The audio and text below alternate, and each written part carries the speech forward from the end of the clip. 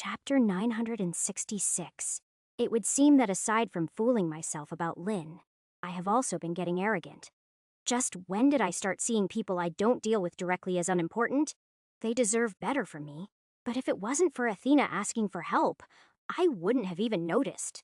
I can worry about when it started later. For now, I should focus on fixing it. So, I not only start trying to memorize the names of the elves, but also learn a little about them. Athena turns out to know a lot about the elves, despite only being sentient for a few days.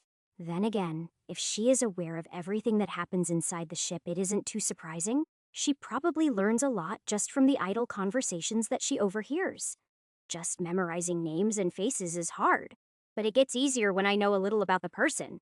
What should have been a quick walk around the ship ends up taking hours. However, the extra time is worth it since it is making me feel closer to the elves. Everything is going great until we run into Keeble and Nisha, who I haven't seen for a while. Keeble is friendly and open, just like I remember him. But Nisha doesn't say a word. She just stares at me like she is waiting for me to say something to her. However, I can't remember what exactly I said to her last time. I just remember yelling at her. I know it was to get her to stop chasing me and that I was mean to her, but I don't remember the words I used. I probably owe her an apology. But if I gave her one, she might start up again. I feel pretty uncomfortable about it, but I ignore her until we leave. Athena says, I am not sure if I understand things correctly, but that seemed rather tense. No, you read it right. Nisha was determined that I should be her mate and caused me some problems about it. To put an end to it, I was rather blunt with her. At least, as far as I remember anyway, Athena says. I think I understand. So, where to next? That should be most of the elves, right? Athena says. Yes, we have visited all of the elves. All right. Wait, what about the humans? I remember that early on in the rescues I saved some human children as well. They should be on the ship. I pretty much forced the elves to take them in. Where are they? Athena says yes. There are some human children on the ship. They tend to spend most of their time on the cargo deck. Why would they stay down there?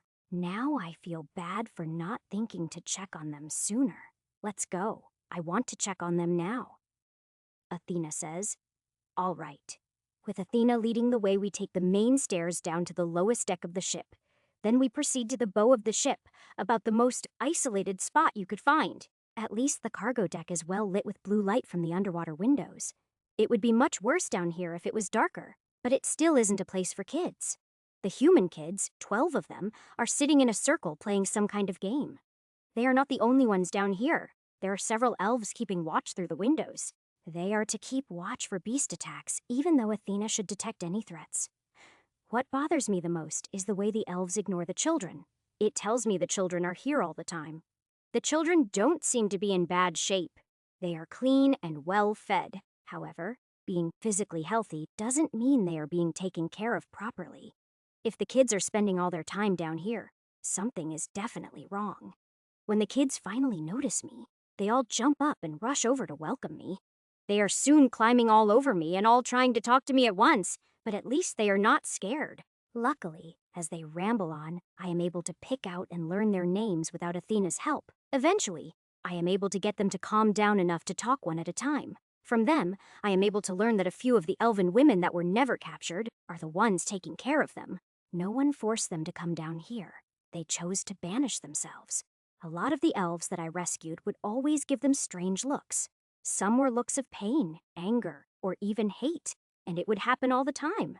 So, the children decided that they should keep themselves out of sight as much as they could. While that is a fairly mature decision on their part, it is the wrong one for them. A bunch of children giving up playing in the sun just so a few elves don't get upset is too sad.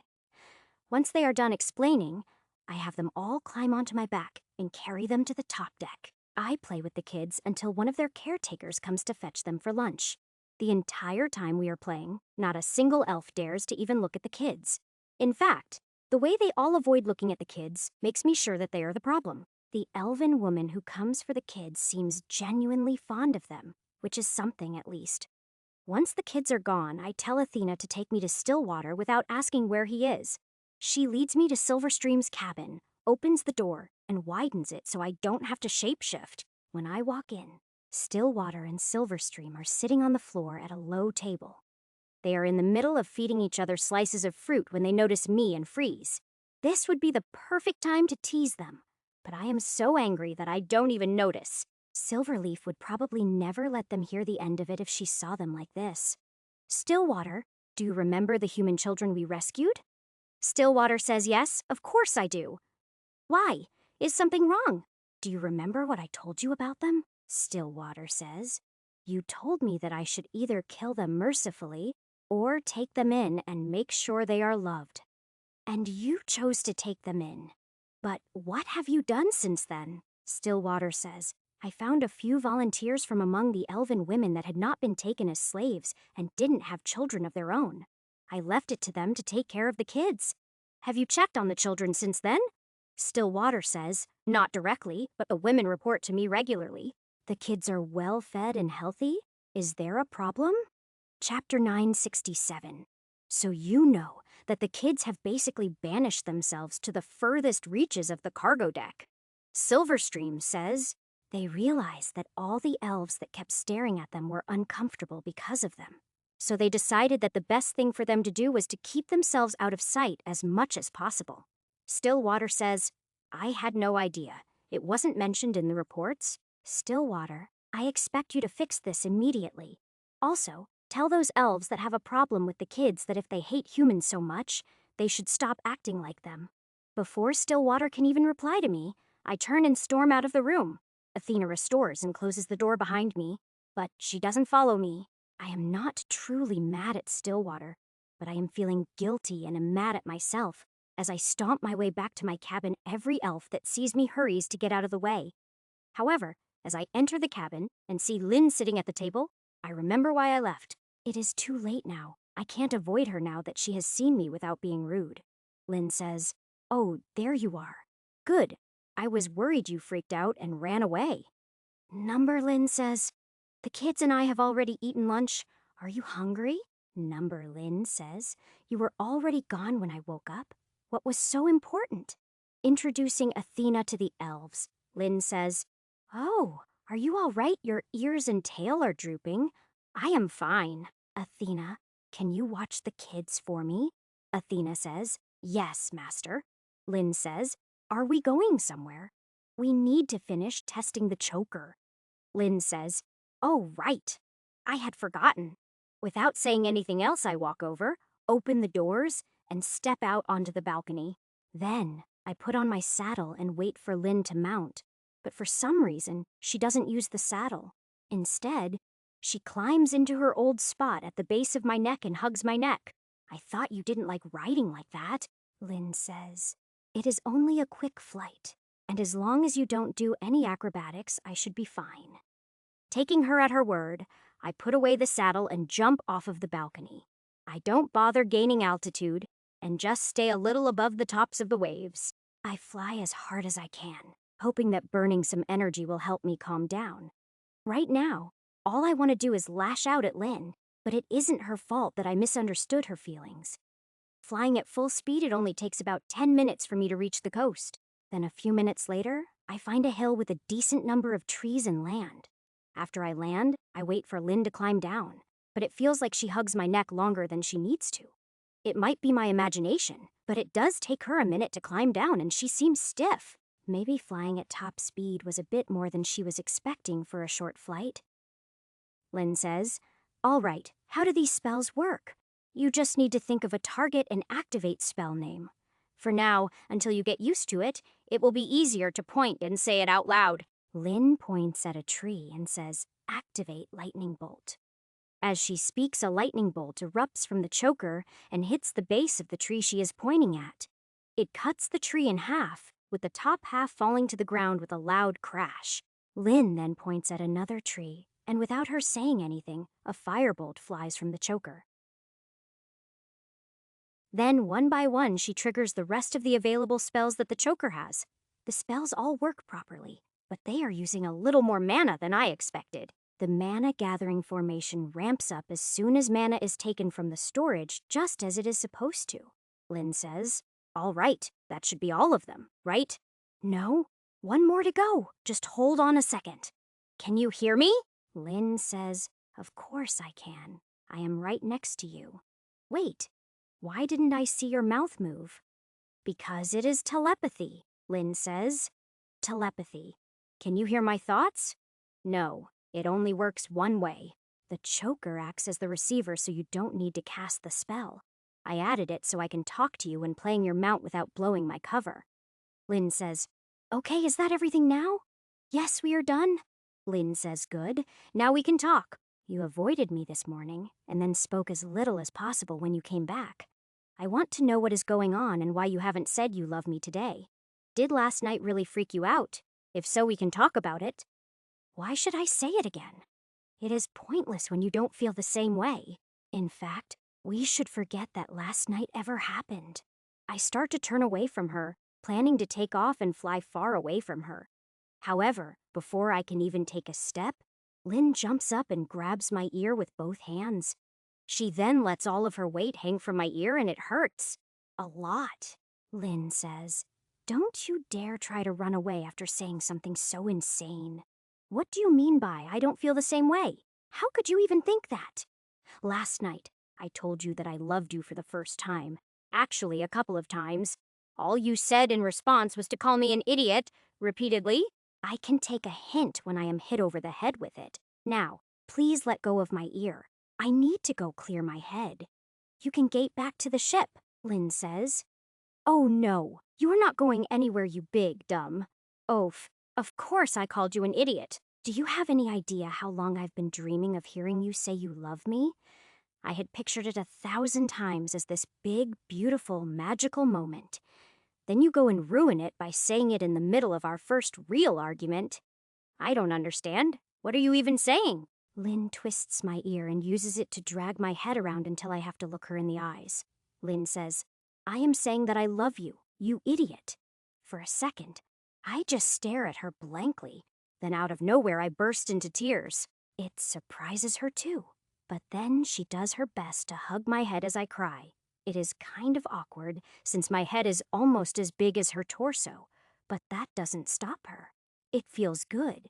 But it also makes me cry even harder until I am bawling like a baby. It is completely embarrassing for Lynn to see me like this, but for some reason, I can't stop. I don't even know why I started crying. But even though I am crying, I am still extremely happy at the same time. Chapter 968. Lynn says, What is wrong, Ash? Why are you crying? I don't know.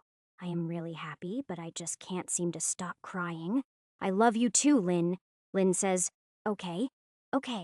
Take a deep breath and calm down. I love you, so there is no reason to cry like this. Why didn't you say that last night? You had me thinking that I had misunderstood everything. Lynn says, I meant to, but you dropping a bomb in the middle of our argument threw me for a loop and made me all muddle-headed. So, it was all my fault. Lynn says, Of course it was. Ugh, why do you have to be so dense? I fell in love with you weeks ago, but I couldn't say anything for fear that you would panic and run away. Fair enough. You are probably right. I am really not good at dealing with my emotions. I am sorry. Lynn says, No, you are not. But at least you can admit to it. Don't worry. I will help you work on that. However, I want a promise from you. From now on, no matter what you think, I want you to promise to talk things out without running away. You seem awfully serious about this, but all right, I promise.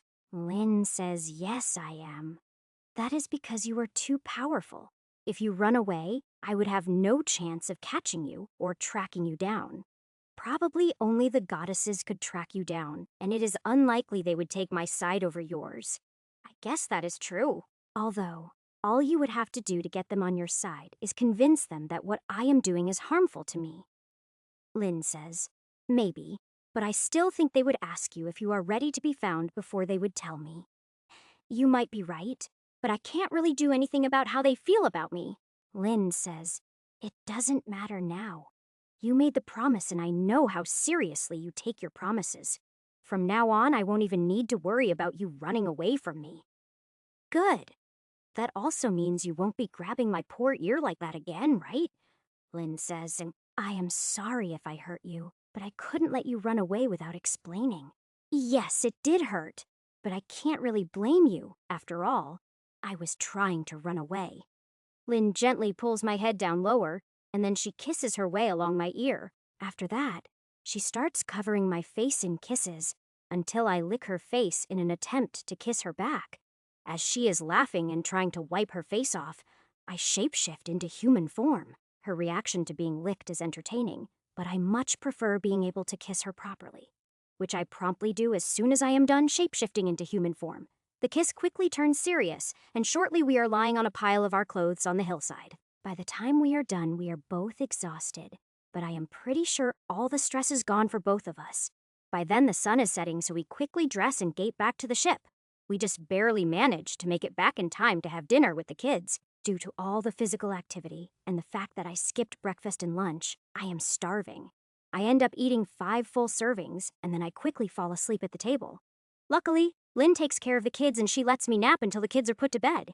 Once the kids are settled, Lynn wakes me up so that I can open the soulscape.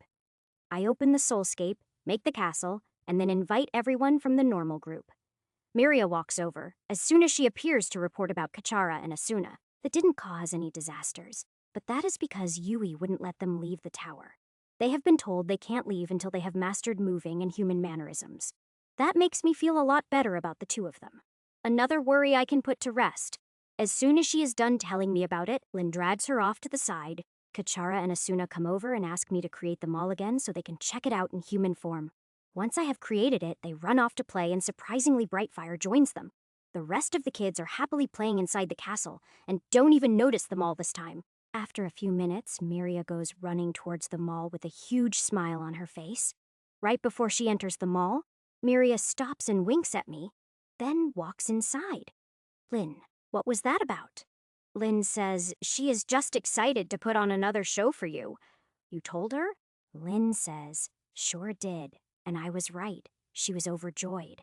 So, you have permission to spy on me and her, but no one else. You know that permission takes most of the fun out of it. You didn't tell Brightfire, did you? Lynn says, of course not. Miria also agreed not to tell her. Fun or not, you should spy on Miria. If you don't, she will be upset. You do know that it is really weird for you to encourage me to spy on another woman. Lynn says, when we reach the peninsula, you will be doing a lot more than looking. It is a good chance for both of us to start getting used to the idea. That is true, although I have to say that hearing reluctance in your voice does make me happy. Lynn says, of course I am reluctant. What woman would want to share the man she loves? However, I have come to terms with it and take solace in the fact that I am the first. Anyway, didn't you promise to show me these harem anime you mentioned? Oh yeah, all right. I quickly create a comfy love seat and a big screen for the anime, then we cuddle up. Once the anime is playing, I only put half of my attention on it. The rest is on Miria. Of course, it is only for the sake of not upsetting her. Nothing more than that. I do my best to keep most of my attention on the anime, but it is not easy. Miria, knowing she is being watched, is being very creative while pretending she isn't being watched. She isn't a very good actor, but she is still putting on a very distracting show for me. Lynn says, I can feel you getting excited. Is Miria doing something interesting? Sorry. I really can't help how my body is reacting. Lynn says, I am not mad. After all, I told you to watch her. I am just curious. Can you make it so that I can watch too? Sure, Lynn says. Oh, wow. Are you blushing because of what she just did or because I am watching with you? Chapter 969, a bit of both. Lynn says, she is really flexible. I wonder if I can do that. Be careful if you try. Keep in mind that she is not human. Physically, she has the advantage over you. Lynn says, do you mean that you won't have to shapeshift and reduce your strength to be with her? I am not sure. She should have gotten stronger since I left, but I would probably still need to reduce my strength. Just not as much. Lynn says, does it bother you that you need to reduce your strength? No, not now that I know how to shapeshift to reduce it. In fact, I find it quite nice to feel human again. I had started to forget what it felt like. Lynn says, You sound upset. Is something else going on? Kind of. Tell me about it, since she asked. I do my best to explain the changes in my mentality that I have just started to notice. It is hard to explain, and I end up rambling on for quite a while before I finally stop.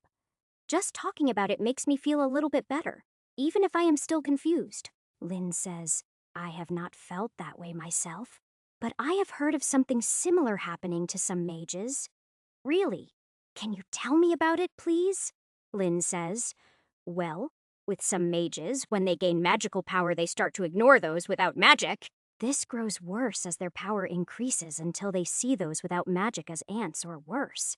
I don't think that is what is happening to you, but I think it might be similar. What do you mean? Lynn says.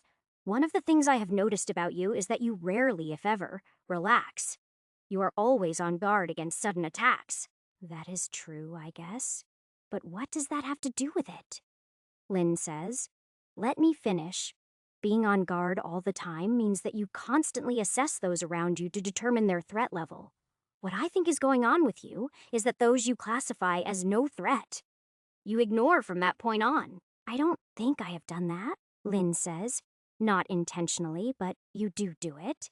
I have seen you do it. When we were dealing with those villagers, you completely ignored anyone not holding a weapon. You also mostly ignored anyone pointing a weapon at you. The only ones you paid any attention to were those who had their weapons pointed at me. Normally, I would just assume that it was nonsense, but with Lynn it is a different story. She is intelligent, and I trust her, so I don't reject the idea immediately and think about it. I think back to the last village we dealt with and try to remember all the villagers. I can remember the hunter and I vaguely remember his son that we rescued for him. Other than that, I can remember the priest, but the other villagers are a blank. In fact, I can remember the weapons they were wielding more than the men holding them. Lynn is right. The ones I can remember the best were the ones that threatened her. Is it really because none of the weapons were of any threat to me? If Lynn was right about that part of it, chances are that she is right about all of it. Lynn says, I take it from the furrows on your brow that you have come to a conclusion. Maybe not a conclusion, but you are right about enough of it to make me worried. I am going to have to think through all of my interactions from now on. Even that probably won't be enough. Any ideas? Lynn says, the only thing that I have thought of is that you really need to learn to relax. You can't stay in combat mode all the time without suffering some side effects. When was the last time you really relaxed? I am relaxed when I am with you. Well, mostly. Other than that, probably the last time was in the tower. Lynn says, all right. What was it about the tower that let you truly relax? Probably the fact that Yui could easily prevent anyone from sneaking in or forcing their way in. Lynn says, so you were able to relax because you trusted Yui enough to feel safe? I guess so. After all, that is what she was designed to do. Lynn says, is it because the tower is secure? Or do you trust her more because she isn't a living being? What do you mean? Lynn says, you're being always worried about being attacked means you probably don't trust anyone completely? Do you even trust me 100%? Well, to be honest, no. However, I do trust you. I don't want you to doubt that. You have to admit, we haven't known each other all that long when you think about it. Lynn says, that is true, and I don't blame you. Things did progress fairly quickly between us, but I don't regret that one bit. Things would have been even faster if you weren't so afraid of your emotions. So, do you think you will trust me enough to truly relax given more time to get to know me? I hope so. I already relax more when I am with you than when I am with anyone else. I don't want you to think I distrust you or anything. It is just that extreme circumstances can't be predicted. Lynn says, what do you mean? I mean, what would you do if I became a threat to this entire world? Lynn says, how could that even happen? Why worry about it? It is more of a possibility than you might think. All it would take would be one mistake in my evolution to turn me into a demon or worse. I am doing my best to keep that from happening, but I am not perfect. I take a lot of chances in order to grow stronger, so the odds of something going wrong are higher than you might think. Lynn says, in that case, can't you just stop doing crazy things to evolve? After all, You are already strong enough, aren't you? I am possibly strong enough now for us to win the war, but the stronger I get, the better our chances. Also, the stronger I am, the less casualties we will have on our side. After all, what is the point in winning the war if there is no one left to enjoy it? You still haven't answered my question, Lynn says. If you truly became a threat to the entire world and everything I tried to bring you back failed, then, and only then, would I try to kill you. Although I would definitely use a suicide attack if it came to that. Why a suicide attack? Lynn says. Well, for one, you are too powerful for anything else to have a chance of working. 2, I wouldn't be able to live with myself if you died by my hands. Chapter 970. I spot a tear trailing down the side of Lynn's face, so I pull her close and kiss her as I wipe it away. I didn't mean to upset her. I never expected the conversation to end up here. Still, the fact that she is strong enough to be willing to do what is necessary is strangely comforting. I just want you to know that if it ever does come to that, I would rather die by your hand than anyone else's. I promise to be as careful as I can to prevent that, but I would rather die than become a real monster. Lynn says, For my part, I promise to smack you any time I see you about to do something reckless. That sets both of us to laughing and helps to dispel the heavy atmosphere. When we finally stop laughing, after a few more kisses, I finally notice that we are alone. The others have already left the soulscape, and I have no idea when they left. Even Miria left without saying anything. I stopped watching her at some point. She probably saw the two of us having an intense conversation and was not willing to interrupt. I will have to remember to thank her for being considerate when she didn't have to. The others all left? Did you notice? Lynn says. Nope, I wasn't paying attention to anything other than you. Yeah, I didn't notice either. Luckily, this is my soulscape. If it was the real world, that kind of inattention could be dangerous. Lynn says, Not really. We are on the ship. Nothing could get to us without warning. That gives me an idea. Do you trust Athena the same way you trust Yue? Not exactly. At least not yet. I am fairly sure that she wouldn't betray me unless I was doing something horrible.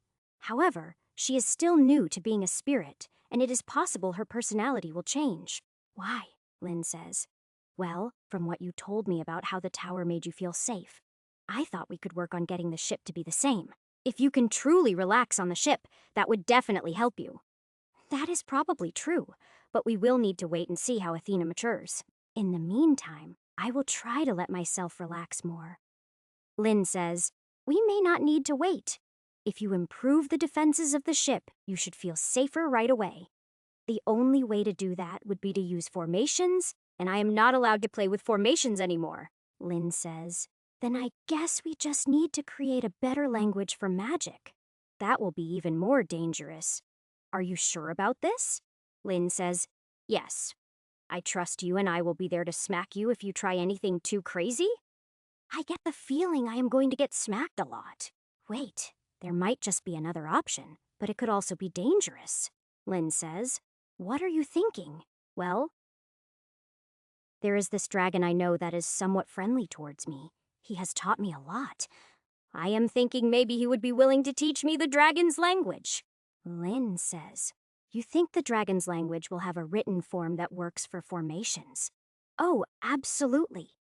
Dragons are creatures of magic on par with deities. Their language will definitely be a magical language. Lynn says, Well, all right, so how do we speak with this dragon? Wait, we? Lynn says, Of course. I am not letting you do something dangerous alone. Honestly, I am not sure how he would react to me bringing you, but if you want to go, I won't stop you. Lynn says, Good. Now, how do we get there? Instead of answering, I return to my normal form and lift her onto my back. Then I warn her to hold on, and that this is probably going to feel really weird. I had an idea a while ago, and now I am going to find out if it will work or not. While concentrating, I open a gateway to the Hall of Doors, but I don't go through it. Instead, I concentrate on what the dragon's soulscape felt like and try to connect the gateway to it. The gateway starts bending and twisting until it looks like it is on the verge of collapsing. In the end, it does collapse, and I am sure that I have failed to reach the dragon's soulscape. However, right after the gateway collapses, a massive pair of doors appear in my soulscape. The doors are over 100 feet tall, bright red, and very ornate. Lynn says, Ash, what is that? If I am right, it is the entrance to the dragon's soulscape. Lynn says, Soulscape? Is that where we are going? Yes. Still want to go with me? Lynn says, I'll admit, I am scared, but I am going with you. Okay. Before I can think better of it, I walk up to the doors and knock as hard as I can. Up close. The size of the doors makes me feel tiny, which is not something I am used to. After a tense minute or so, the doors swing open, revealing a swirling vortex of energy. Taking a deep breath before I can change my mind, I walk into the vortex. Passing through the vortex feels like I am falling, spinning, and doing flips all at the same time. Faintly, as if from far away, I can hear Lynn screaming, yet I can also feel her hugging my neck for dear life. The feeling only lasts for seconds, but at the same time it feels like it lasts for hours. When my senses clear, I find I am hovering in the air above a lake of lava in a huge cavern. The heat is really intense, and I do my best to shield Lynn from it with my body. The lava shifts as something moves beneath it, and then the dragon's head rises from the lava. He is in his real form, so his head is big enough that he could eat me in one bite. When Lynn sees that, she lets out a little yelp and buries her face in the fur of my neck. The sound and movement draw his attention, and I can see his eyes focus on my neck. Instantly, the temperature drops, and the lava is replaced with a rock floor. The dragon also shrinks down, so he is only about 3 times my size, much less intimidating. Dragon says, Every time you show up, you are more and more dragon-like. I can't wait to hear what kind of trouble you have gotten into since your last visit. First, why don't you introduce me to your companion? This is Lynn, and she is my mate, Dragon says. Congratulations. It is about time you found someone. Hello, Lynn. It is a pleasure to meet you. I will not harm you. In fact, I wish you well. Ash is going to prove to be quite the handful for you to deal with. Lynn says, Oh, he already is. It is nice to meet you as well. Chapter 971. Dragon says, Now, Ash, what did you seek me out for? I have run into a problem in seeking greater magical knowledge. The magical language that Lynn has taught me is incomplete. So, I was hoping you would be willing to teach me the dragon's language. Dragon says, I would be willing, but you are not ready. If I taught you our language now, it would break your mind. Really? All right. How much stronger would I need to be?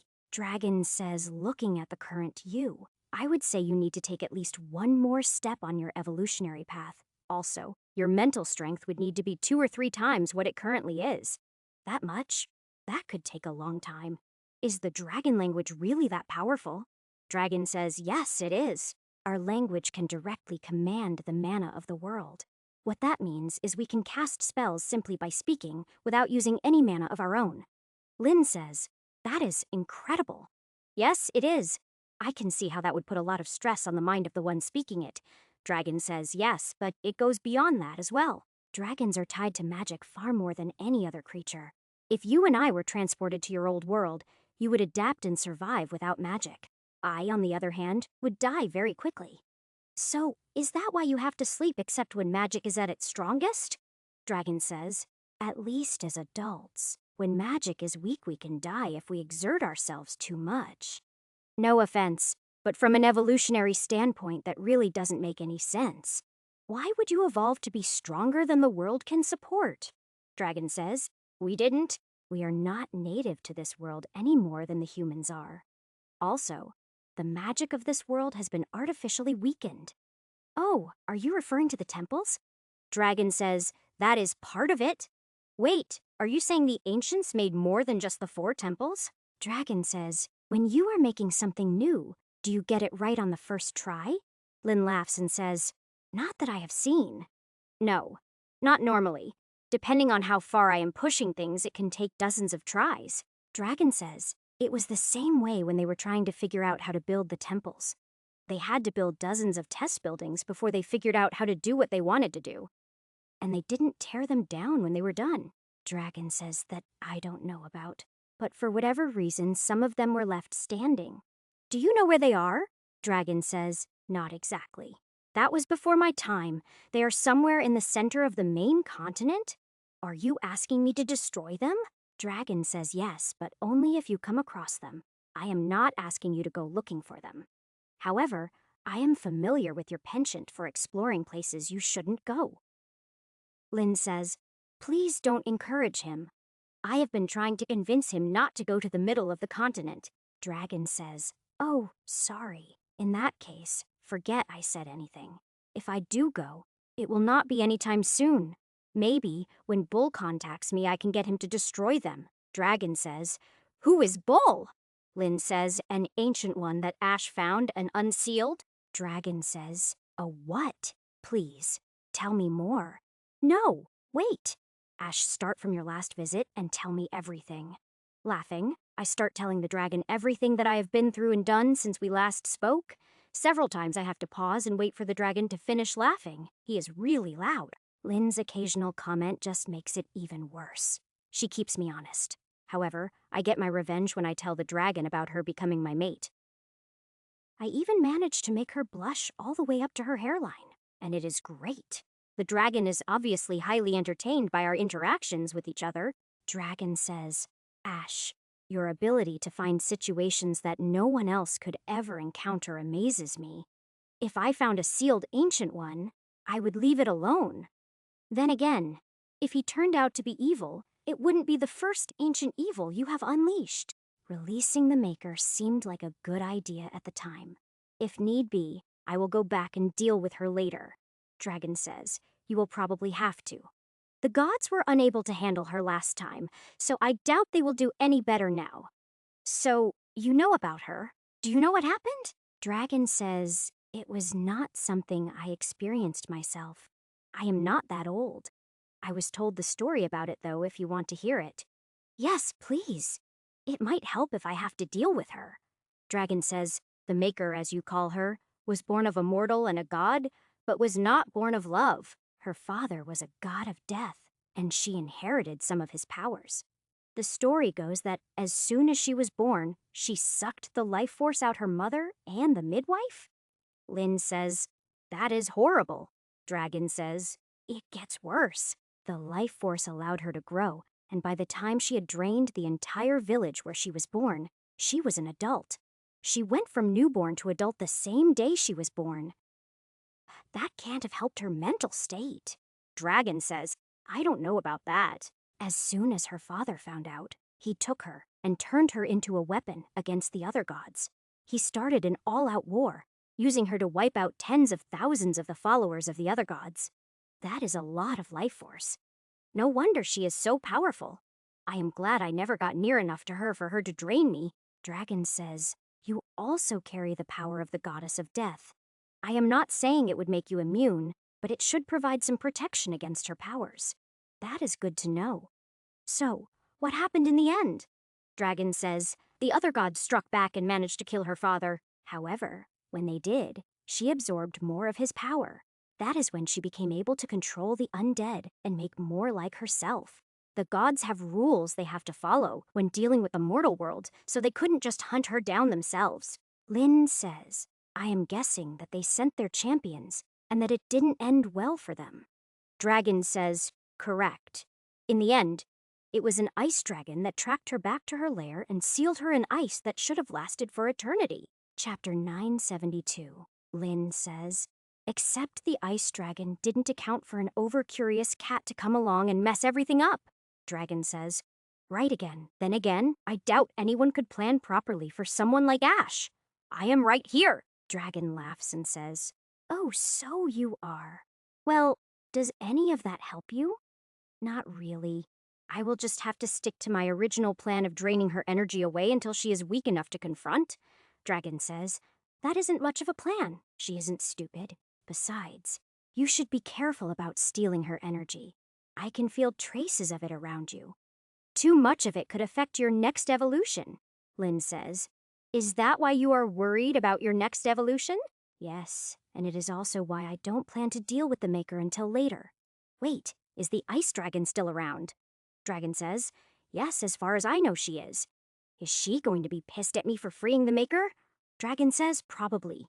Luckily for you, she is old and can only move around when magic is at its peak. You shouldn't have to worry about her. That is something at least.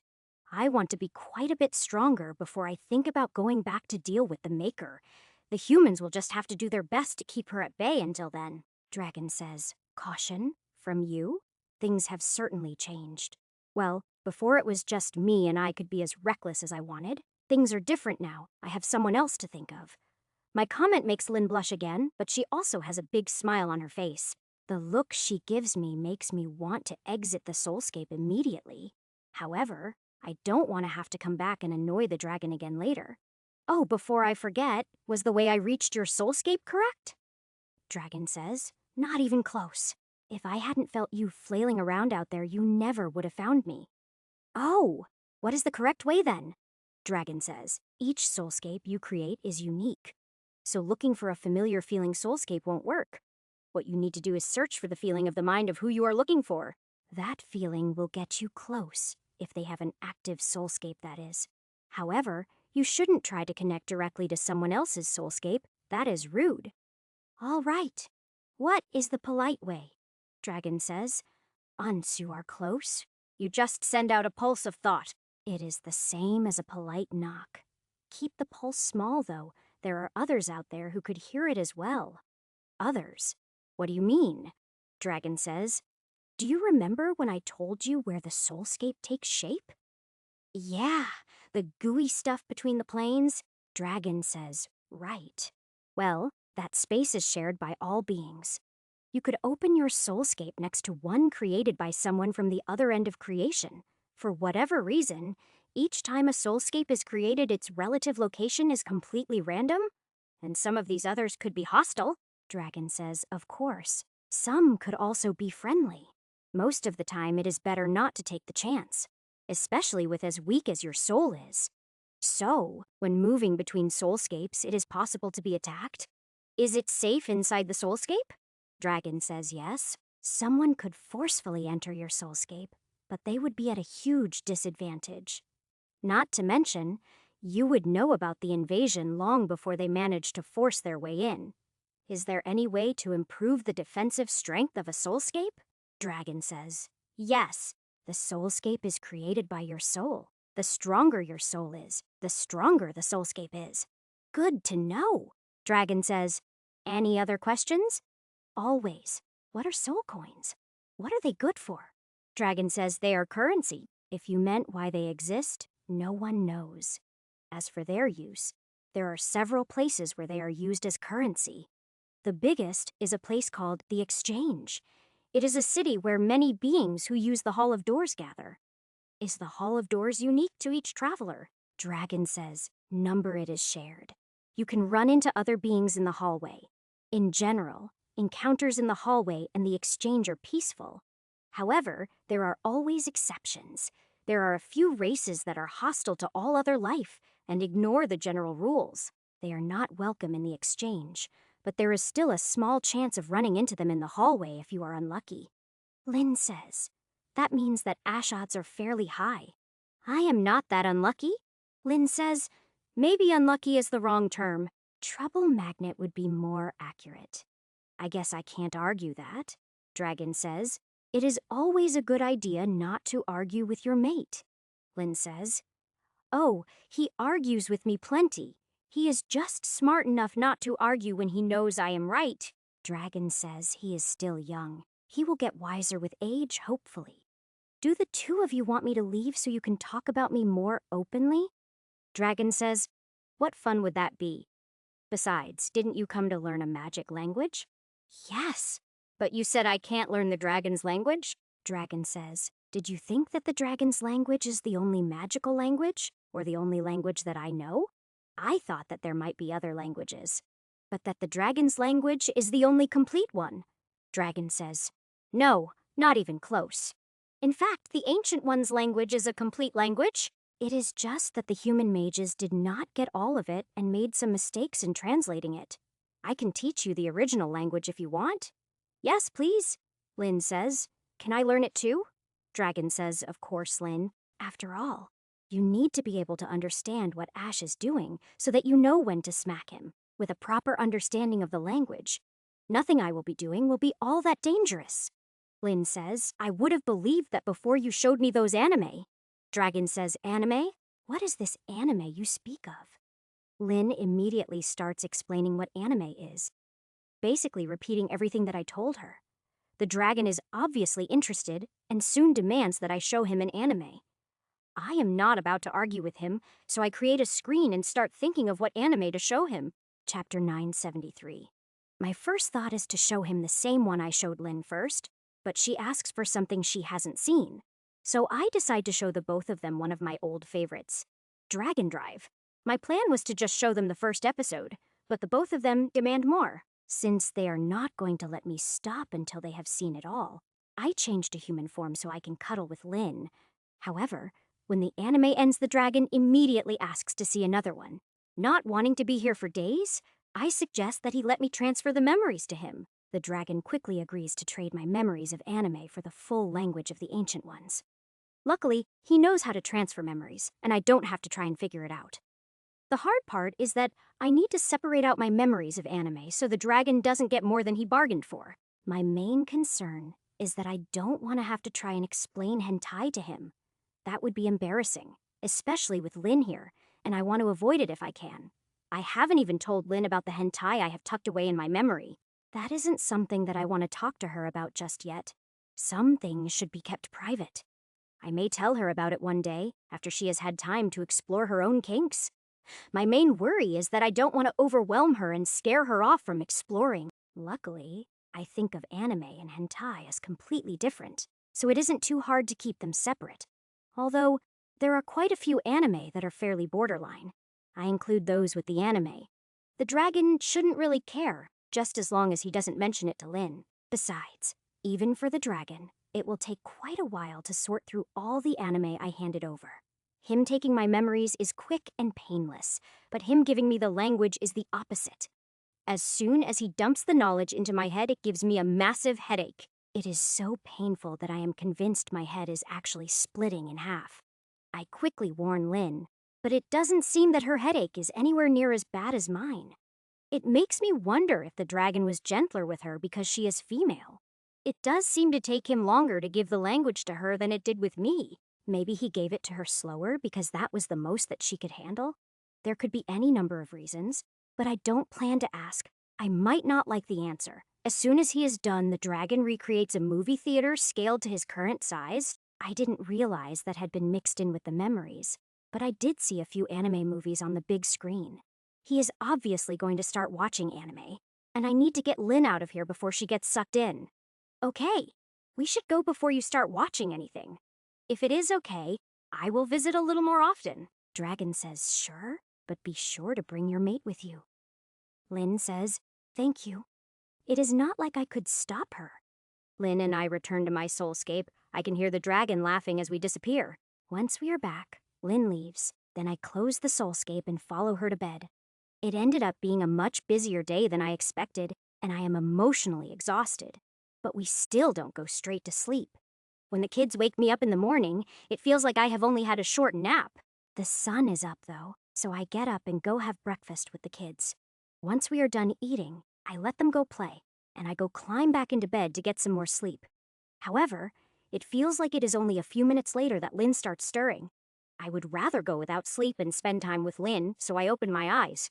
As soon as Lynn fully wakes up and opens her eyes, I greet her with a deep kiss. Good morning, my love, Lynn says. A girl could get used to this. Go right ahead. I am not going anywhere, Lynn says. Don't we need to get up and feed the kids? Already done. They woke me up a while ago, and I came back to bed after feeding them. Lynn says, does that mean we can be extra lazy and have breakfast in bed? Yes, it does. I smile and give Lynn another kiss. Then I create a tray table from the frame of the bed. I load it up with breakfast dishes, and then the two of us dig in, this being my second breakfast. However, I can easily eat another full meal. My body never feels full for long. In fact, it is getting to the point that human-sized meals just don't satisfy me anymore. As is, I eat 2 or 3 servings at a time and only feel full for an hour or two at most. I should probably figure out a way to have the pouch produce bigger portions. Lynn says, "What are you thinking about?" "Oh, I was just wondering if I should try to improve the food pouch so it could produce bigger portions for me." Lynn says, "That might be a good idea. You have been getting bigger lately." "Are you calling me fat?" Lynn says, "Yes, I am. Fat-headed?" I growl at her before I pounce on her, causing Lynn to giggle and start tickling me. Things escalate quickly from there, and it is a long time later before we are done. Afterwards, I am just laying there enjoying the feeling of being relaxed, with nothing I have to do. Lynn pokes me and says, "Hey, lazy cat, are you planning to just lay here all day long?" I was kind of thinking about it. "Why?" Lynn says, "Didn't you have plans for today? Something about leaving to go explore the city? That was the original plan. However, someone recently strongly advised me to learn to relax more, and I intend to listen to them." Lynn says, "Huh, maybe you aren't a complete idiot." "No, I definitely am. But I can be taught. If you hit me over the head first, that is." Lynn says, "I will be happy to." I figured you would be. "Do you mind taking a day off and just relaxing?" Lynn says, "No, not at all. I just figured that you would be anxious to get moving, or at least start experimenting with the new language. Normally, I would be. I think that is part of the problem. I have convinced myself that because I have a time limit, I can't afford to waste any time." Lynn says, "So, what changed?" "Well, for one thing, I don't consider time spent with you as wasted. For another, you have convinced me that if I don't relax, I will be more likely to be a danger to innocence." Chapter 974. Lynn says, "I am glad that you listened to me. In fact, I am impressed that you were able to try to change so quickly. Most people do not have that kind of willpower. Well, I have a really good motivation lying right beside me, and I want to avoid the pain of disappointing her." Lynn gives me a brilliant smile and then hugs me hard enough to make me grunt. We stay that way for a while until Athena's voice comes from outside the door. She tells us that the kids are starting to get hungry and we should provide lunch soon. Lynn says no. "You stay put. You fed them breakfast. It is my turn." "All right, I won't argue." Lynn gets out of bed, and I greatly enjoy watching her as she gets dressed. She then grabs the food pouch, gives me a kiss, and heads out to feed the kids. While I am waiting, I try to make my muscles relax, but I don't have much success. Even now, with as relaxed as I feel, my body is still tense and ready to jump into action. Despite my best efforts, I keep listening for any odd sounds that might indicate an enemy. Until I started trying to relax, I had never noticed how paranoid I have become. You would think that as I become more powerful, I would have less to worry about. It is true that less things are a threat to me, but that doesn't seem to matter. Lynn was absolutely right. This level of paranoia is not healthy, and I need to do something to fix it. The problem is that I don't know what to do. It is not like I can go see a therapist. Even if they existed in this world, finding one that could understand my situation would be nearly impossible. At times, even I don't fully understand what is going on with me. All I have is guesses. Obviously, I am a lot less in control of things than I thought, which worries me. If I could miss something like this, I am worried about what else I might have missed. My only comfort is that I can trust Lynn to help me figure things out and notice what I miss. It feels weird to trust her so much considering the short time we have known each other. Yet, for whatever reason, I do trust her, and I do love her, even if I don't understand it. Then again, love is not something you are supposed to understand, let alone control. So, I am just going to accept it and not worry about it or try to pick it apart. If I had the choice, I probably would have chosen not to fall in love at all, but I didn't get a choice. Now, this is just the way things are for me. I wouldn't change it even if I could. Lynn is going to be a part of my life from now until the end, and I am getting used to the idea. Or at least I am trying to get used to it. My doubts will not shut up and leave me alone. They keep telling me that Beauty and the Beast does not work outside of the storybooks. Luckily, they mostly only bother me when I am alone, which isn't very often. It also is definitely not helping me relax. If anything, my muscles are tenser than before. The doubts should quiet down once Lynn returns. Speaking of, she should have been back by now. "Athena, is something going on?" Athena says, Brightfire and Strongrock arrived to pick up Nala and Albion. They want to take them to do some training. Since the kids were eating, Lynn invited them to have lunch as well. Oh, all right. Since that means Lynn is going to be gone for a while, I decide to run myself a bath. Once the tub is full, I use a little fire mana to heat the water further until it is boiling. Yet, when I climb into the tub, the water barely feels warm to me. But maybe it will work. I am hoping that the heat will seep into my muscles and help them to relax. However, thanks to my immunity to fire, hot water just doesn't seem to be enough. Maybe I should make a lava bath for myself. Swimming in lava felt really good. The problem, of course, is how to heat it without setting the rest of the ship on fire. Just the heat coming off of the lava would be enough to ignite normal wood. I would need to make a special room for it and enchant it to contain the heat. Of course, it wouldn't be just for me. I am fairly sure that Mulan and Mushu would also enjoy it. The only downside is that Lynn probably wouldn't be willing to try it, even with the choker to protect her. I can't really blame her. From a human point of view, it is a fairly insane idea. However, I think it will be worth the effort to be able to take nice, relaxing baths. If I line the room with stone, then a few enchantments will be enough to contain the heat. Now that I am thinking about how to do it, maybe I should add one to the castle as well.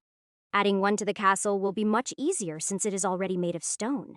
Of course, I lack the materials to do anything right now, but it won't be hard to get what I need. I go ahead and plan out what I want to do in my mind, and then Lynn enters. Care to join me? Lynn says. Are you trying to turn yourself into soup? Number, it isn't even warm enough to help me relax my muscles, Lynn says. Are you kidding? The water is boiling. Just try it, trust me. Lynn gives me a dubious look, but after a little more encouragement, she puts her hand in. She looks surprised, and then moves her hand around as if suspicious I am playing a trick on her. Just then, I have the thought of grabbing her and pulling her in, but she steps away. Lynn says, "Don't even think about ruining my dress." As I am laughing, Lynn reaches up and undoes her dress, letting it fall to the floor. As I try to swallow my laughter and end up choking, she removes the rest of her clothes. She then enters the bath, and for some reason, the water suddenly feels hotter to me. A while later, I am reminded of how useful magic can be for simple things, like cleaning up spilled water. The bath didn't really help me to relax, but Lynn sure did. I feel much better now. After cleaning up the bathroom and drying off, we return to bed and cuddle. Lynn says, "You didn't ask what took me so long." That is because I asked Athena. She told me that Brightfire and Strongrock stopped by. I am glad that she took my advice and recruited him. I think he will make a strong knight. Lynn says, "Do you think they make a good pairing?" I hadn't thought of it, nor do I plan to. I don't mess around with matchmaking. Lynn says, "Neither do I, but it can be fun to speculate and gossip." Speaking of gossip, Brightfire told me an interesting rumor. Chapter 975. Let me guess. Is it about Stillwater and Silverstream? Lynn says, "How did you know?" I may have seen something, but first tell me the rumor. Lynn says, "Someone claims to have seen Stillwater leaving Silverstream's cabin in the middle of the night. It is probably true. When I went looking for Stillwater to ask about the kids he was with Silverstream, Lynn says, "What? Why didn't you tell me? This is really juicy. I didn't know you were this interested in gossip, and at the time I was angry and didn't pay it any attention." Lynn says, "Gossip is fun and I enjoy it. I never had much chance to gossip before. I couldn't trust anyone enough. Now, with the elves, I have found it to be a harmless hobby that helps me relax. Do you have any hobbies that help you relax?" In my old world, my hobbies were watching anime and reading. I haven't really had time for hobbies since I came here. Unless you count experimenting with magic as a hobby, Lynn says, "Not the way you do it. What about crafting? Do you ever craft something just for fun?" Number, I've never had the free time or extra materials. The closest I've come would be when the other summoned crafters were teaching me. That was fairly fun, Lynn says. That isn't nearly enough. We need to find you a hobby, and you need to start taking some time for yourself. Today was a good start. True. I am feeling pretty relaxed right now. Lynn blushes and says, "That does not count as a hobby." Maybe not, but it is something I want to do as often as possible. When we get back to the tower, I need to study the time-altering enchantments. Lynn says, what for? So that I can literally make more time for relaxing and other things? Lynn blushes harder and says, Actually, it is fairly important. Once we are back, I am going to have a lot of things to deal with. I don't want to ever get to the point where I don't spend enough time with you. That was apparently the right thing to say, because Lynn's response is to kiss me. The kiss is not meant to restart other activities, but I can feel her love through it. That more than anything else helps to make my doubts shut up and leave me alone. People can lie about anything, but some things that come through actions can't be faked. Of course, that doesn't mean I couldn't be wrong in how I interpret the actions. In this case, I am 100% sure that I am not misreading the situation. Lynn says, you look like your mood suddenly improved. Just thinking that I love you. Lynn smiles and says, I love you too. So, getting back to the subject, what kind of books did you read to relax? Mostly fantasy, stories about worlds like this one, Lynn says. Well, that would explain how you adapted to this world. Do you feel like you are living out one of the stories you read? The thought has crossed my mind a few times, but if so, then the author is really sick in the head. Lynn says, well, I don't have stories of other worlds, but there are some books of adventure stories among what we stole.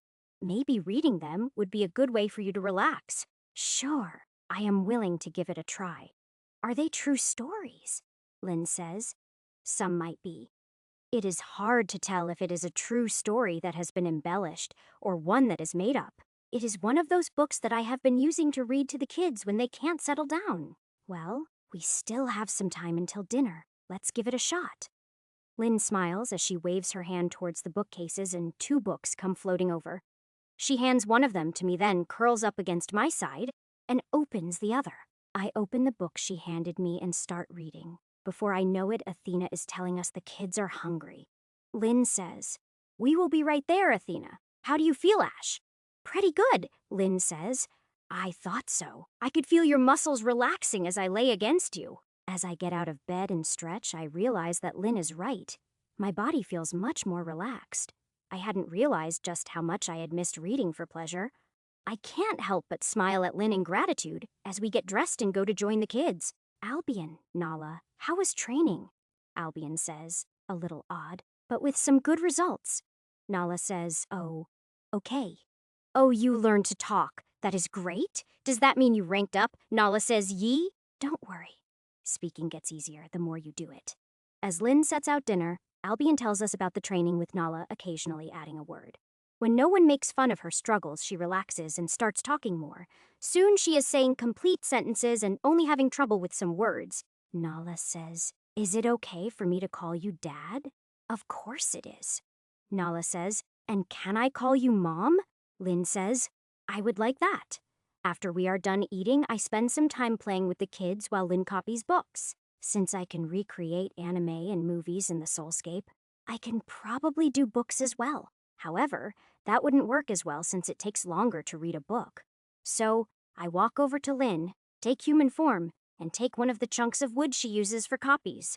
After firmly picturing the book in my mind, including the text, I try the spell Lynn is using. To my delight, the spells works, and I end up holding a paperback book in my hand.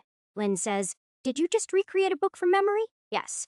I thought you might want to try reading some books from my world. Lynn says, of course I would. Unfortunately, I can't create all the books I have read. Only my favorites, that I read multiple times, can I remember in enough detail to recreate. Lynn says, if they were your favorites, then I want to read them even more. However, this is the last of the wood I have for copies. We will need more. We can pick up more on the way to the city. Lynn says, oh, speaking of that, I asked Brightfire if she will watch the kids while we are gone, and she said yes. That is good. She shouldn't need to do much. Athena will also be helping. Lynn says, what are we going to do about food? Leave the pouch here. Nope. I will fill the chest with food for them. I want the pouch with us so we can add any tasty new foods that we find. Chapter 976. Lynn says, I like that plan. More variety would be nice. You tend to focus too much on meat dishes. That is because other than Albion, all the kids are carnivores, and so am I. Lynn says personally. I would like to add more choices, especially desserts. That is fine. We will be in the city for a while, plenty of time to try out various foods. Lynn says, are we going to have the funds for that? I don't have much gold left. I've got some, and I can always get more. Lynn says, aren't you planning to keep a low profile until we recover the elves? Just how do you plan to get money? Yes, we will be trying to keep out of trouble. I can make and sell a few enchanted items for money. It is not hard, and I have enough money to get the materials I will need. Lynn says, doing that will draw other kinds of attention, but we should be gone before trouble can find us. Are you talking about the Magic Kingdom or the churches? Lynn says, the kingdom, the churches won't pay attention to new magical items appearing, but the mages will. If all goes according to plan, we will be gone long before they can arrive. Lynn says, are things going to go according to plan? I hope so, but probably not. Things rarely do. Lynn says, well, whatever happens, I am sure that you will figure it out. I am also sure that whatever happens, it will be fun, hopefully. Considering that the city fights against demons, I don't want to start any trouble or do any damage to it if I can help it. I especially don't want to harm any innocents, and I am counting on you to remind me if I try something crazy. Lynn says, are you giving me permission to smack you if you do something that endangers innocence? Yes, I am.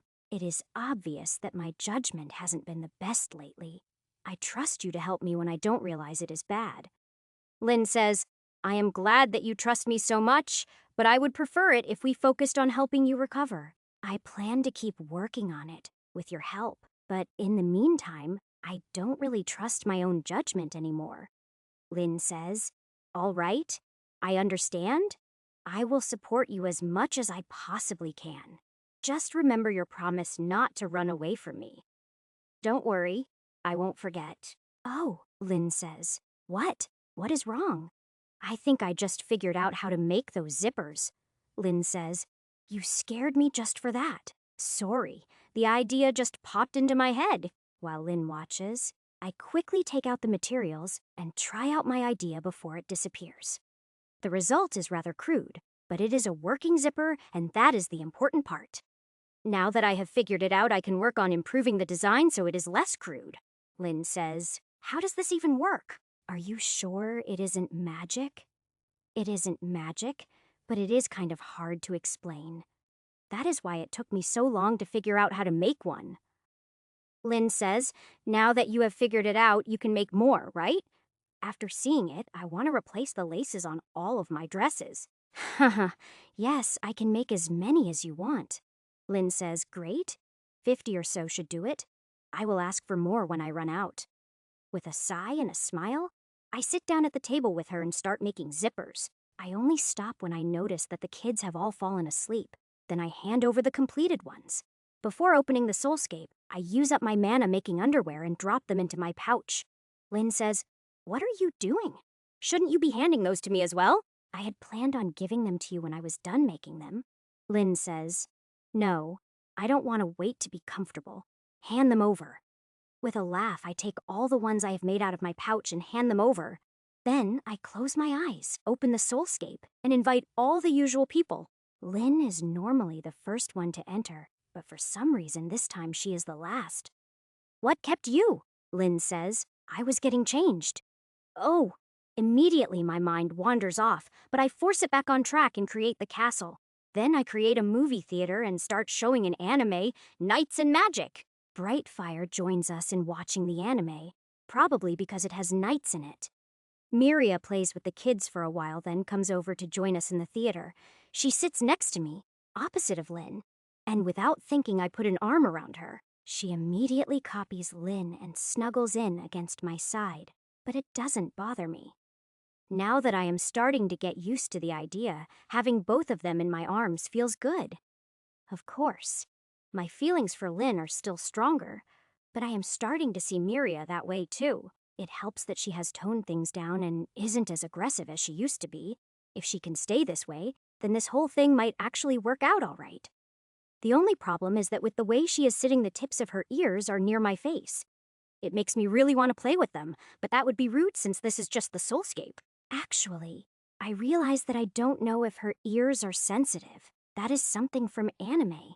However, now really isn't the time to ask. So I do my best to ignore her ears. When I see her in person, I will ask about her ears and if I am allowed to play with them. The kids eventually get tired of playing and come over to watch the anime. Luckily, those of them that fall asleep automatically leave the soulscape. It is possible to sleep in a soulscape, but it takes a trick to do it and it doesn't really benefit you. Lynn says, "Please tell me you don't plan to try and build any of these giant metal suits." Nope. I am not enough of an engineer for that. I have already decided that I won't do anything to advance the technology level of this world. The only exception to that is making the ship fly. If I can manage it, Lynn says. Okay, good. It wouldn't be too bad. They are basically just piloted golems. Lynn says, I've never seen a golem that can do half of what those do. Golems don't seem very common, but I did run into one that was pretty advanced. It was a snake, and it even managed to reflect one of my spells. If I wasn't stronger than it was, I would have been in trouble. Lynn says, true. Golem makers are fairly rare, mainly because learning to be one is extraordinarily expensive. The few that I have read about that mastered making golems were really powerful, though. Chapter 977. Well, yeah, they could build their own armies of perfectly obedient troops. That gives me an idea. Maybe I should see about learning more about golems. Miria says. Oh, what idea? Lynn says. Can you even afford to learn golem making? Sure I can. Unlike most mages who want to learn it, I can gather my own materials. That should negate most of the cost.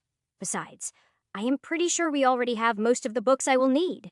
Lynn says, I have come across several books about making golems, but I didn't bother to read them. Miria says, please don't ignore me. What is your idea? I was thinking that maybe I could make a golem that would be capable of killing me if it becomes necessary. Miria says, what? Why? What do you mean if it becomes necessary? Lynn says, he is worried that one of his evolutions might go wrong and turn him into a monster. Miria says, if you are worried about it, just stop evolving. You don't need to be any stronger. You are not going to be fighting the demons alone. Learn to trust the rest of us to help you. It is not that simple. Lynn says he thinks that the stronger he is, the more people he can keep alive, which is at least partly true. That is not all there is to it, Miria says. What else is there? You can achieve the same goal by helping others get stronger, Lynn says. Ash, is there something you haven't told me? Yes, because I didn't want anyone getting their hopes up. Lynn says, well, you may as well tell us. Now that you have mentioned it, we aren't going to let it go until you tell us. It is a real long shot and the odds of it working are pathetically small. Miria says, if the odds are that bad, is it even worth the risks? Lynn says, stop delaying and just tell us. If I can get strong enough and evolve enough, there is a chance I could survive past my time limit. Miria says, really? That is worth some risk. Brightfire says, where did this idea come from? Krenosha never expected things to go the way they have. In fact, I have already done things that shortened my time limit. Luckily, I also learned how to steal life force, and that can increase my time. Lynn says, so, as long as you can steal enough life force, you won't die when the time runs out? Possibly. The problem is that the stronger I get, the more life force I use. Right now, I burn as much in a month as a human does in years. If I keep getting stronger, the amount I need will also increase. Miria says, then if you get stronger, you might die earlier than the time limit? If I don't gather more life force, yes. Lynn says, how long do you have right now? I am not sure. Chronosia will warn me if I start running out. I drained a ton from the eggs of the controller, enough to last a few years. Miria says, wasn't that before you went through the portal? Have you checked with her since you gained your newest form? Now that you mention it, no. I forgot to ask. Lynn says, Ash, I am sorry. Finding out I was trapped on the wrong side of the world sort of distracted me. Come to think of it, I haven't really drained any life force either, other than stealing energy from the Maker's minions. Lynn says, Summon her right now and ask. Okay, relax. If it was bad, she would have warned me. Chronosia, I invite you to my soulscape. Chronosia appears and says, Hello, Ash, ladies, what can I do for you? Lynn says, This idiot just told us about the changes to his time limit and that he hadn't checked it recently. Can you please tell us how he stands currently? Chronosia says, Oh, that. Currently, my power inside him will run out in about a year and a half. He has enough life force to last longer than that, but I can't give a time frame. Once my power is gone, the rate that he consumes life force will change. Miria says, If the rate stays the same, how long will he have? Chronosia says, If nothing changes, around 50 years. That long. But how? Chronosia says, You absorbed a lot of life force from the Maker. No, I didn't. At least, I don't think I did. All I did was steal the energy she uses to control her undead. That wasn't life force, at least not after I purified it. Chronosia says, You mean you didn't intentionally absorb what was purified from the energy you stole? I what? Chronosia says, You didn't know? I thought that was why you were doing the smart thing and staying away from her. Miria says, Ash doing what you considered a smart thing should have made you suspicious. Hey, Brightfire says, Why would Ash need to stay away from her? Chronosia says, Because he is very close to having enough of her energy that she can control him. Smack. Asterisk. Ow. Lynn. What was that for? I didn't know I was absorbing her life force. Lynn says, Because you are an idiot. Why didn't you ask about this sooner? Chronosia says, Honestly, it might not entirely be his fault. He was using the origin energy to help my sister and I get stronger. That was distracting enough that we weren't paying as much attention to other things as we should have. Yeah, it wasn't my fault. I had permission for everything I did, even freeing the Maker. Chronosia says, Not everything. You didn't ask us about the Maker's energy until you had already stolen some. However, I do admit that we are to blame for letting you talk us into agreeing with your crazy plans. Hey, they may not have worked exactly as planned, but they did work. Lynn says, Ash, are you seriously arguing with a goddess? Chronosia says, Don't let it bother you, Lynn. Ash's willingness to stand up to us is one of the things my sister and I like about him. Miria says, I completely understand that. Anyway, so I have a year and a half before I need to worry about things. Chronosia says, Correct. That may change as you continue to change, but I will let you know of any major changes. Thank you. Lynn says, Forgive me for asking, but can't you just put more power into him? After all, you are stronger now than when you summoned him, right? Chronosia says, It is true that I am stronger now, thanks to Ash, but it won't work. The power was put into him by the summoning spell that I used, and I don't know how to do it again. At least not without summoning him all over again, which I don't even know if it would work. When I summoned Ash, my spell was using another summoning spell as a guide. Chapter 978. Lynn says, If you know both summoning spells and can teach them to me, I might be able to figure something out. Chronosia says, The spell the King's mage used is easy enough. The problem is that my spell used divine power, so I am not sure if you will understand it. Forget it. To be summoned again would mean I would have to leave first. The objective here is to not kill me. Miria says, Who said anything about killing you? What do you think unsummoning me would do? I was dead when I was summoned and put into this body. Chronosia says, Ash may be right. Unsummoning him would disperse the rest of my power that is still inside him. I will still teach Lynn the spells. She may come up with other options. True. Lynn is very good at coming up with magical options. Are you going to teach me the spell too? Chronosia says, No. The last thing I want is you playing around with summoning Lynn. You have to promise me that you won't teach him the spells if I teach them to you. Brightfire says, What is the big deal with Ash learning summoning? Miria says, Probably because he would end up summoning demons to eat, or something equally as crazy. Lynn says, I promise, Chronosia. Oh, come on. What if I promise not to summon any demons? Chronosia says, Will you also promise not to summon anyone or anything from your old world? Anyon, sure. How about if I promise not to summon any weapons? That should be good enough, right? Lynn says. What would you want to summon then? I've been gone for a while. There has to be new anime and manga that have come out since I left. Lynn says, Oh, Krenosha, surely that wouldn't hurt anything, right? Krenosha says, Why are you suddenly on his side? That might not hurt anything, but Ash wouldn't stop there.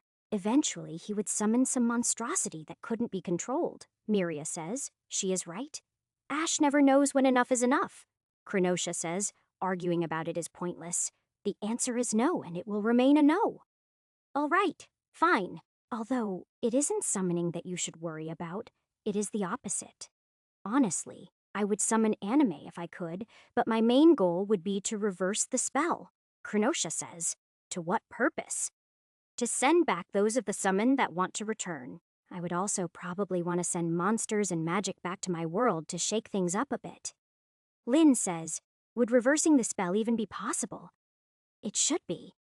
One of the options I was given for after the war is to be able to return home. That doesn't interest me, but some of the others would probably want to go home. Krenosia says, Do you have any idea of the repercussions that would happen if you sent magic into your world? Not a clue. But I bet it would be interesting, Lynn says. Krenosha, if I figure out how to reverse the spell, would it be all right to send back those that want to go? I promise not to teach Ash how to do it or send magic and monsters through. Krenosha says, As long as it is only returning those that were summoned, it should be fine. You are going to let Lynn do it, but won't let me? Brightfire says, Lynn is a lot more stable than you are, and she made a promise. Miria says, Yeah, Ash, no one is worried about Lynn destroying a world. I don't want to destroy my old world, just make it less boring. Either way, I am never returning to it, Lynn says. Then why do you want to mess with it at all? I don't know, it just sounds fun. Krenosha says, We have gone way off topic, which seems to happen a lot with you, Ash. Did you have any more questions for me? Miria says, We wanted to ask how Ash getting stronger is affecting his time limit. Krenosia says, I am not sure why, but his last evolution greatly increased his time. Since then, it has dropped slowly as he grew stronger, Lynn says. So him getting stronger is shortening his time, but his next evolution might increase it? Krenosha says. It is possible, but I don't know for sure. As far as I know, Ash is taking a completely unique path. There is no way to predict what he is going to do to himself next, Brightfire says. He has this thought that if he can evolve the right way, it might remove his time limit completely. Is that even possible? Krenosha says actually it is. It would require him reaching a power level high enough to be able to generate his own life force? The odds of finding the right path and reaching such a level are pretty slim, though. Lynn says, Do you think it would be better for Ash to stop and stay as he is? Krenosha says, Probably yes.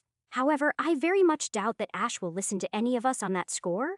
Asking him to not grow stronger is about as useless as asking him to not be curious. Would the four of you like me to leave so you can talk about me openly? Miria says, No way. That wouldn't be as fun. Lynn says, I noticed that you didn't try to deny what Krenosha just told us. Why bother? It is true. Even if the odds are against me, I still have to try. Brightfire says, Why? Because I have something to live for now. Lynn blushes as Krenosha gives her a knowing look, but Lynn doesn't look unhappy about it. With all their questions answered, Krenosha soon leaves. But Miria and Brightfire remain. Lynn says, Well, at least we now know it is possible, if not easy. Nothing is ever easy. Miria says, You plan to keep trying to evolve, don't you? Yes. Although I plan to take my time and not rush into anything, Brightfire says. That is an improvement, at least from the stories I have heard. Miria says, Good point. Ash, when did you learn caution? It is a recent thing, but I thought I would give it a try. The odds are against me, but if I am careful, maybe I can improve them a bit. Lynn says, At least now we have hope. Before it was just an unconfirmed guess. Brightfire says, I don't fully understand what is going on, but if there is anything I or any of the elves can do to help, just say the word. Thank you, Brightfire, Miria says. I wish I was with you so that I could help too. Don't worry, I won't be trying to evolve anytime soon. By the time I do, I will be back on the peninsula, Lynn says. Meaning if he tries something stupid, you can help me smack some sense into him. Miria says, I've tried that already. All it really does is hurt your hand. Lynn says, not if you coat your hand in mana. I will teach you how when we finally get to meet in person. Hey, let's not encourage abuse. Chapter 979. Lynn says, that is easy. If you don't want to get hit, don't do anything stupid. What if I can't help it? Lynn says. Then you will at least know you deserve it. Miria says, don't worry. I am sure she will only hit you if it is something really stupid, like trying to eat a demon. Actually, I don't even know if eating demons will do anything for me anymore. It has been a long time since I last ran into a demon or an angel. Lynn says, wait, when did you run into an angel? Was it a real angel? Oh, didn't I tell you that story? It was when Ruby got banished. Lynn says, no, you didn't. Brightfire says, I haven't heard that story either. Since the two of them are interested, I tell the story of the corrupt church. Once I am done, I convince the girls that it is late, and we can pick things up tomorrow night. They leave and I end the soulscape. Then I work for a bit on Moving Bones Connection. When it starts to hurt, I stop, end my meditation, and then head for the cabin to go to bed. When I walk into the cabin, what I see causes me to freeze in shock. Lynn is messing around with the books on one of the bookcases, but she is doing it in a Japanese schoolgirl outfit. I end up not getting much sleep before I have to wake up and feed the kids. However, it was absolutely worth losing sleep over, and I have no regrets. Once they are fed, I spend some time giving the kids some affection. After a while, Brightfire shows up and I send the kids off to play. Then I go in to wake up Lynn and have a second breakfast with her. Once we are done eating, Lynn gets dressed and we head out to talk to Brightfire. Okay, that chest over there is completely full of food. Athena is going to be helping you watch the kids, so you don't have to stay here all the time. If anything comes up, you can contact us with the amulet. Is there anything else you need? Brightfire says. Nope, although, what would you think about me introducing the human kids to yours? I'd be fine with it. It would probably do the kids good to have new playmates. Just be sure to explain what they are to the human children first. Surprises like that normally don't go over well. Brightfire says, I will, but it should be fine. They already know Keeble and Nisha. The two of them have even played with the kids while in beast form. Really? That is unexpected. Is still water behind all this? Brightfire says yes. He took it hard when you told him their situation, and he blames himself. I am as much to blame as he is. I forgot about them. Brightfire says, I did too. Don't be too hard on yourself. A lot of things happened that distracted all of us. The kids are doing well and don't seem to have suffered too much from their self-imposed isolation. Lynn says, Ash, she is right. You shouldn't worry too much. Yes, you made a mistake, but you have already corrected it. What is more, you are taking steps to correct what caused the mistake. So stop beating yourself up. I am not going to argue with the two of you. Brightfire, if there is nothing else we will be leaving. Brightfire shakes her head, but she gives Lynn a look full of meaning as we are leaving. I head out to the balcony, put on my saddle, and then wait for Lynn to climb up. Once she is comfortable, I take off and fly south towards the coast. Lynn says, So, is there a plan for this trip, or are you just going to make it up as we go? I plan to fly inland a bit from the coast, and then turn west. I will be staying low so that I can scan for resources as we go. No need to waste gold buying what I can get myself. Lynn says, So we are not going to try and reach the city today?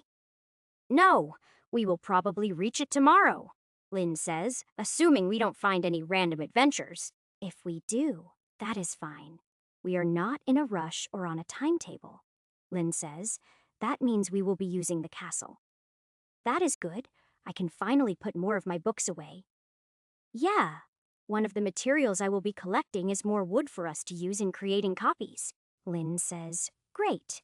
I am really looking forward to reading books from your world. I do have a question, though. You mentioned something called manga to Krenosha. What is that? By the time I have explained the differences between manga and anime, we have reached the coast. I end up promising to copy the manga that I know well enough so that Lynn can read them. As soon as we are over land, I start scanning as I fly, which makes talking harder. Lynn quickly realizes what I am doing, and she stops talking to me so that I can concentrate. Then she casts a spell. When I turn my head to look, I find that she created a barrier against the wind. She has taken out some materials and is working on sewing something. "What are you doing?" Lynn says, working on outfits. "After how enthusiastic you were last night over a simple outfit, I can't wait to see how you react to the others." Since I have no way to answer that safely, I leave her to her work and focus on my tasks. Once the coast is out of sight, I turn west and drop to just above treetop level. The closer I am to the ground, the easier it is to scan below ground and the deeper I can scan. I am not looking for anything specific since I need metals, stone, and wood. The first I encounter is a group of magical trees, so I land nearby and tear a tree out of the ground. I figure that using magical wood should make the copying easier and make it require less materials. Aside from breaking the trunk down into chunks, I also keep some of the branches. They should work perfectly for making new sets of wands for the elves to use. Of course, just one tree isn't going to be enough, but I am also not going to take them all. I only take one out of every 5 or so of the trees, and I try to look for ones that are growing too close together. I do my best to gather enough wood that we can do all the copying we still need to do without having to gather it again. The entire time I am uprooting trees and breaking them down. Lynn keeps working on her sewing. She only stops when I take off and then continues once I level out. The next time I land to gather some stone, she stops and gets off to stretch her legs. Chapter 980, Lynn says. "What do you need stone for?" "Making additional platforms, and I still want to try making a lava bath." Lynn says, "You know I am not climbing into a tub full of lava, right? The choker would protect you, but I won't ask you to. I just want to try it and see if it will help me relax." Lynn says, "I really hope it does. You seriously need something that helps. Actually, I had another idea about that, but it might seem a little silly to you." Lynn says, "What is the idea?" "Well, in my old world I had this fantasy, but I never found anyone to try it with." "Don't worry, it isn't that kind of fantasy." Lynn says, "Stop delaying and just tell me." "It was to lay on a rug in front of a fireplace while reading?" Lynn says, "That is all. How is that a fantasy? Why would I think that's silly?" "Of course we can do that. You just need to find a rug and add a fireplace to the room, right?" "Yes, but I didn't want to make changes without discussing it first. After all, it is our room." Lynn says, "Thank you for thinking that way. I am fine with the changes. In fact, reading together by a fire sounds nice." "Good. I will test out the modifications on the castle tonight then. It will be easier since it is already made of stone. Oh, there is even some iron nearby that I can grab." Lynn says, "Then you will be able to make me more zippers." "Yes, ma'am." Lynn laughs and hugs my neck then. She lets me go back to harvesting the stone. There is quite a bit here, so while I am working, Lynn finds a nice place to sit and work. After I have gathered the stone, we have a nice picnic lunch together before I go after the iron. Once the iron is collected, we take to the air and I fly west while scanning. To the south of us, we pass a small town that is just barely within my scanning range. Out of habit, I check the life signs, and to my surprise, I detect a single elven life sign. I quickly loop around and land outside of the town. Lynn says, "What is up?" "I detected an elven life sign in this town." Lynn says, "That is unusual. I never imagined that any elves would have made it all the way out here." Never underestimate how far a merchant will travel for a chance to make a profit. Lynn says, "Fair enough. What is the plan?" "We will go in quietly at first and see what the situation is like, then make a plan. One elf should be fairly easy to rescue." Lynn says, "Do you want me to wait here?" "Why would I want that?" Lynn says, "I can't exactly go anywhere quietly unless there are no men." "Oh, I guess I forgot to tell you. Just think disguise." I can tell when Lynn figures it out because she suddenly goes from a 10 to about a 6. When I was adding the enchantments to hide the strength of the choker, I also added the ability to disguise. What makes me laugh is that Lynn immediately takes out a mirror so that she can look at herself. "Now you can go with me all the time and not worry about being harassed so much. I would say it all, but men are pigs, including me, Lynn says. You are not a pig. You have always treated me with respect. Oh, yes, I am. I just hide it better, Lynn says. Are you saying you only wanted me for my body? Nope, I only wanted you for your magical knowledge. Everything else was just icing on the cake. Now, let's go see what is up with this elf. To my surprise, my answer makes Lynn happy, and she smiles while hugging my neck. I was expecting my answer to upset her, but it seems to have had the opposite effect. The only reason I can think of is that she has no doubts about me loving her. When I shapeshift to human form, she moves to hugging my arm and stays that way as we walk into the town. The combination of lots of inns and open areas makes me think this town caters to caravans. Before long, I spot one of the open areas that is full of wagons, confirming my suspicion. I keep my eye out for it, but I don't actually spot anything marked with the merchant group symbol. We are getting some looks from people, but nothing like what normally happens. If anything, the lack of lustful stares makes Lynn even happier than she was before. Then again, she normally has a lot to worry about due to her looks, so I don't blame her. My senses lead us to one of the nicest inns near the center of the town. Surprisingly, it is the very elf that we are looking for that greets us when we enter the inn. Elf says, "Welcome to the Skyfeather Inn. Would you like a room, or are you here just for a meal?" Actually, I was here to rescue you, but you don't look like a slave. Elf says, "Rescue me?" Oh, I get it now. No, I was never a slave. I actually left the island by choice about 100 years ago. It was too boring. I can certainly understand that. Lynn says yeah. Ash here absolutely hates being bored. Elf says ah. Where are my manners? My name is Sheriff, and I am the owner of this inn. As she said, my name is Ash, and she is my wife, Lynn. Sheriff says nice to meet you. So, do you just go around saving elves? Why aren't there any with you? Yes, we do. All the ones I have saved are currently with Stillwater and the rest of your people, although they no longer live on the island. In fact, the island is a very dangerous place now, so don't try to visit it. Sheriff says, "You say that like Stillwater is in charge. What happened to the rest of the elders?" Wait, this isn't the place to talk. Give me a minute. Sheriff summons one of her workers and has her lead us to a private dining room. Lynn has a huge grin on her face and moves a chair over so she can sit and hug my arm. A server comes in to take our drink orders and informs us that Sheriff will be there in a few minutes. "What made you so happy?" Lynn says. "You introduced me as your wife." Oh, sorry. Was it too soon? I know we aren't married yet, but it just felt right. Lynn says, "No, it wasn't too soon. It made me really happy to hear you call me that. I know we aren't married, and we may not have time for that anytime soon. But having you think that way makes me really happy. Well, we already kind of talked about you being my queen. That would mean being my wife. However, I don't plan to ask you to marry me just yet. I want to wait until we can have a proper wedding. Also, I want to be sure you know what you are signing up for before I ask." Lynn says, "Oh, what am I signing up for?"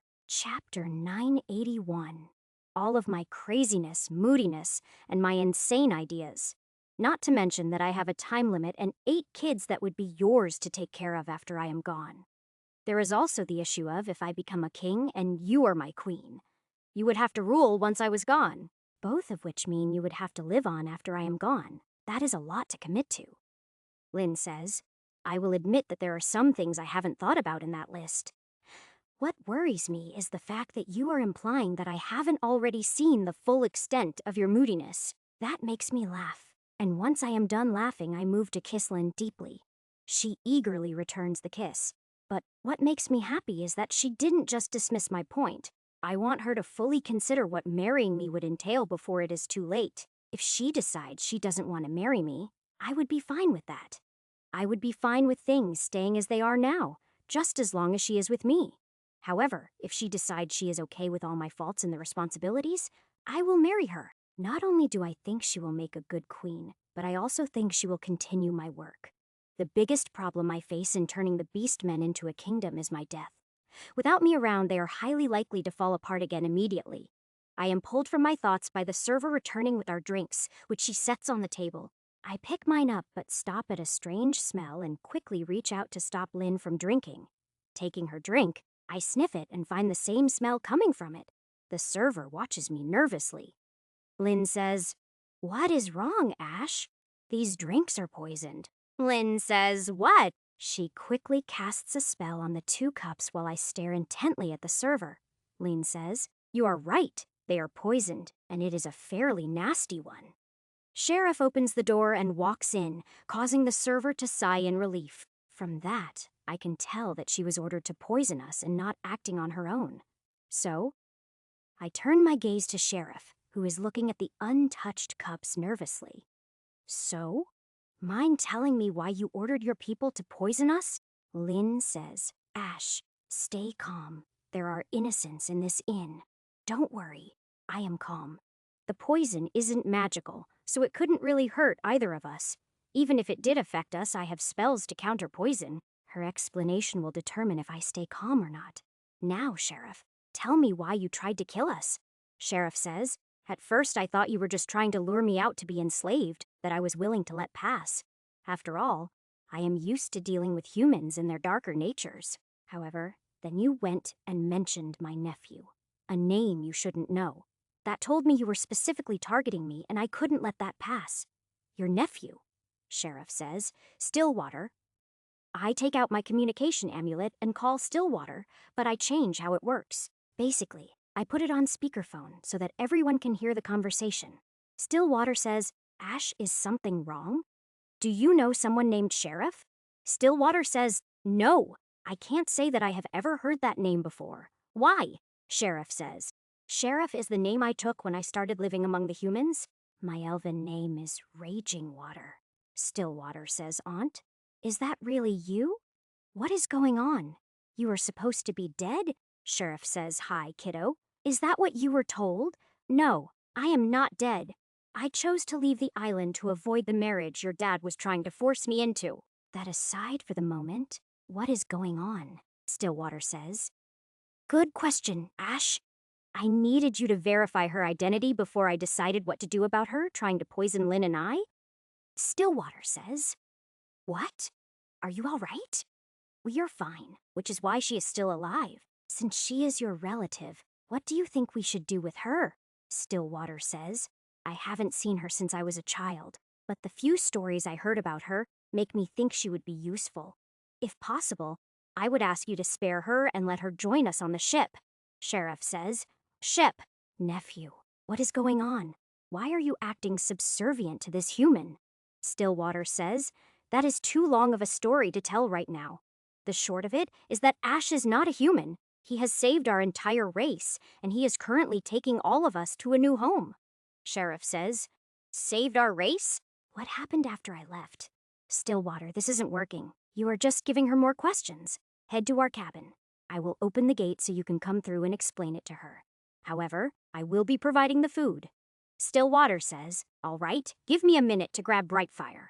Lynn says, "She is watching the kids, so she should already be in our cabin." After waiting for a minute in silence, I open the gate so Stillwater and Brightfire can come through. The first thing Stillwater does is introduce Sheriff to his daughter, which is quite emotional. It turns out that Stillwater's parents are both dead now, along with his sister. So, finding a living family member is a big deal for both of them. After watching them together, there is no way that I am going to kill Sheriff. Using the food pouch, I take out food and drinks for everyone while Stillwater starts explaining. Sheriff constantly interrupts with questions, making the story take much longer. Stillwater says, "Auntie, if you don't shut up and let me finish, this is going to take all night." Sheriff says, "Sorry, I just can't believe how much I have missed. Part of the reason I left the island is because it was so boring." Nothing ever changed, and all the elders, including your dad, wanted to keep it that way.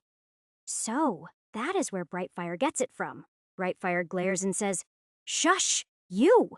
To head off an argument, Stillwater returns to what he was saying before he was interrupted. Sheriff doesn't stop her interruptions. but she does reduce the frequency of them. Stillwater ends up talking throughout dinner and dessert and shows no sign of stopping on his own. All right, Stillwater, that is enough for now. She should have enough of an idea of what is going on to decide if she wants to go with you. Chapter 982. Sheriff says, a new home, not isolated from everyone else. Other races to interact with and humans who don't know what elves are? Sounds like a lot of fun. How could I say no? That is settled then. How long do you need to settle your affairs here? Brightfire says, you are going to spare her. Of course. How could I not after seeing how much having another relative means to you? Besides, I promised to retrieve as many elves as I possibly could, so killing one would break that promise. Sheriff says, thank you, and I am sorry for jumping to the wrong conclusion.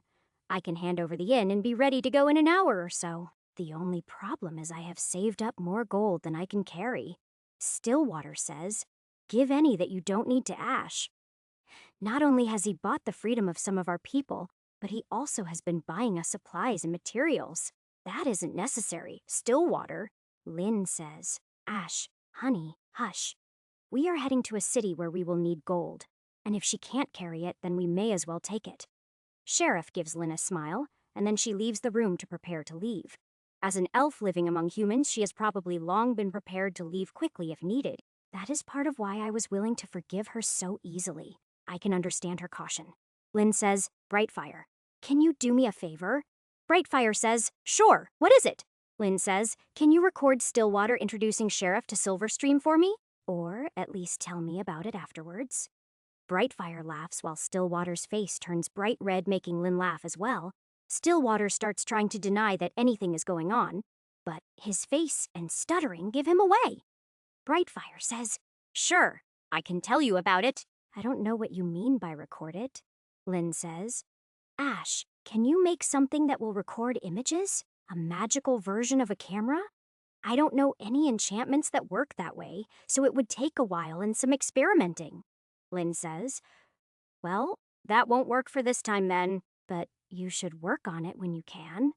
I am sure it will come in handy eventually. Okay, I will add it to my list of projects. The girls continue teasing Stillwater, trying to admit to his feelings for Silverstream. Unfortunately for him, his face is bright red when Sheriff returns to the room. She is followed by a number of men carrying chests which they put on the floor. After putting down the chests, the men leave, only to return a few minutes later with more chests. They leave again and return one last time. In total, there are 20 chests on the floor. Sheriff closes the door behind them after they leave the third time, then turns to Stillwater. Sheriff says, nephew, why are you blushing so hard? Brightfire laughs and says, we have been teasing him. Sheriff says, if it has him as red as a dragger fruit, I can't wait to hear about it, but that can wait for later. These chests are the gold I can't carry. This inn has been very profitable, and I don't have expensive tastes. Thank you, but are you sure? It probably took you a long time to amass this much gold, right? Sheriff says, it did, but gold has no value if you don't spend it. It has become more of a way of keeping score than anything else, Lynn says. Thank you. We will use it well. Lynn stops me from trying to refuse the gold with a look, so I keep my mouth shut. She takes the gold from the first 4 chests and then leaves the rest for me. So, I open the remaining 16 chests and move all of the gold coins into my ring. Each chest contained thousands of coins, so I shouldn't have to worry about money. That is, unless I find another auction to attend or something similar. If I don't make any outrageous purchases, the gold should be enough for everything I want to buy and then some. That means that I shouldn't have to waste time making magic items to sell. Which means, for the most part, I can relax and just enjoy this as a shopping trip. Going shopping with Lynn should be quite fun, assuming no gods show up trying to take her as a mistress. Sheriff says, all right, I am set to go. I open another gate to the ship, wait for the 3 of them to go through, and then close it. When Lynn and I walk out of the room, we are instantly the focus of every gaze.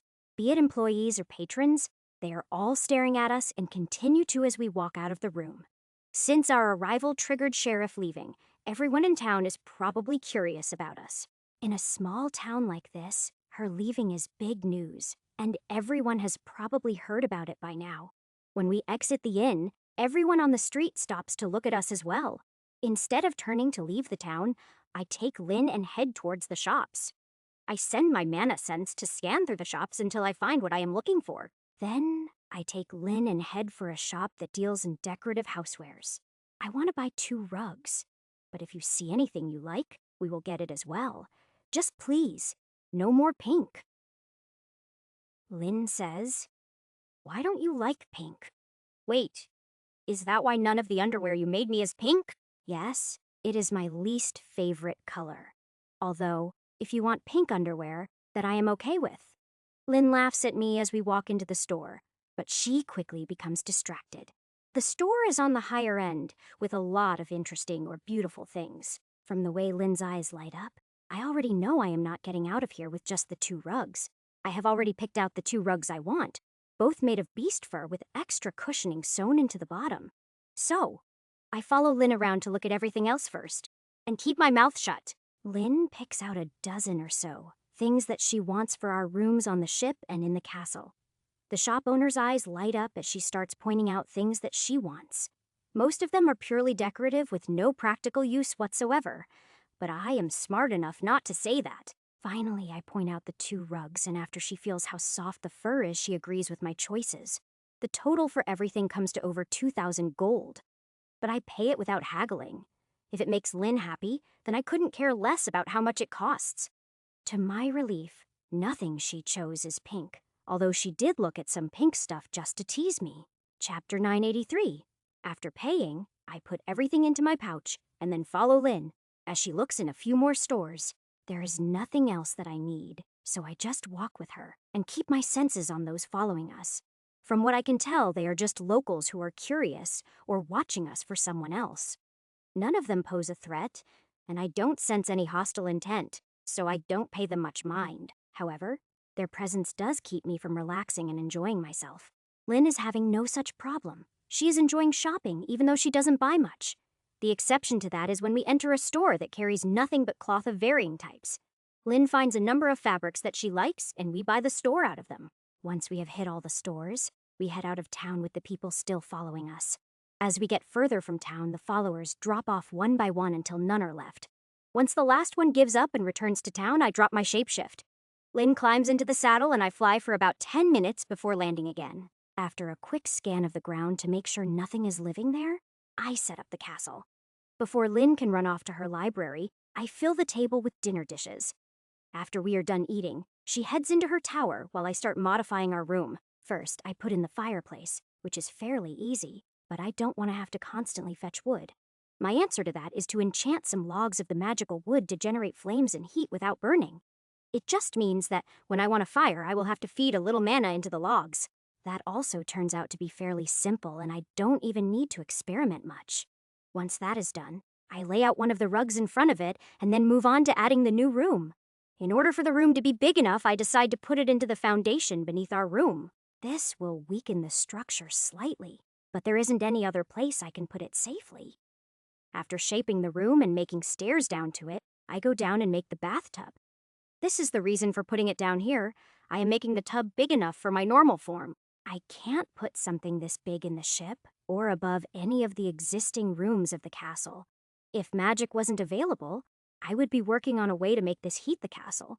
Of course, if magic wasn't a thing, then the castle and the ship wouldn't exist. Building the tub, enchanting it, and the room all go smoothly.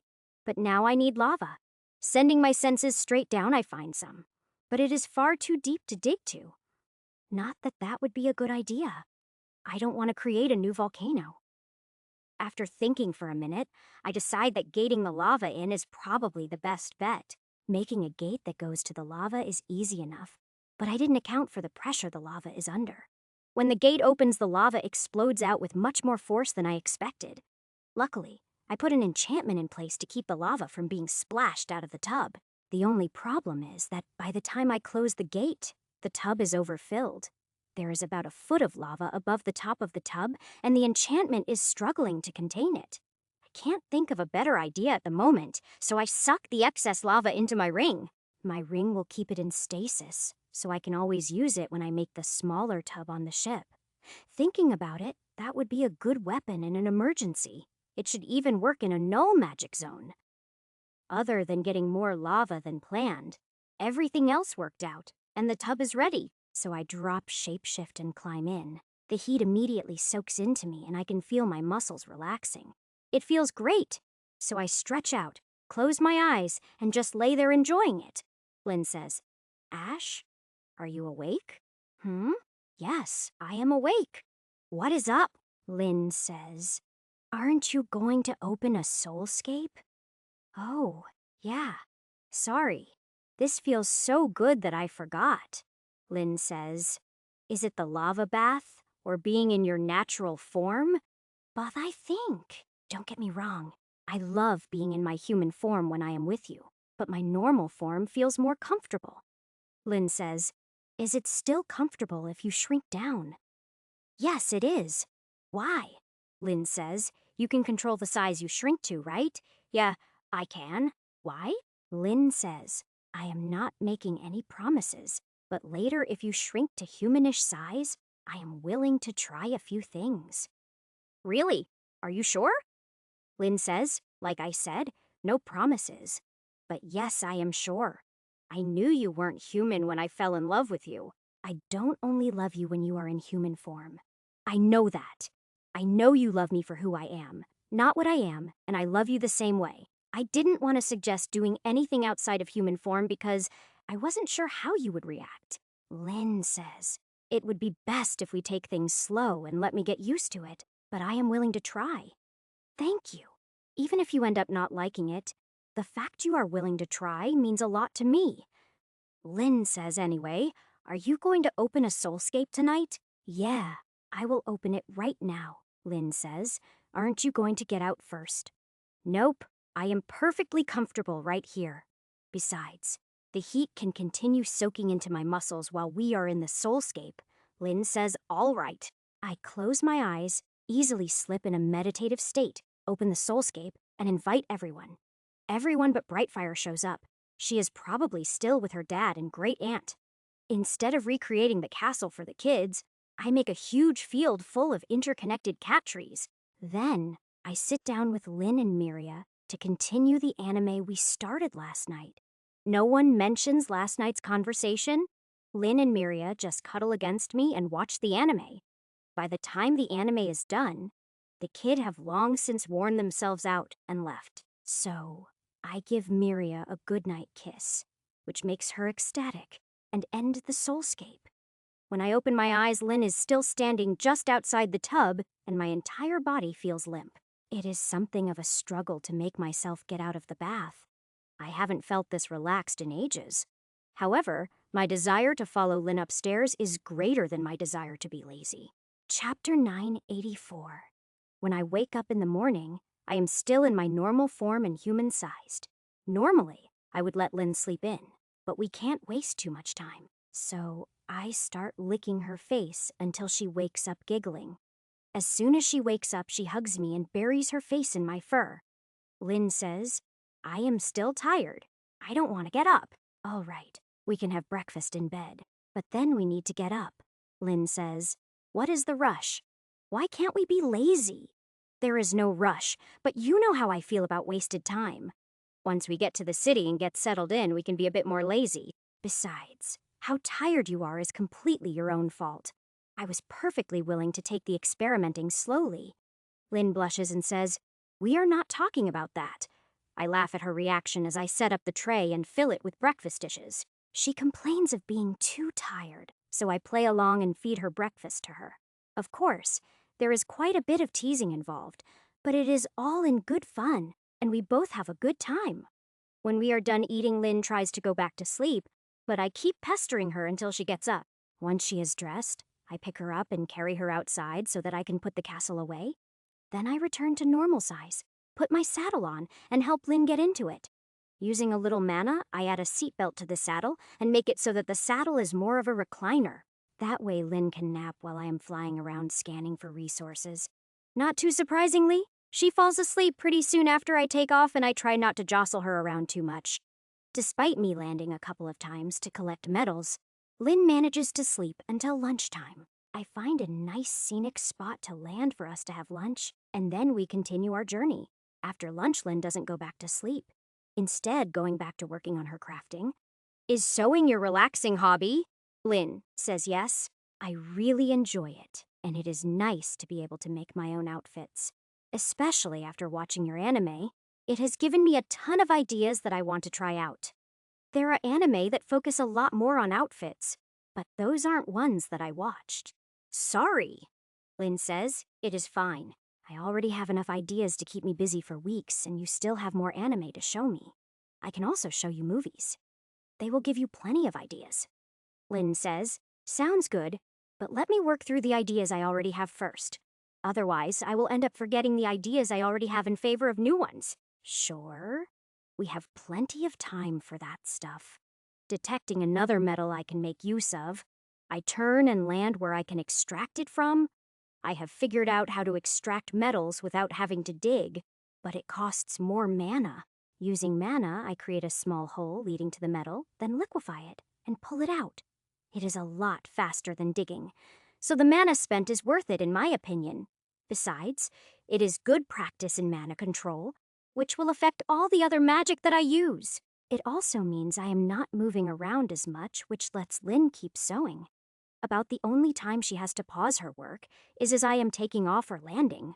That actually happens a lot since I am bouncing around from one metal deposit to another. None of the ones I have found have been all that rich. But when added together, I get a decent amount of materials. There are plenty of beasts around, including some flying ones, but none of them bother me. I am bigger than most of them, so it is no surprise that they avoid me. Some of the bigger ones eye me, but they seem to decide that I would be more trouble than I am worth. I am fine with them avoiding me since it means I can just take the materials and move on. Although, it has been a while since I was in a fight, and I admit that I kind of miss it. However, past the city is demon territory, so I expect to get in some fights soon enough. I am really curious if eating demon cores will still do anything to me or not. I am also curious as to how much life force I can drain from a demon since they are supposed to be immortal. I am also curious if the maximum amount of life force that I can hold has increased. I hope it has since I expect that once Krenosha's power runs out, the amount of life force I need will skyrocket. I can't really be sure though, since I will hopefully evolve again before that happens. Hopefully, I can find the right path and evolve so that I can survive on my own. However, I am not going to count on that happening. Not with how my luck normally goes. In fact, if my luck is at its normal, I will end up evolving into something that needs even more life force. The worst part about that is that anything I drain life force from doesn't give me any experience. I really want to get myself to level 20 and see what happens afterwards. However, that is going to take an astronomical amount of experience. There are just too many things that I want or need to do that I can't pick one to focus on. It is getting late. Do you want me to push on to the city, or would you rather set up the castle again? Lynn says. I am fine with the castle. I am guessing you ask now because that hilltop over there looks like a perfect place for a castle. That, and with all the back and forth I have been doing gathering materials, I am not sure how far the city is. Lynn says, then let's stop here. Like you said, we aren't in a rush. When Lynn agrees, I bank and head for said hilltop. After a quick scan, I take out the castle and set it up. It isn't quite the time we normally have dinner, so Lynn heads into her tower. She is probably going to copy some more books, but that is fine since I have something I want to do. Now that I have the complete magical language and have had time to understand it, I plan to add some additional formations to the castle to improve its defenses. In order to prepare for upgrading the castle, once I figure out how, I am also adding some materials. Lynn says, what are you doing now? Adding to the castle's defenses. I wanted to see if you were right about me relaxing more if I felt safer. I didn't want to test it out on the ship first, in case it offended Athena. Lynn says, the fact that you listen to me and remember what I say would make me fall in love with you if I hadn't already done so. Chapter 985. It would be pretty stupid of me to not listen when you are trying to help me. I know I am an idiot at times, but I try not to be that stupid.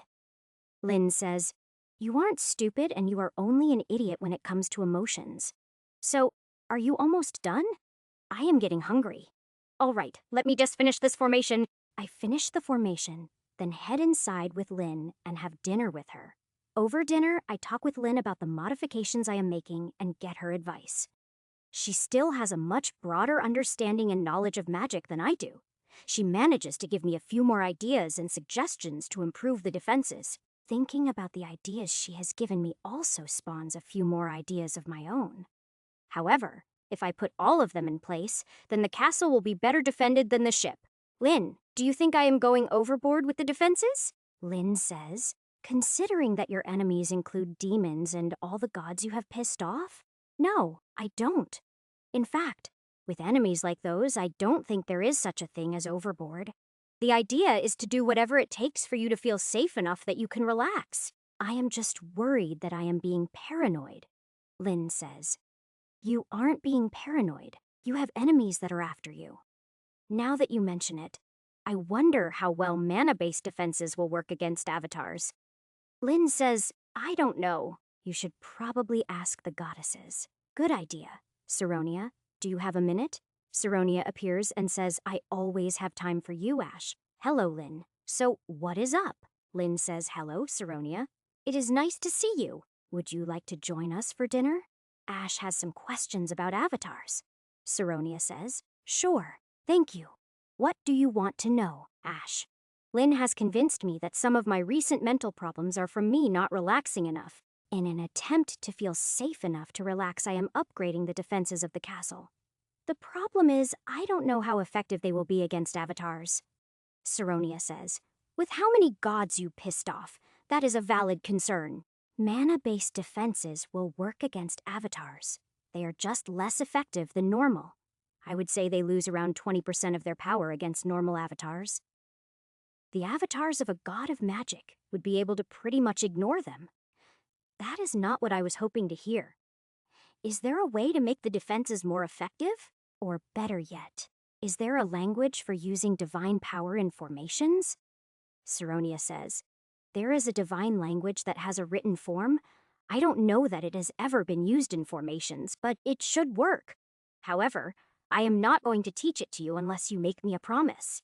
What promise? Saronia says, you have to promise me you will never mix it with another language. That means no mixed formations, spells, or anything else you think up. Also, you can only use the language with divine power. What else would I use it with? Oh, origin energy. Krenosha appears and says, this is why you shouldn't teach him our language. Saronia says, Ash keeps his promises. Besides, he doesn't really want to destroy this world. His old world might be a different story. Lynn says, wait, what is this about destroying the world? Saronia says, combining the divine language with origin energy would be able to affect the building blocks of the world. Even a slight mistake could unmake the world. Krenosha says, just the kind of thing Ash is likely to stumble upon. I guess I can't argue that. I promise to only use the language to create formations and divine spells? I promise not to try and use the language with any other type of energy or language? Is that good enough? Saronia says. Krenosha says. Number Lynn says, maybe. Saronia says, sister, this is my call. I am teaching him the language. Krenosha says, fine, and disappears.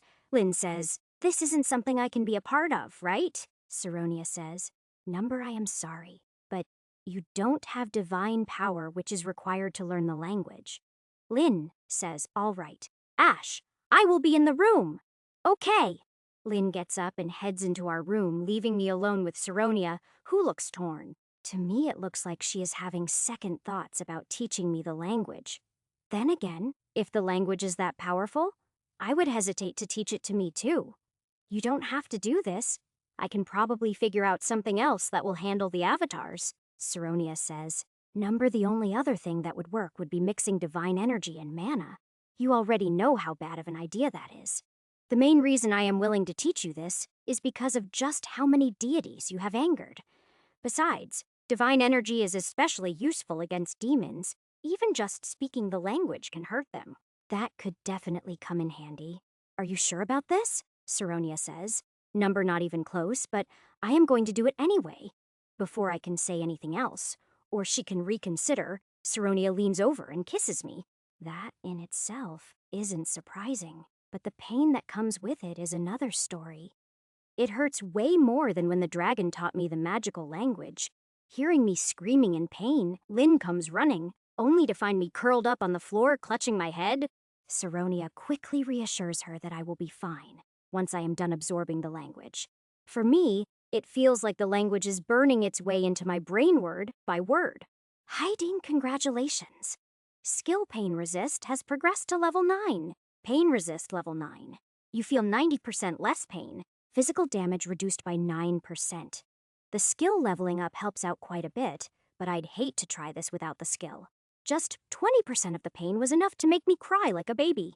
If I didn't have the skill, I can only imagine I would end up in a coma or worse, just from the pain. Even after the pain finally ends, it takes me a few minutes to catch my breath. When I open my eyes, I find my head resting on Lynn's lap while she gently strokes my head. Saronia is still here, standing over us watching me, and she smiles when she sees me open my eyes. Chapter 986. Lynn says, "How do you feel?" Like someone ran over my head with a truck repeatedly. Saronia, why do you look surprised? Saronia says, "I've never taught our language to a mortal. I was worried about side effects. It doesn't look like anything happened other than the pain, though. Are you saying you are surprised that I lived? What kind of side effects? Why didn't you warn me?" Saronia says, "No, I knew you would live. I've given up on underestimating you. Would me telling you the side effects have made you change your mind? Of course not. So why waste time explaining?" Fair enough. Lynn says, "She knows you too well, honey." Saronia says, "It is a good thing I do. Otherwise, I wouldn't trust your word enough to take this risk." Don't worry, I get how important it is. Even more now that I have the language itself. I can already tell just how powerful the language itself is. Saronia says, "It is. For the next while, I will be keeping a much closer eye on you, just in case your curiosity gets away from you." Lynn says, "Don't worry, Saronia. I will be watching him as well." Saronia, will a gathering formation be able to collect divine energy, or do I have to fuel all the spells manually? Saronia says, "There are very few places in this world that have divine energy that could be gathered. Before I go trying anything, is it possible to convert mana into divine energy? Or create divine energy some other way?" Saronia says, "No, divine energy can only be created by deities or from the faith generated by those with souls." Okay, just wanted to check. Lynn says, "Ash, stop asking her questions just to make her doubt her choice. That is not nice and you know it." All right, fine. Saronia gives me a glare after Lynn quests her in on what I am doing and leaves soon after. However, even though she is gone, I can still feel her watching. Looks like she wasn't kidding. Despite a pounding headache, I still open a soulscape and send out invitations. Brightfire shows up this time and has tons to tell us about Sheriff and her interactions with Stillwater. Her description of Sheriff meeting Silverstream has us all laughing. Sheriff has already started planning their wedding even though both of them are protesting. Brightfire says, "The best part is Silverleaf. I can't even count how many times she has told people, 'I told you so.' I am guessing she is on Sheriff's side," Brightfire says. "Oh, absolutely. She jumped right into helping to plan the wedding," Lynn says. Maybe I should talk to them." "Hey," Miria laughs and says, "you don't need to worry about it. Planning is already underway." "What? Who is planning what?" Miria smiles and says, "Sarah and Anya." "And how do they know anything about it?" Miria says. "It is my job to keep everyone informed, isn't it?" "Well, tell them to stop." Lynn still has time to change her mind and realize that I am not worth what she will have to deal with. "Smack," Lynn says, "that isn't going to happen." Miria says, "I don't care what you say. If you want those two to stop, then you have to tell them yourself. Besides, I am on Lynn's side. Stop with your nonsense. You are definitely worth anything we have to go through." Lynn says, "That is right. The only one who needs time is you. The answer will be yes whenever you get around to asking." Brightfire laughs and says, "I think you broke him." Miria says, "Yeah, she did. I've seen this before. It will take a few minutes for his brain to reboot." The three girls all laugh and walk away to continue talking amongst themselves. I am sure that there is a stupid look on my face, but luckily I can't see it. Lynn totally surprised me. I really thought that she needed time to think about things. Then again, she did say she had loved me for a while before I said anything. It seems that she is just waiting on me to wrap my head around things again. Although, this time I think I can surprise her for a change. All I need to do is make a ring. In all honesty, telling her I love her was hard for me, but asking her to marry me is easy. We already plan to spend the rest of my life together. Marriage is just a formality. Although, I am sure that no one is going to let me get away with a small, simple ceremony. However, since Sarah and Anya are already planning it, I plan to just let them handle everything. Lynn can get involved with the planning or not. That is her choice. It isn't like it is urgent. There are going to be other things I need to deal with before an actual wedding. Brightfire says, "Hey, Ash, are we watching anime or not?" Huh? Oh, yeah. As usual, Lynn and Miria sit on either side of me and cuddle up against my sides. Luckily, I managed to lose myself in watching the anime and not get trapped in a thought spiral. When it comes to Lynn, I have managed to silence the doubting voice in my head? Well, mostly. Luckily, when I end the soulscape and open my eyes, I find that my headache is gone. Although, I am still lying on the floor since I didn't bother to get up before creating the soulscape. Lynn says, "You know that I wasn't trying to pressure you or anything, right?" I know. I just honestly thought that you would need some time to think things through. Maybe not so much because of me, but because of all the other things that come with marrying me. Lynn says, "I did, about an hour or so. That is all it took for me to decide that you are worth whatever else I have to deal with. You could still be with me without having to deal with the other stuff, though. Marrying me just doesn't seem worth it when it brings no real benefits. Being the human queen of the Beastmen won't be easy, especially after I die." Lynn says, "Ash, only you could think that there are no benefits to being your wife. There really aren't, though. You are already a part of my life. There isn't anything that marrying me will change between us." Lynn says, "Ash, I love you, but you are an idiot sometimes." I won't argue that. I just don't see what you mean, but I won't try to talk you out of it. I will ask you once I have made a proper ring.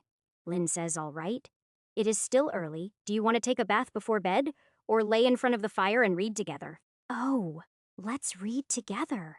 Chapter 987. Lynn smiles and then helps me up off of the floor. She keeps hold of my hand as we head into the bedroom. It turns out that just laying together in front of the fire while reading is even better than I imagined. Enough that Lynn actually has to convince me to go to bed. Not that she has to try too hard. Early in the morning, while Lynn is still sound asleep, I sneak out of bed and go to the main room. Then, I take out the best of the metals that I found on our way here. I take small portions of each of them, and then use mana to fuse them together. The resulting alloy is a naturally glowing silver color with purple flecks in it. I shape the metal into a ring and use the purple flecks to spell out words in the divine language. I immediately feel both Saronia and Krenosha paying attention to what I am doing. However, I am not worried. I am not doing anything too outrageous. The ring only has a single power. If Lynn dies, the ring will automatically resurrect her and heal her to full. It will only work once. It can't hold enough divine power for more than that. Of course, if it is used, I can recharge it easily enough. It will just take all of my divine power. It also took all of my power to create it, but the goddesses refill it without me even asking. From that, I am guessing that they approve or at least aren't mad at me. With that done, I move on to working on the castle itself, modifying the enchantments. Thanks to Lynn's ideas, I have a few more magical defenses to add, but I also need to make changes. I want to add divine protections as well, but I need to make sure and keep them separate. The last thing I want is the magical and divine enchantments interacting with each other. I am not foolish enough to think that I can make the castle impervious. At most, I would like it to be strong enough that any god attacking it would be delayed. The best idea I have come up with is to set the divine defenses to trigger if the magical ones are breached. That should keep the chances of the energies affecting each other to the minimum. Once I am done, the goddesses refill my divine energy again, but this time I feel a little tired. It was a lot of work, but I already feel safer, which was the whole point. By the time I am done, the sun has already risen, so I head inside to wake up Lynn. Once she is awake, we have breakfast in bed, and after we are done eating, I take out the ring. Lynn, will you marry me? Lynn says yes. Of course I will. I didn't expect you to ask right away. I thought it would take you a while to work up to it. I figured you had already waited long enough for me to deal with my various issues. Lynn says, I can't argue that. What are these purple symbols? That is the divine language. Lynn says, what? You didn't do anything weird to the ring, did you? Number it just has a single ability. Nothing crazy. Lynn says, Ash, what is the ability? The ring can resurrect you once. Lynn says, what? Really? I thought only the high priests of the major gods could resurrect someone? I don't know anything about that. I got the ability to resurrect from the class the goddesses gave me. Lynn says, the goddesses really do love you, don't they? They do. Or at least they did. I am not so sure anymore. I've kind of been upsetting them a lot. Lynn says, are you doing that on purpose? Are you trying to push them away so that you refusing to become a god doesn't hurt them as much? Maybe. I haven't really thought about it. Lynn says, it definitely sounds like something you would do. It is very similar to what you tried to do with me and Miria. True. You are probably right. You normally are. I don't ever want to become a god. But if I managed to become a dragon, I would consider a relationship with them. Lynn says, why are you so opposed to becoming a god? Too many rules, and you know how I am with following the rules. Having to sit by and watch something happen without being able to interfere would drive me nuts. Lynn says yes. I can definitely see you having a problem following a fixed set of rules, but is that really enough to make you give up on that amount of power? That is not the kind of power I want. A dragon can be just as powerful as a god, but the power a dragon has is not dependent on anything else. A god's power is determined by how many followers they have. Lynn says, I guess that is true, but becoming a dragon isn't really an option for anyone but you. What about you? Do you have an interest in becoming the goddess of magic? Lynn says, it isn't really possible. But yes, I think I would be interested. If nothing else, it is about time that there was a goddess of magic instead of just gods. You might be surprised. Lynn says, what is that supposed to mean? I mean, it is not outside the realm of possibility for you to become a goddess. If Saronia and Cronotia want to rebuild their pantheon, then they are going to need to raise up new gods. That might have been impossible for them before, but things are changing. Lynn says, you mean you are changing them? I may be responsible for some of it, but not everything. Lynn says, have you discussed this with Saronia and Cronotia? Not yet, but they are listening and have been since I asked you to marry me. Speaking of, you do realize that it will be a while before the actual wedding, right? Lynn says yes. I know. First, you will need to become king of the Beastmen. While you are working on that, I plan to work on becoming Archmage of the Tower. Good plan, but I am going to miss you.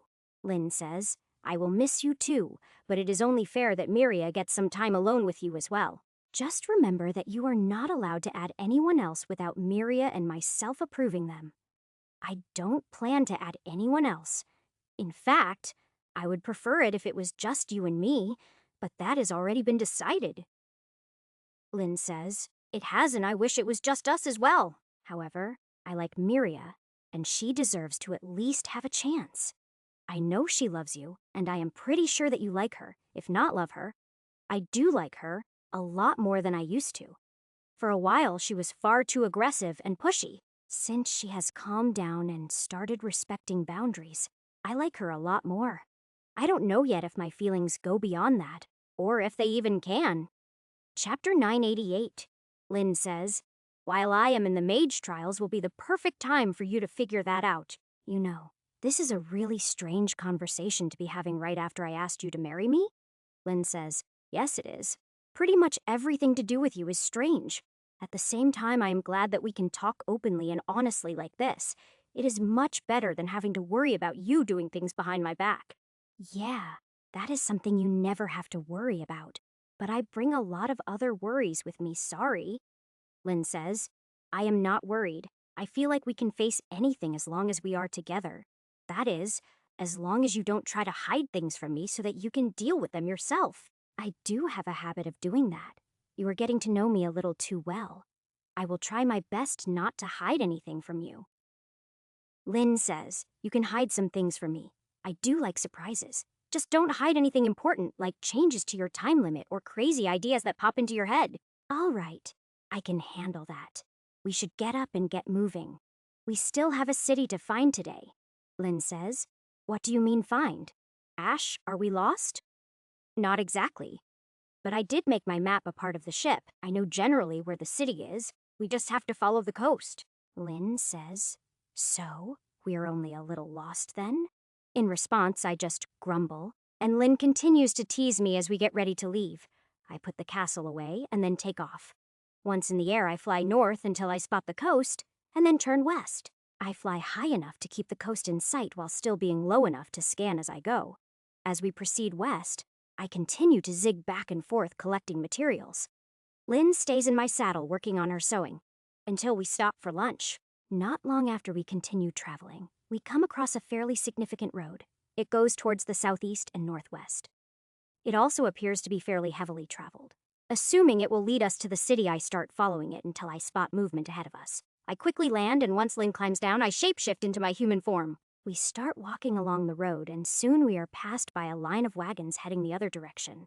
The wagons look fairly weighed down, making me wonder what they are carrying. Supplies heading into the city would make sense, but what does a city of demon hunters export? Cresting a final rise in the land, we get our first look at the city, which strikes me as odd.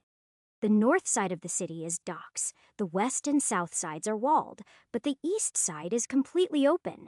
Are they really that confident that nothing will attack them from the east? To the west and south, they probably have to worry about demon attacks, hence the walls. What I am curious about is why the demons wouldn't just circle around and attack the open side.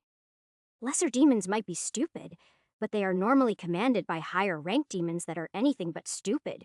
Unless there is something hidden in this side of the city, and there are no walls to lure the demons in. However, I don't see or sense anything like that. Although it could be hidden from me, there is enough magic in the city that from this distance I can't tell anything specific. Lynn activated her disguise when I shapeshifted into a human, so we approached the city openly. Where the buildings start, there is a guard post, with a couple of guards stationed. When we get close enough, one of the guards waves us over and looks us over. Guard says, adventurers, huh? All right, go on in. What, no fee for entering the city? Guard says, nope, adventurers don't have to pay. Oh, well, thanks. The guard smiles and returns to the others as Lynn and I walk into the city. The buildings here at the edge of the city are all built of wood with none over 2 stories tall. After a few minutes of walking, that starts to change and more stone is evident. The closer we get to the center of the city, the bigger the buildings get. Once we leave the area of wooden buildings, the road turns from dirt to cobblestones. The oddest thing is that about half the people I see on the streets are dressed as adventurers. At the center of the city is a huge square full of stalls, the only wood to be seen.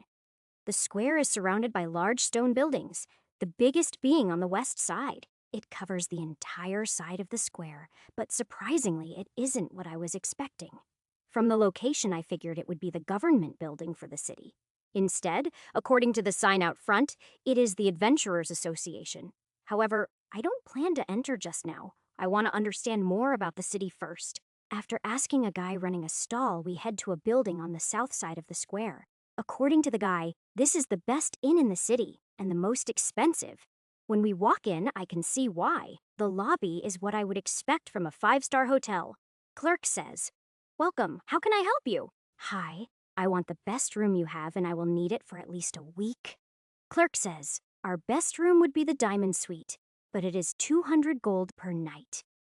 The clerk doesn't even blink when I pull 1,400 gold out of my pouch and drop it on the counter. To my surprise, she takes out a wand and taps the pile of gold, which instantly stacks itself. The clerk counts the 28 stacks, then hands me a key and has an attendant guide us to our room. The room is one of 3 on the top floor, and we take an elevator up to it. Our room takes up almost half the floor and wouldn't be out of place in a palace. When I scan the room with my mana, I find that it is enchanted to protect from all types of spying.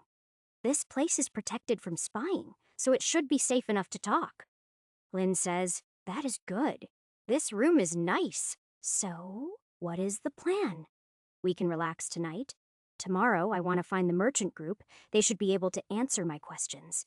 Other than that, we can explore and have fun.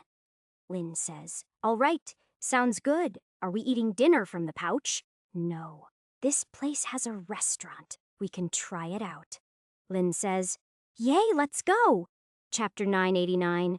We head downstairs and into the restaurant where we are taken into a private room. Our waitress is very attractive.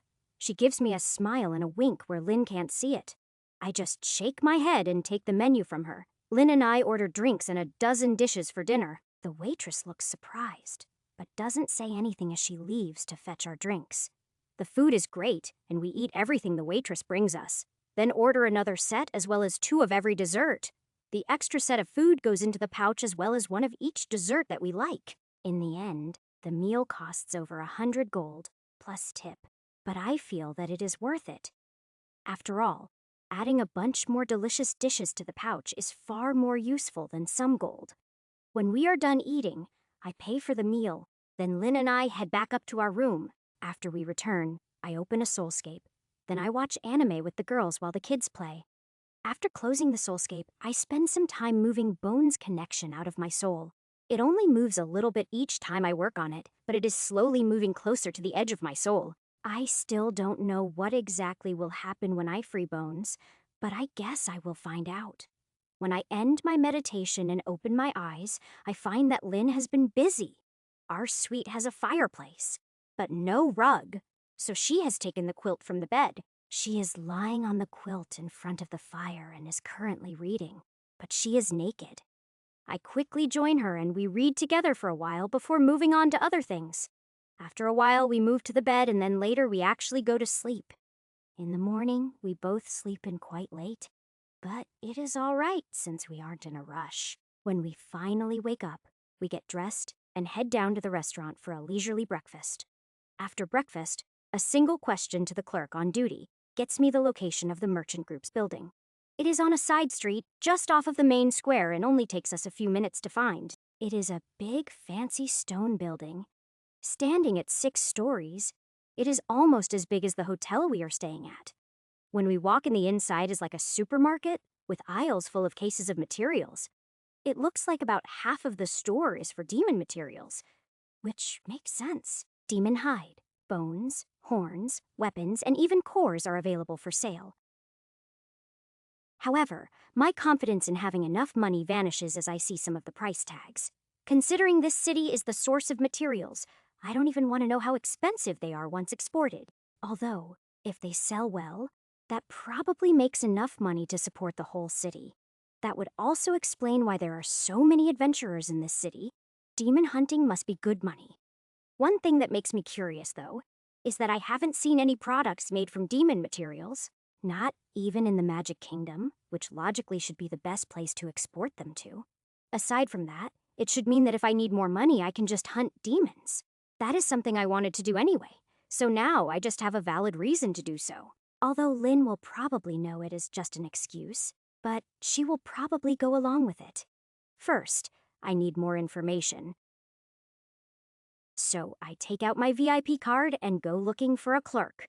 Clerk says, "Welcome to our store. How can I help you?" In answer, I hold up my VIP card and, after seeing it, the clerk leads us up to the 2nd floor. She hands us off to someone else who takes us to a luxurious sitting room. We have barely sat down when someone else brings in a tray with tea and snacks. We have barely had time to try them when a well-dressed gentleman enters.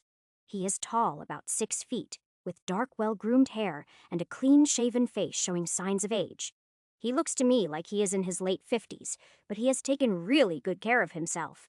Owner says, "Sorry to keep you waiting. My name is Zachariah, and I am the owner of this branch. From descriptions I have heard, I am guessing that you are Lord Ash? Just Ash is fine. It is a pleasure to meet you. This is my fiancé, Lynn."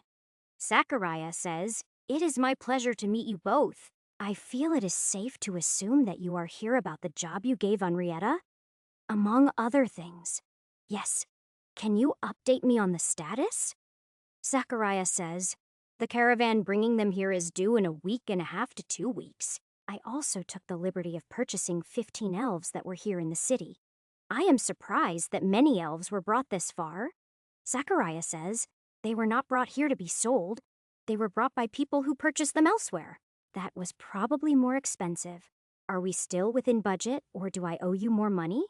Zachariah says. We did go over budget, but the slaves here were purchased separately. The amount over budget and the cost of the local purchases I am willing to waive in return for a favor. I am given to understand that you have the ability to create unique rings that hold large quantities of materials. Yes, I can, Zachariah says. Excellent. I have collected 3 sets of the required materials. I will cover the extra money spent and pay you 1 million gold per ring. Is that acceptable? Absolutely. In fact, my skills have improved, and I can make an even better ring now. Although, you don't need to bother collecting the gold. Store credit will be just fine. I saw plenty of materials downstairs that I am interested in. Zachariah says, that is even better. Since that is the case, the prices for you will be half of what is listed. Great. If you have the materials on hand, I can make the rings by tomorrow. Zachariah says, so fast. That is amazing. I will have the materials brought to you immediately. How would you like to handle the elves? Will you take them now, or make other arrangements? I will take them now if you have a room that I can use. It needs to be protected against observation magic. Zachariah says that can easily be arranged. I take it you have some way to magically move the elves that you don't want anyone trying to steal? Exactly. Chapter 990, Zachariah says. All right. I will make some extra arrangements to ensure that the room is properly secure. Thank you, Zachariah says. You mentioned that there were other things you wanted. Just some basic information about this city and how it works. Zachariah says. That is easy enough. Let's see. The first thing that makes this city unique is that it does not answer to any nation. Technically, we are an independent city-state. The city is ruled by the Adventurers Association, which is run by a council. That is definitely unusual. Is the council made up of adventurers or politicians? Zachariah says, to be on the council, you must be an adventurer who has reached the maximum rank. The only way to improve your rank is by fighting demons, so no, there are no politicians on the council. That sounds like it should be a good system, Zachariah says. There have been a few problems here and there. It is not perfect, but it works for the most part. It is better than most forms of government. But we are not a country. Being just a city-state means it is easier to govern. That makes sense. It also explains why there are so many adventurers in the city. Are they all members of the association? Zachariah says. No, not all. The association has rules and tests that people have to go through to join. The association only allows those with a certain level of skill to join. It helps keep casualties down. That makes sense. But how do you tell who is who? Zachariah says, you should have seen the symbol on the association's building. Any member is required to wear that symbol on their chest or around their neck. Anyone not wearing it is an independent. Oh, all right. I will keep an eye out for it, Lynn says. I assume that it is best to avoid conflicts with association members. Zachariah says, it is, but it isn't as bad as you are thinking. The association does its best to be fair in its judgments. It isn't like the kingdoms that you are used to. Don't go looking for trouble, but don't be afraid to stand against it if trouble comes looking for you. I have no plans to go looking for trouble. Lynn says, you never do, but it finds you all the same. Zachariah laughs and says, if trouble does find you, the law will be on your side. If you get arrested, show your VIP card. They will contact us and I will help settle things. Thank you, Zachariah says. No, thank you. Your business has been of great benefit to our merchant group. Your merchant group has been a great help to me as well. I'd say that we are even, Zachariah says. The best business relationships are those where both parties profit. So, do you have any other questions? A couple. I am curious about something.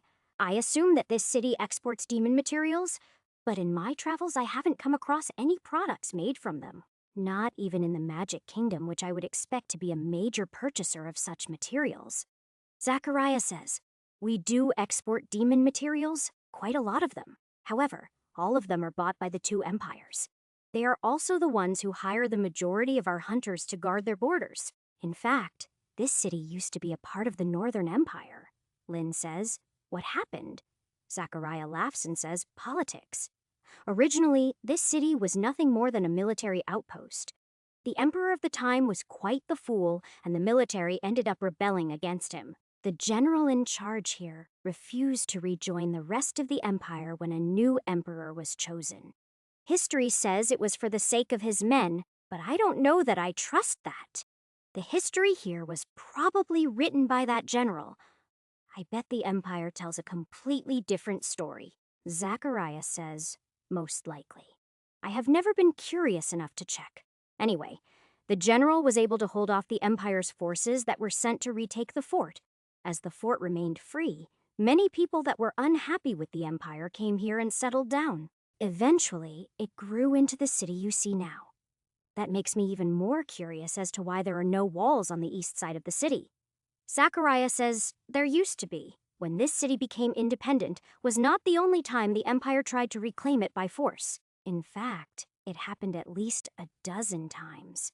It was only as we specialized in fighting demons that the attempts finally stopped. You became important enough to both of the empires to be worth being left alone. Zachariah says exactly. The last attempt to conquer us was a little over 100 years ago. Part of the treaty recognizing our independence was that we would take down the Eastern Wall. I can see why the Empire would want that, but surely the demons have used it to their advantage and attacked from the east. Zachariah says it has happened twice. We met them on open ground and defeated them, although they were costly victories. You see, most of the time it is not actual demons attacking us. It is normally groups of demonic beasts that attack. So none of the demon lords has actually attacked you? Zachariah says. What is a demon lord? Something a high-ranked demon becomes. Think of it as their next evolution. They are much stronger than normal demons. Zachariah says, I have never heard of such a thing. Either they did not attack, or the Adventurers Association has kept information about them restricted to prevent panic. How is it you know so much about demons? That is part of my secrets. I can tell you that I have fought a lot of demons and even been deep into their territory. Basically, the people I represent are at war with the demons. That is all I can say. Please don't ask for more. Zachariah says, all right. That is troubling information. It has been a while since we encountered more than a single demon. It has become a common belief that the demons are almost extinct. Not even close. The demon lords are able to summon more demons. Probably the only reason you haven't been seeing them is because they are fighting us elsewhere. Zachariah says, that is bad. With the demon attacks being reduced, the two empires have started fighting again. Chapter 991. That actually brings me to another of my questions. Do you have a magic to detect shape-shifted demons? Zachariah says, not detect. No, we do have a magic that breaks shape-shifting. Ah, is it commonly used? On another front, how do people in this city view intelligent beasts? Zachariah says, yes, even the city guards can cast it. As to your other question, I guess it depends on the beast. While we keep the nobles away from political power as much as we can, there are still some in the city. Some of them keep beasts as pets, although I don't know how intelligent they are. If you are talking about humanoid beasts, they are mostly kept as slaves, but the city does have laws to allow them to earn their freedom. That could definitely be a problem. Do you have someone who can cast the spell that you trust? Zachariah says. I can cast the spell. I was an adventurer when I was younger. Why? Because I need to see if the spell affects me. You should probably close the door first, though. Zachariah says, why would the spell affect you? Are you a demon? No, I am not a demon, but I am also not a human. Zachariah gives me a confused look, but then he sticks his head out the door. Within seconds, someone runs up to him and he starts issuing orders. I can overhear enough to tell he is talking about materials and a secure room. Then he comes back in and closes the door before taking out a crystal. He touches the crystal to the wall, and there is a bright flash of light that covers the room. When I use Manasite, I can see that it protects against spying and can be used to restrain me. Zachariah says, "All right. Are you ready? Want to tell me what to expect if this works?" "All right, I am ready, but I want to know about that crystal later." As for what to expect, I am similar in size and shape to a drake. "Do you know what a drake is?" Zachariah says. "I've never seen one, but I've read about them." "All right. Well, all you really need to know is that I am fairly big. I am going to stand over here so I won't break anything." "Go ahead, whenever you are ready." Zachariah chants a few words as he casts the spell, then a wave of mana surges out from him. When the wave hits me, it forces me back to my natural form, which feels weird. Surprisingly, the wave also breaks Lynn's disguise, which I wasn't expecting. Zachariah stands there with his mouth hanging open, but his eyes are darting back and forth. It looks like he is having trouble deciding which one of us to stare at. When I try to return to human form, the first attempt fails, but the second succeeds. That is certainly an interesting spell. I am really surprised that it was able to break Lynn's disguise. Lynn says, "It did. I didn't even notice." That explains why he is staring at me as well. "Can you cast the spell again?" Zachariah says. "Sure." This time, as he casts the spell, I focus on holding my human form, but it doesn't work. It does take a few seconds before the spell forces me into my normal form. This time, I am able to feel what is going on. The spell acts like a dispel, just more targeted. It also leaves a short-lived residue on my skin, which is what interfered with my shapeshift. I easily remove the residue, and then I am able to shapeshift back without a problem. It seems to be an effective counter to all forms of shapeshifting and illusions. What is the range of the spell? Zachariah says, "It depends on the strength of the caster, but the limit is about 50 feet. That is not bad. Can you teach us the spell?" Zachariah says, "Sure, but can I ask a question?" "Sure." Zachariah says, "Why were you under an illusion, Lynn?" Lynn says, "To avoid trouble. Men see me and suddenly they don't understand the word no. It has caused us problems a few times." Zachariah says, "Ah, now I understand. That makes perfect sense. Thank you for not immediately running for the city guard." Zachariah says, "As you said, you are not a demon. I have run into enough demons to be sure of that. Although, please tell me you are not buying elves to eat." "No, I am taking them and their people to my lands. There they will be free and protected." Zachariah says, "Your lands. Are you a noble?" Lynn says, "Actually, he is a king. Once we are married, I will be his queen." Zachariah says, "Ah, my apologies, Your Majesty. No need for that. Just continue to call me Ash. My kingdom is a long way from here. Currently, it isn't much bigger than this city." Zachariah says, "All right, if that is what you want.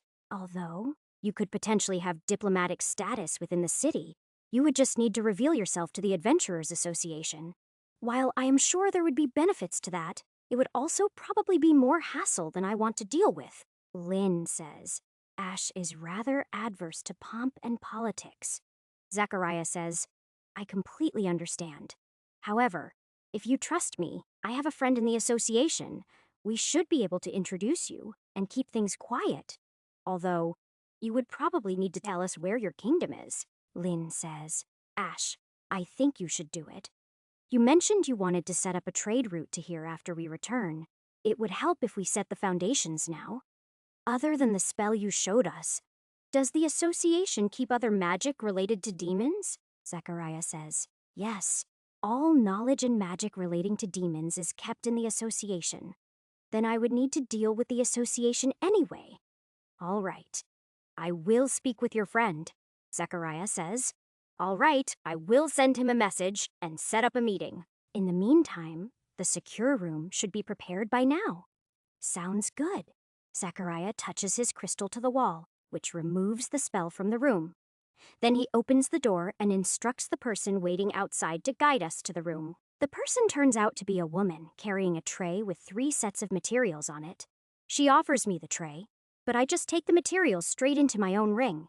Then she leads us downstairs and into a basement room where 15 elves are waiting.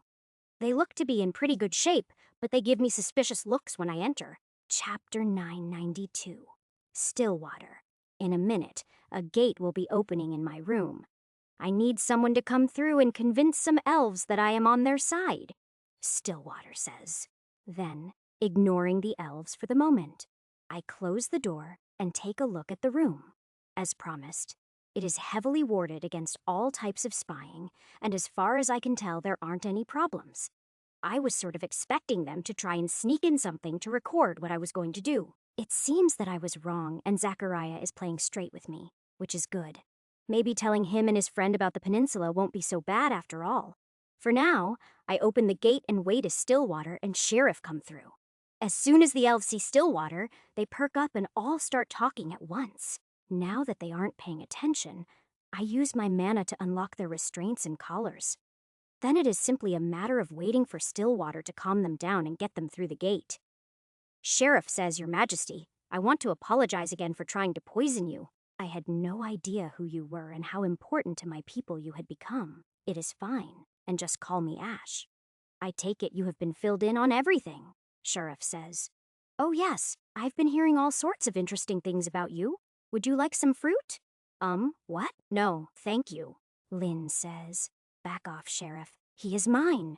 Sheriff says, All right, but you and I should talk when you return to the ship, Lynn. We can have a nice long chat. Lynn says, All right, we can do that. Wait, what? Stillwater says, All right, we are good to go. Sheriff gives me and Lynn a smile before following Stillwater through the gate. Once they are gone, I close the gate. Then I remind Lynn to recast her disguise before I open the door. The attendant is still waiting for us, and this time she leads us up to the 5th floor. I can smell food before we reach our destination, which is a meeting room. Zachariah is there waiting for us, but he is alone. Also waiting is a large table covered in food. The snacks that came with our tea were nowhere near enough, so I head straight for the food. Zachariah says, My friend should be here in about an hour, so I had some lunch prepared. Please, help yourselves. Lynn says, Thank you. So, am I revealing what I am to your friend, or am I playing a human king?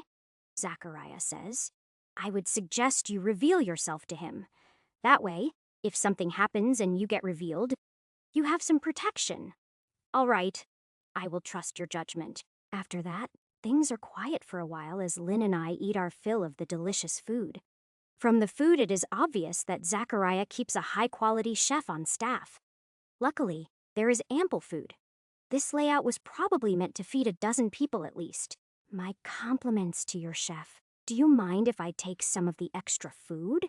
Zachariah says. Not at all. I can have more prepared if you like. No need for that. I just want to add these recipes to my pouch. Zachariah says, Excuse me.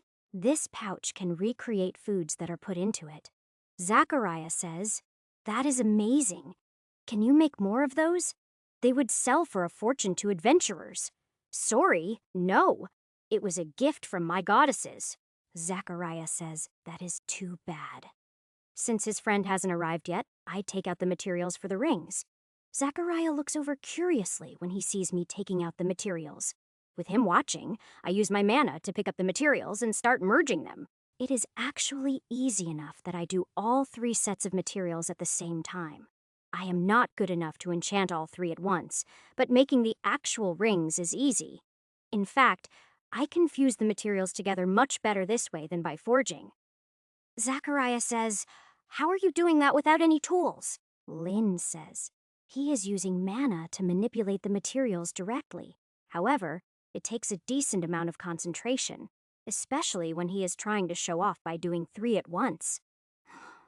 Zachariah says, Oh, sorry.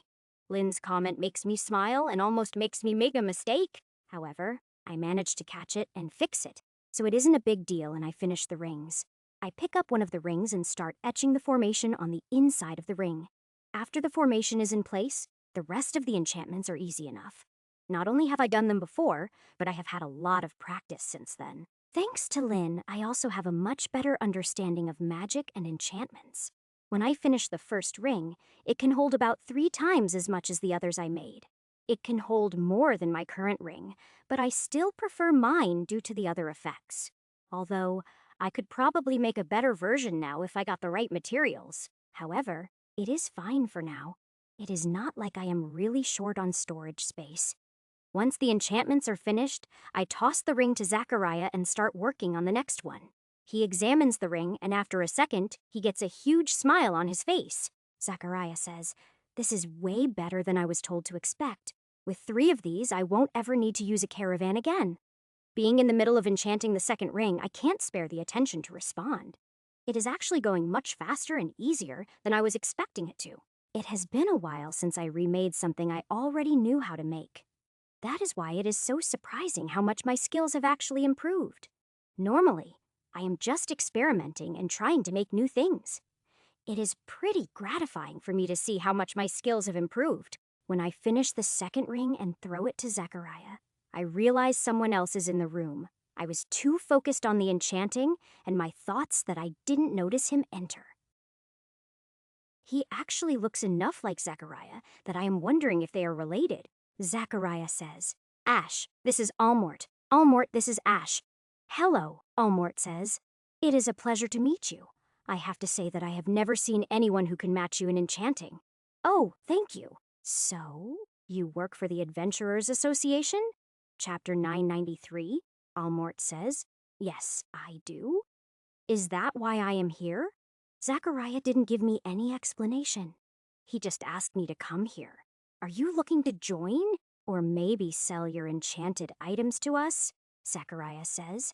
"I couldn't be sure who else might see my message," Almort says. "Fair enough.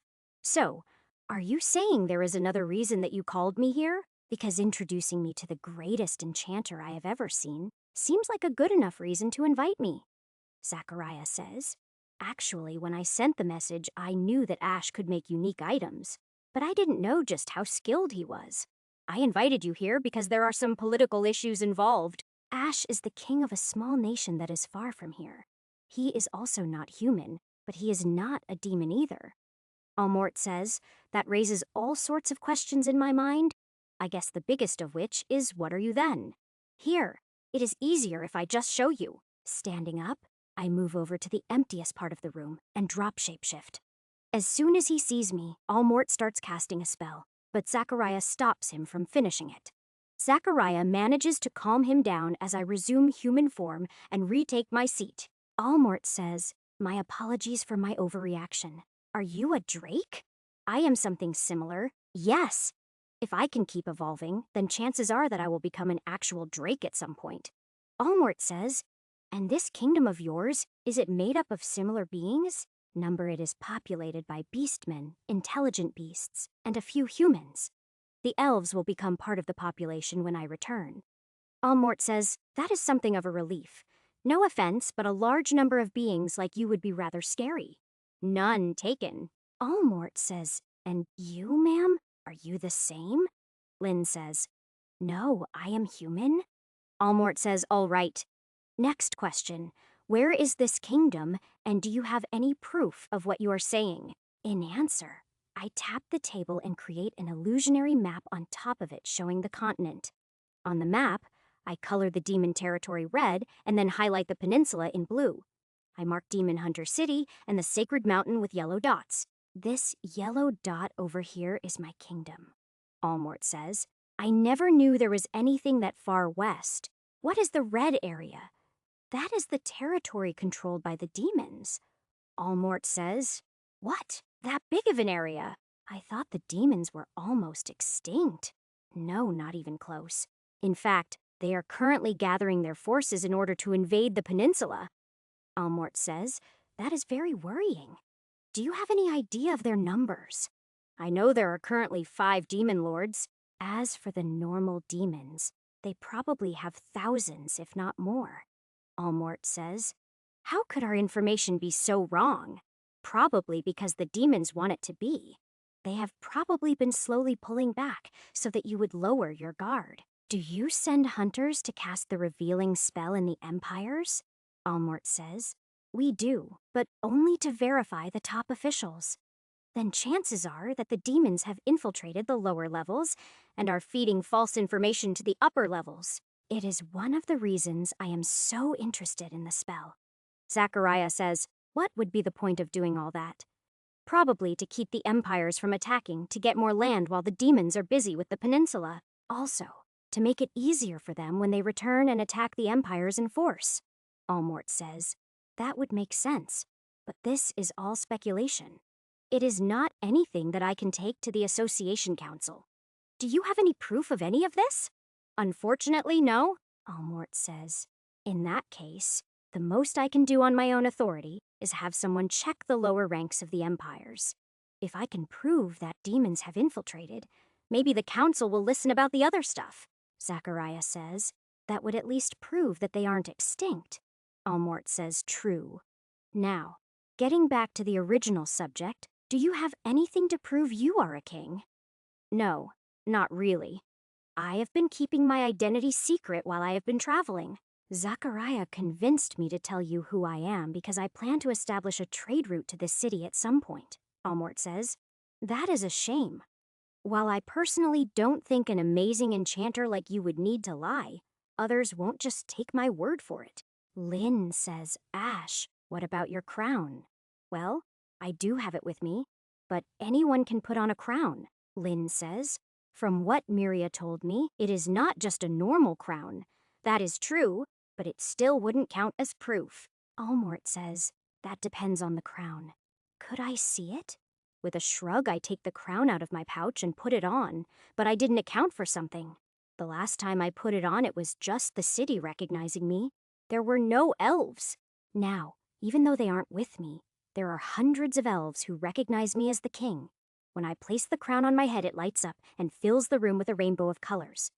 What is more, it projects the aura of a king, and unfortunately that isn't limited to the room we are in. Of course, I don't know about that just yet. All I know is that Zachariah and Allmort kneel. Lynn says, Myria didn't mention anything about this aura. That is because it didn't happen last time. Allmort says, all right. I believe you? Can you please stop? Oh, right. I take the crown off and put it back into my pouch as the two of them get to their feet. Although I can't help but wonder what would have happened if I was sitting on the elven throne. It also makes me wonder what might change in the city once the elves are back. However, that is something for later. Right now I need to deal with how Allmort is looking at me. Before I can say anything, there is a knock at the door, which Zachariah answers. He speaks to someone outside for a minute before nodding and closing the door. Zachariah says, well, keeping this quiet isn't an option anymore. That aura of yours had people in the street kneeling. Ah, sorry. I had no idea the crown was going to do that. A lot has changed since the last time I put it on. Like I said, I haven't been announcing who I am. Chapter 994, Zachariah says. Well, now you don't have much choice. There is no way we can keep this quiet. Allmort says, that is true. Word of this is probably already spreading through the city. The association will hear of it soon, if they haven't already. On the other hand, no one will know exactly what the aura means right away. So we have a bit of time. Okay, so what do we do then? Allmort says. Well, for starters, your visit to our country is going to have to become an official one. My rank is high enough in the association that I can represent the association in welcoming you. I will need to go and report all of this to the council soon before they hear too many rumors. All right, what do I need to do? Allmort says first. You mentioned opening a trade route. How do you plan to do that? By sea, Zachariah says. That will not be easy. Any ship traveling west of the city comes under attack from flying demonic beasts. Even with a full crew of hunters, it is not possible. There are just too many of the beasts. With your ships, maybe. My ship is a different story. Zachariah says, what is so special about your ship? Simple. I built it and I enchanted it. Allmort says, fair enough. Where is the ship? Less than a week away from the city, we flew ahead so that we could see the city and have some fun. Although, I didn't plan to have the ship come to the city. Allmort says, why not? Well, for one thing, it is manned by elves, most of which are freed slaves. For another, it is absolutely a warship. Also, it is much larger than the ships I have seen that humans use, so I am not sure your harbor could accommodate it.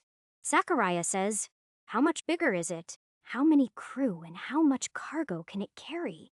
It is about 3 times the size of the largest human warship I have seen. It can handle around 1,000 crew and can carry as much as several hundred of those rings. Zachariah says, I don't suppose you would be willing to build a ship like that for my merchant group? Not possible, I am afraid. I made it from a unique and highly magical tree. Zachariah says, that is too bad. A ship like that would make our merchant group the #1 group on the continent. Almort says, we are getting off topic again. I need to go make my report.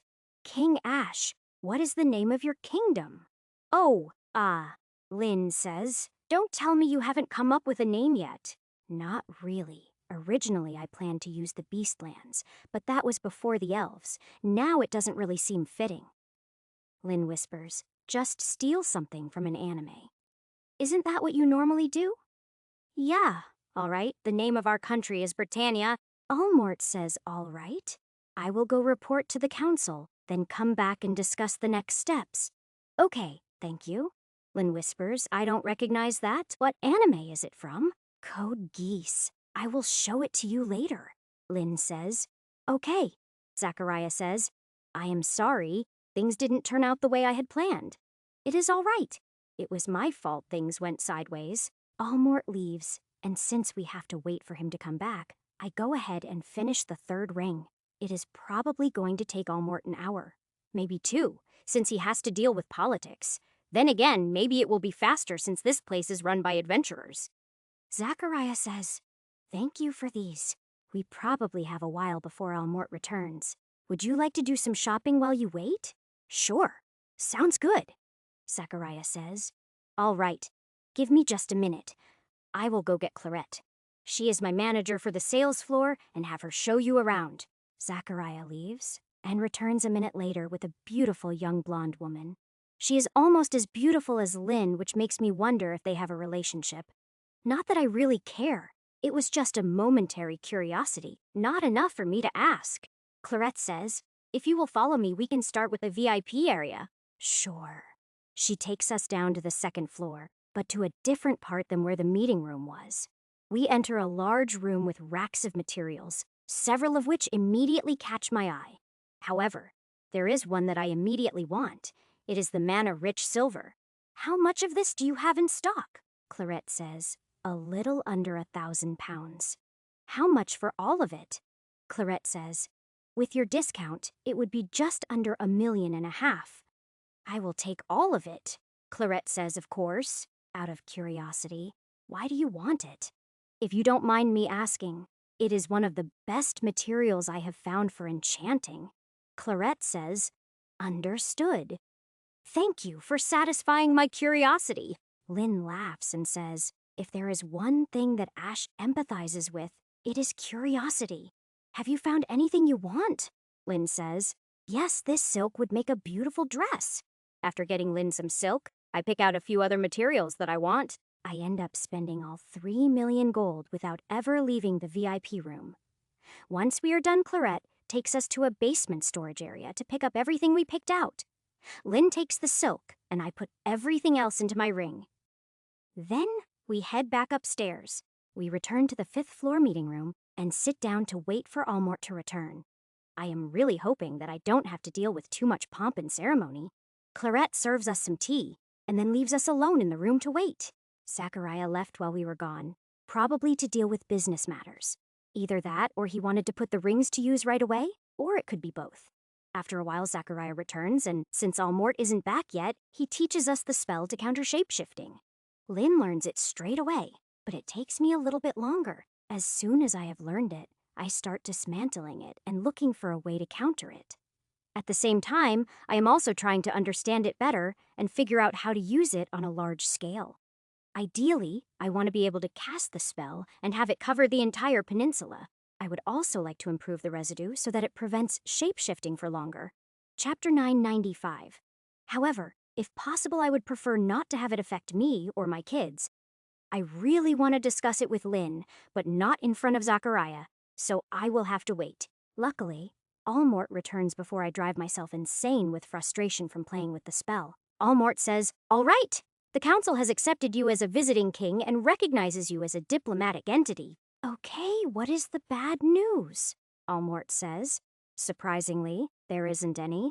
I explained that you were just visiting and not acting in an official capacity, and they accepted it. The council members all expressed an interest in meeting you, but they didn't mention any public appearances. That might be because I explained what you are, as best as I could. That sounds too good to be true. It makes me suspicious. Zachariah says, actually, me too. The council isn't as bad as most politicians, but they still play politics, Allmort says. Right, but for whatever reason, the council was more interested in your map than in you. However, I was asked to ask you a question, but it wasn't by the council. Then who was it? Allmort says, I was asked by the ambassador from the Northern Empire. Oh, what did he want you to ask me? Allmort says. He wanted me to ask if you knew anything about the destruction of the pirates, since you came from the east. Oh, yeah, that was us, Allmort says. It was? Really? Zachariah says. You destroyed the pirates? That is great. Thank you. We have lost so much money because of them. Allmort says you and every other merchant in the north? The council will probably be grateful just for ending the complaints. What was annoying for us was a major problem for the Empire. I wouldn't be surprised if they wanted to give you some kind of reward. That would be fine. I just hope they don't see me as a threat that needs to be eliminated. Zachariah says, even if they do, they won't try anything while you were in the city. They can't afford to violate the treaty. Allmort says, that is true. I am fairly sure that it won't come to that. The benefits of befriending you outweigh the threat you might pose. Although, just to be safe, anything you can do to highlight those benefits would be a good idea. Did you have something specific in mind? Allmort says, no, not really. After all, I don't even know what you are capable of. The simple answer would be to do something with your enchanting, since you are far beyond our enchanters. What? Like the rings. I can only make those with very specific materials. Zachariah says, materials that are expensive and hard to come by. Allmort says, no, not the rings specifically. Just something that only you could make. Something to prove just how valuable of a friend you could be. Lynn says, well, this is Demon Hunter City, so why not make something for fighting demons? Yeah, I could probably do that. Allmort, can you get me any knowledge and spells that the association has for demons? Zachariah, can you get me examples of weapons designed for fighting demons? Allmort says, normally, that wouldn't be allowed since you aren't a member. However, I think I can swing it once word spreads that you destroyed the pirates. That is going to earn you quite a bit of goodwill, Zachariah says.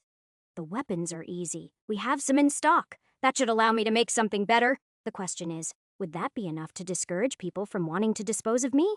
Zachariah says, it would, but it would need to be something you could produce a lot of. Just 1 or 2 weapons wouldn't really make a big difference. That shouldn't be a problem, especially if you can get me a quantity of unenchanted weapons so I don't have to make them myself. Zachariah says, no problem. We have a number of blacksmiths who work for the group. Allmort says, all right. Now that that is settled, I should probably go report to the council and the ambassador. Then I will start working on getting you access to our information on demons. Thank you. But if I can ask, what is in this for you? I doubt you are doing all of this just out of friendship with Zachariah. Allmort laughs and says, that is true. What I get is prestige. Being the one who introduces you will benefit me. In fact, if this goes well, I might just be able to join the council the next time one of the members retires. Okay, good. Knowing your motivation makes it easier for me to trust you. No offense, Allmort says. None taken. I am an adventurer, so I actually hate all the politics. Unfortunately, in order to get on the council where I might be able to change things, I have to get involved. Understandable, Zachariah says. Does that mean you want to know my motivation as well? Do you have any motivation besides profit for your group? Zachariah says. Well, no, not really. Then I already know what I need to know, Zachariah says. I guess so. So far, all my group's interactions with you have been of benefit to us. That is why I want to continue doing business with you. That is why I can trust you. I know that you will always act in the best interest of the merchant group. While that won't always mean going along with my plans, it at least is predictable. Zachariah says, does that mean you are going to leave the sale of these new weapons to my group? Of course. You are providing the weapons, so you already have a stake in this deal. Besides, I don't see a point in looking for another partner when I already have one I can trust not to try and cheat me. Zachariah says, excellent. Are you going to want your share of the profit in gold or in materials? Materials, please. Especially if you can find me more of the mana-rich silver. Zachariah says, I should be able to.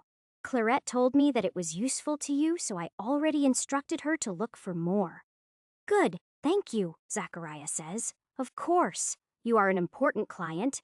It is only natural that we attempt to find what you want the most. Doing that gives us a stronger bargaining position. It is just good business, Almort says. Okay, it sounds like you don't need me for the moment, so I am going to go report in. Dong dong dong, what is that? Almort says. That is the city's alarm. We are under attack. Chapter 996. It shouldn't be a big deal then, right? Zachariah says. Normally it wouldn't be. Ground attacks stand almost no chance of getting past the wall. Unfortunately, that specific alarm means that the attack is an airborne one. All combat-capable people are required by law to assist in the battle, Almort says. Right. We should head up to the roof. Since I am curious anyway, I don't argue and follow them up to the roof. We are not the only ones heading up there. It looks like most of the building's staff is too. As we arrive on the roof, there are already people working on raising weapons from the roof itself. The weapons look like a pair of longbows side by side in a frame similar to a ballista. Curious. I walk over to one that is already raised and take a closer look. It doesn't fire an arrow, or at least not a single arrow. It is loaded with a canister. Inside the canister is a couple of dozen small arrows, but the canister is on a track. From the looks of it, the track stops the canister, and when it stops, the arrows would continue. It is basically an arrow shotgun, although it doesn't look easy to reload. Stepping up to the edge of the roof and looking around, I can see more of these weapons on every roof. Most of the buildings around this one have at least a dozen, but the association building has over 100. Then again, it is the biggest building in the city, so it is probably a prime target during attacks. As for the enemy, so far all I can see is a black line on the western horizon. The city's detection system is pretty good to have spotted an attack this early. Then again, they need the time to get all the weapons set up and loaded. Looking down at the streets, I am surprised to see people moving in an orderly fashion. There is none of the panic I would expect to see, but maybe they are just used to it. After all, this obviously isn't the first time the city has been attacked by demons. Zachariah, why are the people heading into the buildings? Zachariah says. It is city law that every building must contain a shelter and open them to the populace during an attack. Oh, that is a good law. How often do these attacks happen? Almort says. Normally we get attacked once every month or two. This attack is odd because we were already attacked earlier this month. Also, the majority of the attacks are land-based. Airborne attacks are rare. Zachariah says. It also looks a lot bigger than the attacks normally are. Looking to the horizon, the line has grown and expanded. Now it looks like a huge cloud. Using a bit of mana to enhance my eyes, I can see that it is a cloud made up of beasts. There are thousands of them, maybe even tens of thousands, but I can't see them clearly yet. The timing of this attack seems suspect. Did I cause this? Lynn says. What do you mean? You haven't done anything recently? You heard them. This attack shouldn't be happening yet. It is in just hours after I put the crown on, Lynn says. How could that be? The effect of the crown barely reached outside the building. The effect that made people kneel only reached that far. But is that the only effect? I really don't know much about the crown. All I know is that it is an artifact, and it can control an entire city. Besides, who knows how sensitive to a power surge the demon beasts are? Zachariah says. As far as we know, they are very sensitive. We think that is why they swarm any ship that sails west, because of the enchantments. So odds are that this is my fault then, Almort says. Number, if anything, it is my fault. After all, I am the one who asked for proof that you are a king. Lynn says. It doesn't matter whose fault it is. We need to figure out what we are going to do about it. We are going to help defend the city. Allmort, can you tell me anything about these specific demon beasts? Allmort says, they aren't close enough yet. Most of the airborne beasts are not strong individually, but their numbers are a major problem. They look like shriveled up goblins with bat-like wings, Zachariah says. You can see that from here, Allmort says. Then they are called shrikes, and they are normally rank 1 to 4 at most. An average adventurer can deal with a dozen or so. Yeah, but from what I can see there are over 10,000, maybe as many as 20,000, Allmort says. If it was around 5,000, we would probably be okay. 20,000 will overwhelm the defenses just with sheer numbers. Lynn, you have seen me enhance your spells? Think you can do the same, Lynn says. Yeah? Maybe. What do you have in mind? Will it be structured enough for me to enhance it? It should be. I've always had a knack for wind spells. Lynn says, I thought you were best at fire or lightning spells. I am, but I don't want to destroy the city. Fire and lightning are a lot harder to keep contained. Allmort says, yes, please don't destroy the city. Zachariah says, are you really that powerful? Lynn says, yes, he is. Now, Ash, what do you need? I need a few minutes to design the spell. In the meantime, those things are going to reach the city and start attacking. I need you to help hold them off until the spell is ready. Lynn says, all right, I can do that. I move back to the middle of the roof and sit down as I start designing the spell. I want it to cover a large area and do a lot of damage, but I need to be able to control it. Unlike my normal spells, I need it to be properly structured so it doesn't go wild when Lynn enhances it. I probably could have asked Lynn if she knew a spell that would work, but I can't just do that every time. With everything Lynn has taught me and all the experience from enchanting, I should be able to do it myself. After all, enchantments are structured, so I should be able to do it. As I am working on the spell, the first of the demon beasts reaches the city. However, for now they are staying high enough that the defenders can't attack them. It looks like they are at least smart enough to wait and gather their numbers before attacking. That isn't a good thing, but in this case, it gives me a bit more time to work on the spell. My main advantage is that I am only using wind. If I was mixing elements, it would be harder. I already had an idea in mind, so the spell is developing quite quickly. Chapter 997. If it was just a normal spell, I could even cast it right now, but that wouldn't be enough. To have it cover most of the sky above the city, it is going to need to be enhanced. The problem is that I don't have enough mana to cast it and enhance it. Once again, I find myself wishing that I had Lynn's mana pool. I could do it myself if I had that much mana. Then again, I really like the idea of her enhancing a spell that I cast for once. However, that means that the spell needs a strong, resilient structure, or it will fail. This is the hardest part for me and something I should have forced myself to learn sooner.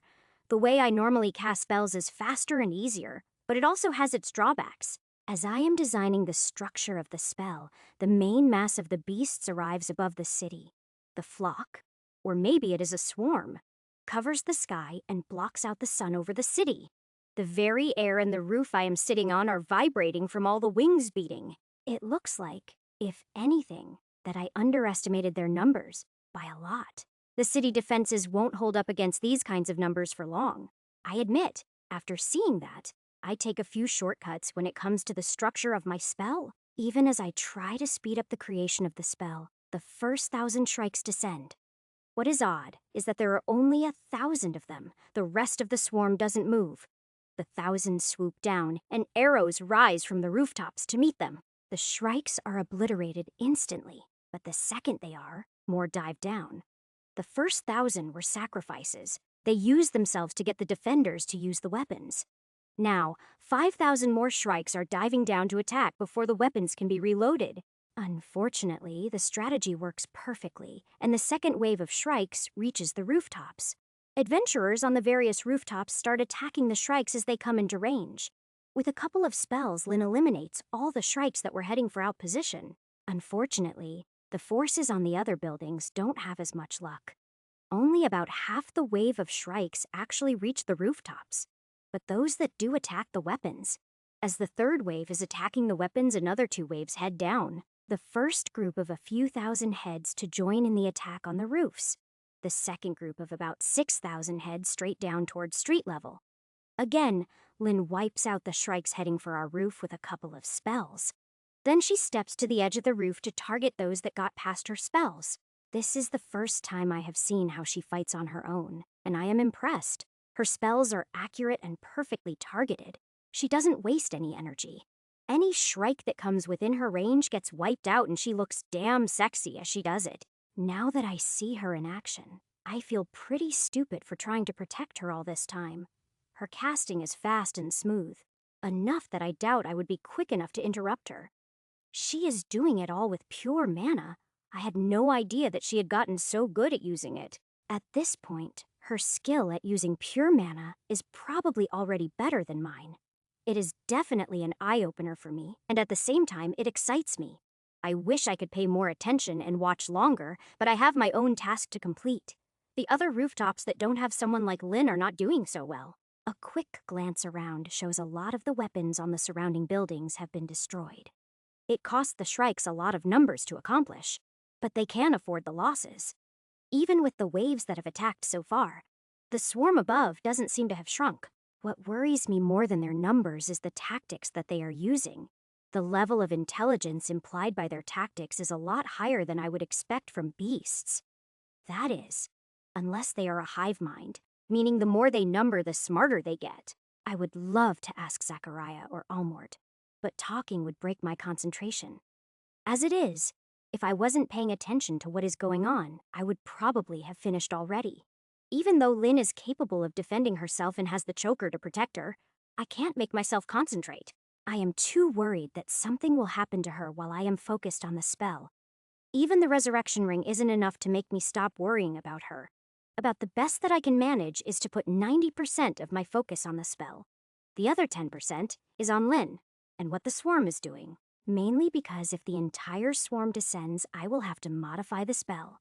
At this point, I just need another couple of minutes and the spell should be ready to cast. As long as the swarm stays put that long, we should be able to save the city. Luckily, it looks like the swarm itself is going to stay put for now. Another wave of 5,000 breaks away. The new wave moves down to replace the losses of the waves attacking the rooftops. I am curious what is going on at street level, but I can't see that from here. I do notice that this new wave completely avoids our rooftop. They are avoiding Lynn. Again, that shows a worrisome level of intelligence. It makes me wonder if a demon is controlling them. Even if the swarm has a hive mind, it shouldn't be this knowledgeable of the city's defenses. Then again, it might know if it remembers other shrikes attacking the city. I am certainly no expert on hive minds, but that doesn't seem like something they should be capable of. Honestly, I think I would prefer it if it is a demon controlling them.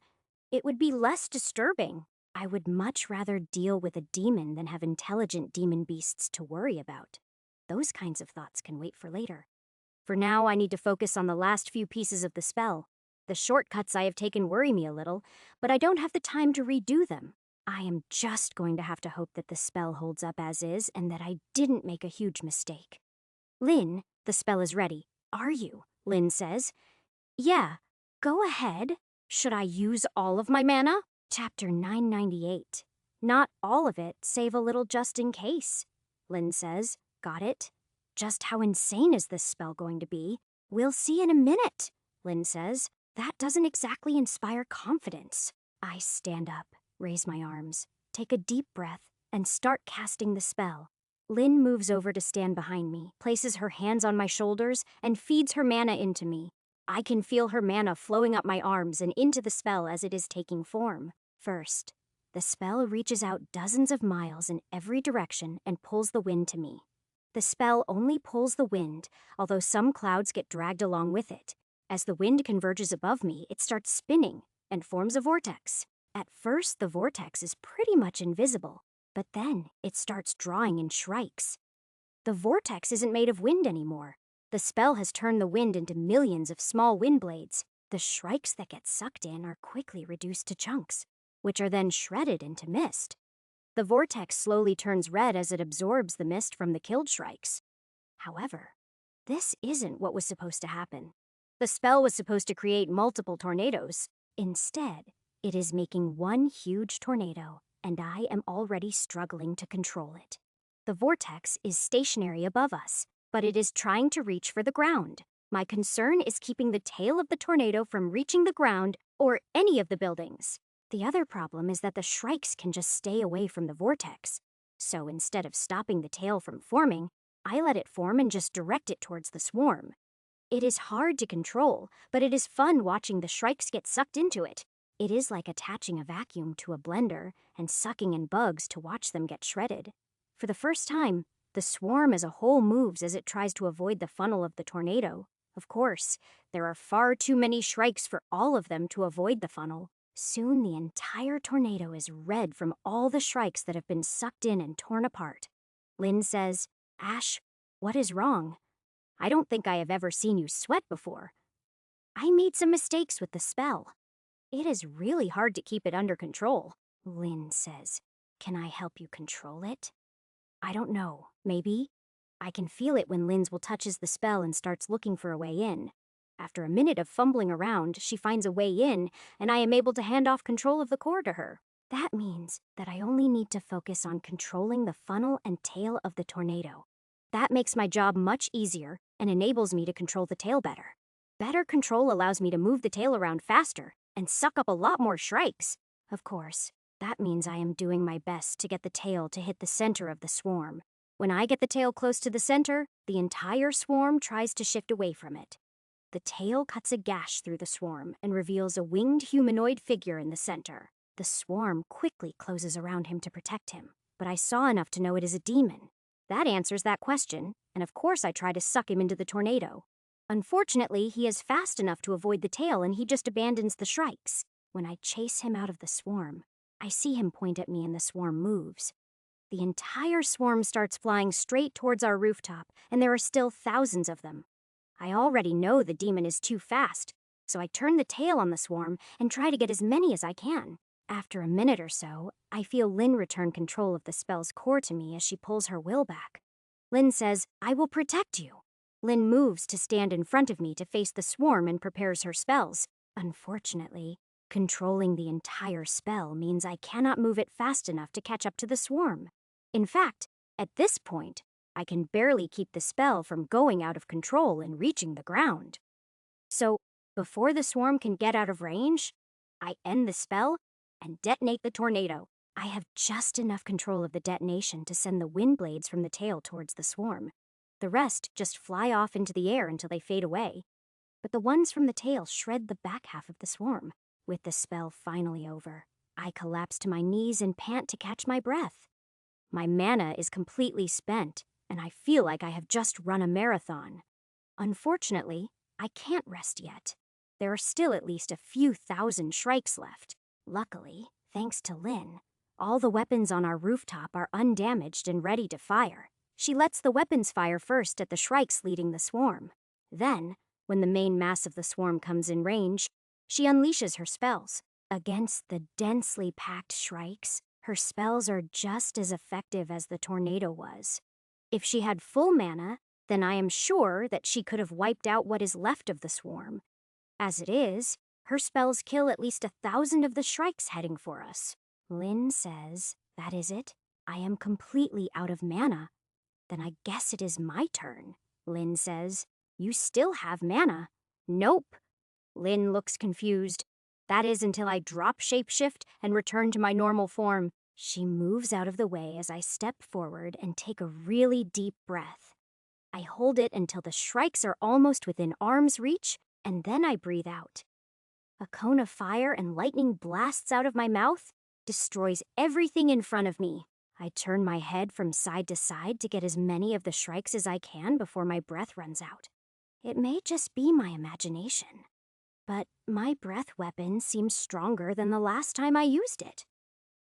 "All right, Zachariah Allmort, the rest is up to you." The two of them lead the others on the rooftop in dealing with the remaining few hundred shrikes. Luckily, Lynn and I bought enough time for the weapons to be reloaded. After the weapons fire again, the shrikes are reduced enough in numbers for the humans to finish them off. 17,953, rank 1 shrikes defeated. 897,650 XP gained. 11,388. Rank 2 Shrikes defeated. 1,1388. 00 XP gained. 4619. Rank 3 Shrikes defeated. 692,850 XP gained.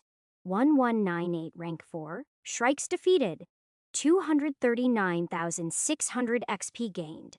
131. Rank 5 Shrikes defeated. 32,750 XP gained. Chapter 999. Lynn says, "Whoa, I actually leveled from all of that. Did you?" "Nope, but that is because I leveled not too long ago. It is a nice big chunk of experience, though. I am beat.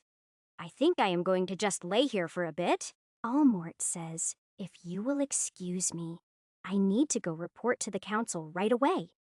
When I don't respond, Almort leaves, and he is almost running when he does. Lynn comes over and sits on my arm with her back leaning against my neck. Zachariah oversees taking care of the few wounded and getting the weapons put away. "Hey, Lynn, did you see what happened to the demon?" Lynn says, "I think he got away, didn't you see?" "No, I was busy keeping the spell from going out of control." Lynn says, "Remind me later, and I will teach you how to properly build a new spell." "Hey, give me a break. I was in a rush." Lynn says, "That is no excuse. Some of the mistakes you made were fundamental ones." "If you are going to be teaching me, then are you going to wear the teacher outfit?" Lynn says. "If I do, will you pay attention?" "Oh, I will pay attention? Just probably not to what you are teaching me." Lynn says. "Then no, I won't wear it. Maybe if you learn properly, I will wear it after." "Deal," Zachariah says.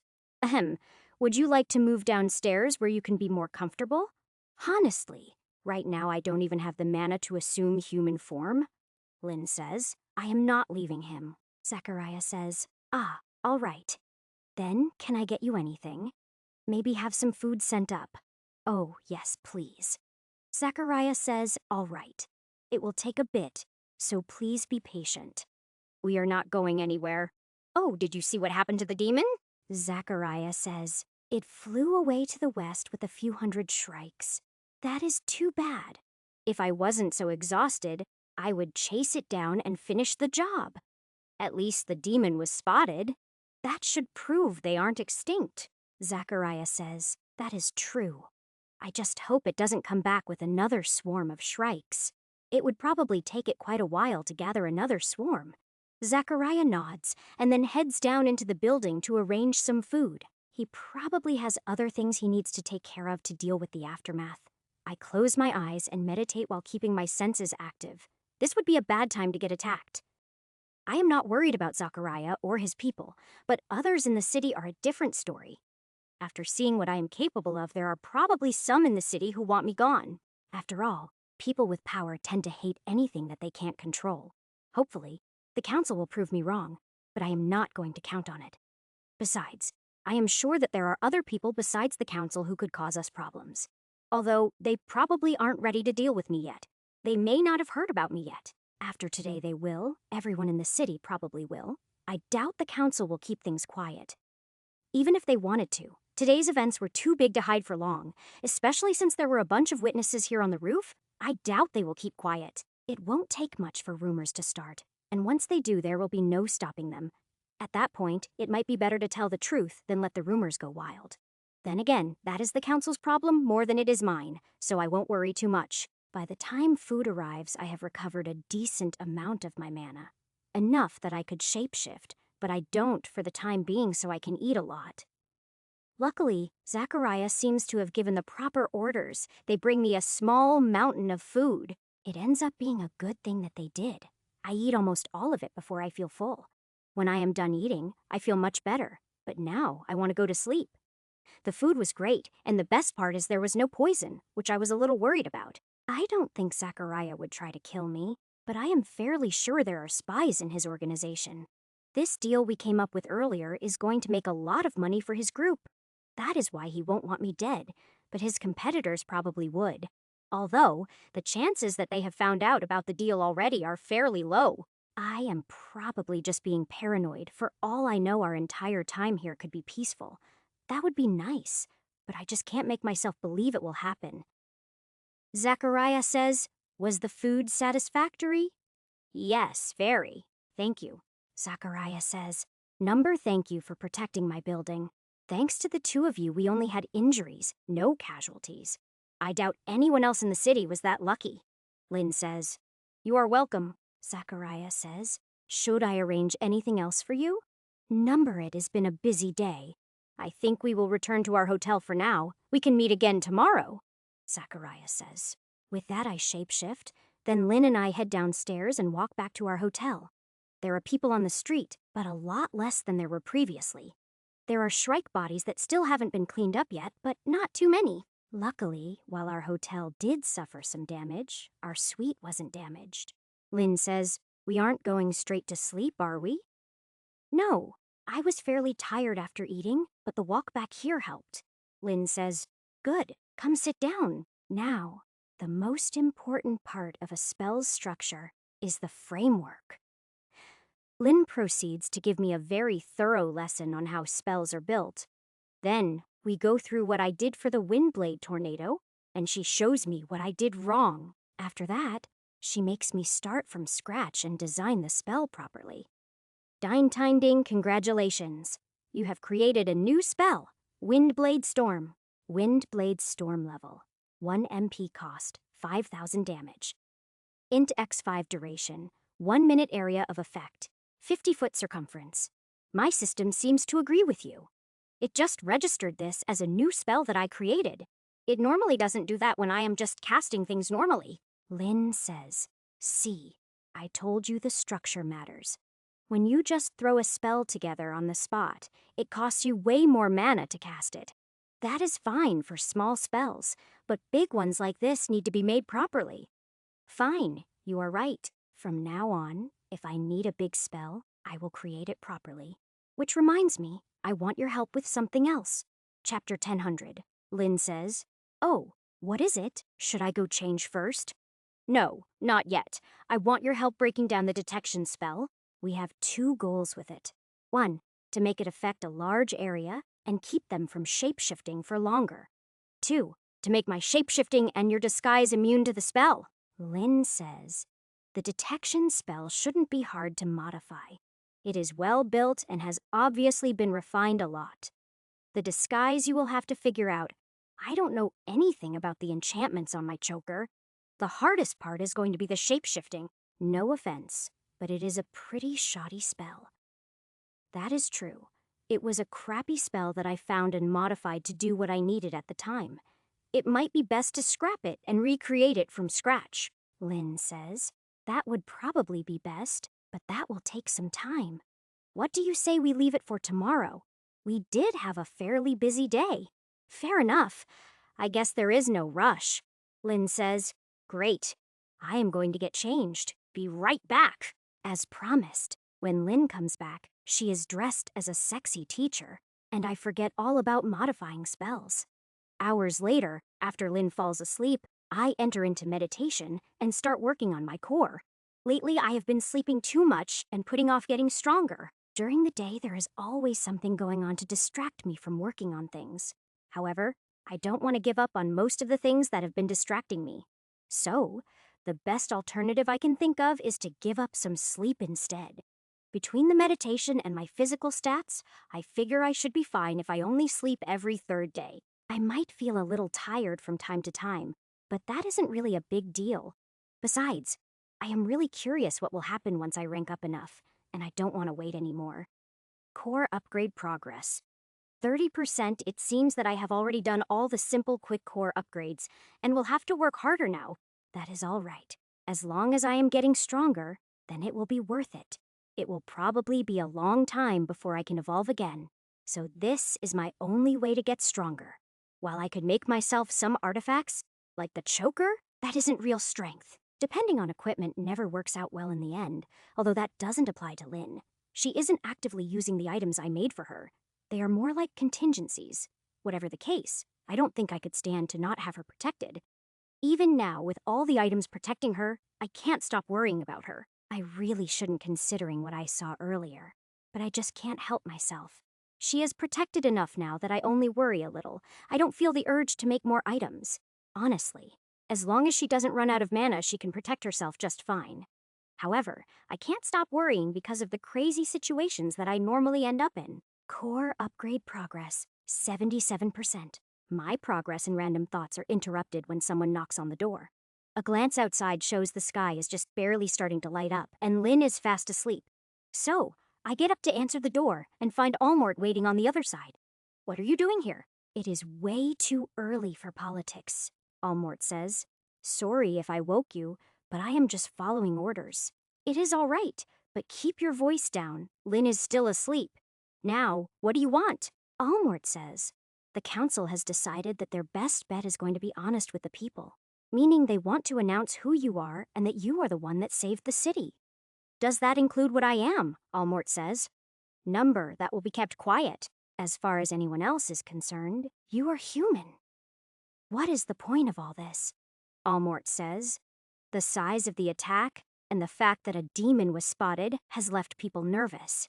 Telling the truth about you will reassure them and distract them. Besides, this way the council and the ambassador can openly reward you."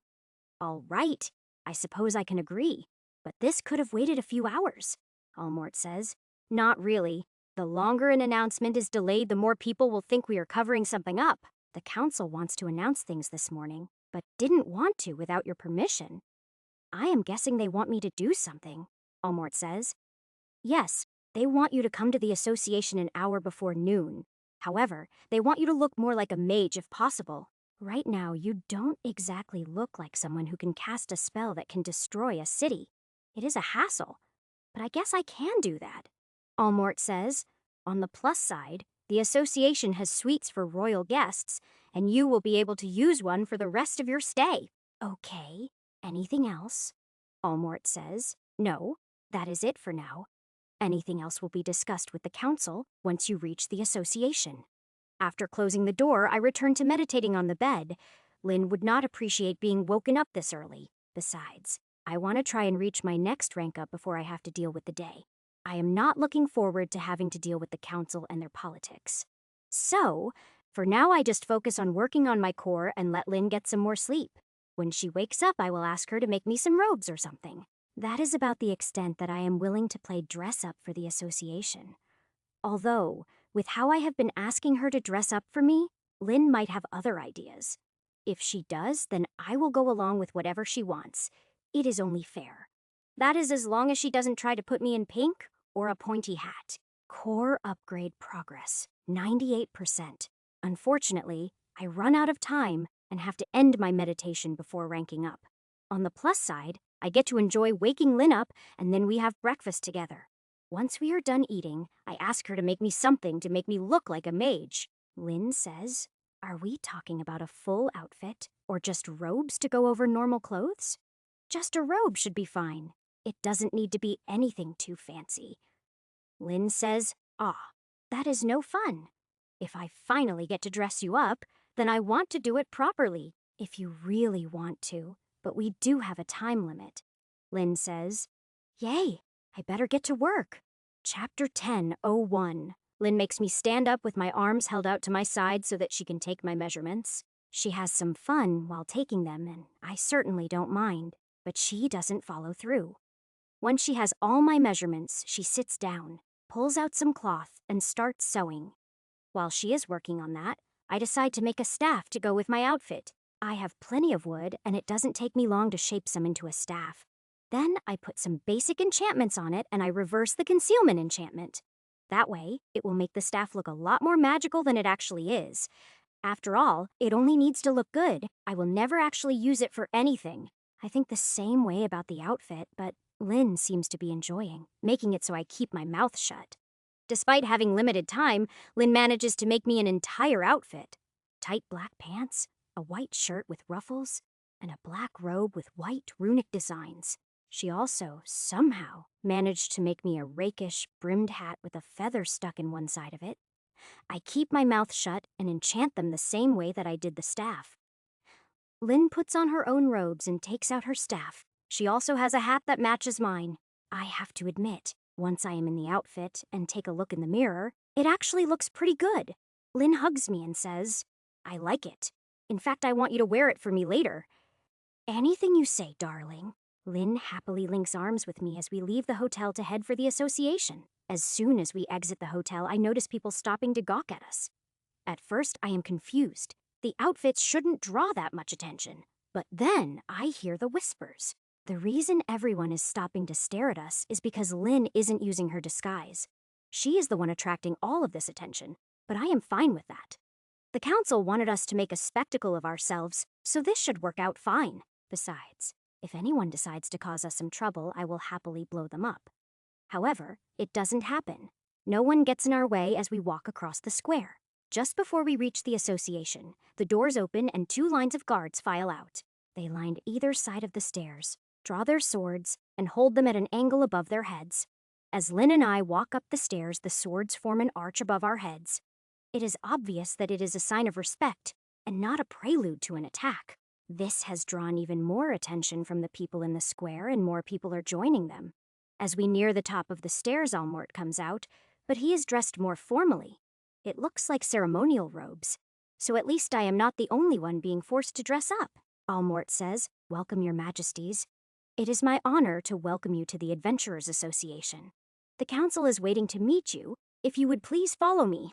I just nod at Almort, and he turns to lead us into the building as the guards lower their swords behind us. We enter into a foyer that is crowded with adventurers and staff who are all staring at us. We cross the foyer and follow Almort up a grand staircase to the 2nd floor. Almort leads us into a room at the front of the building, on the 2nd floor.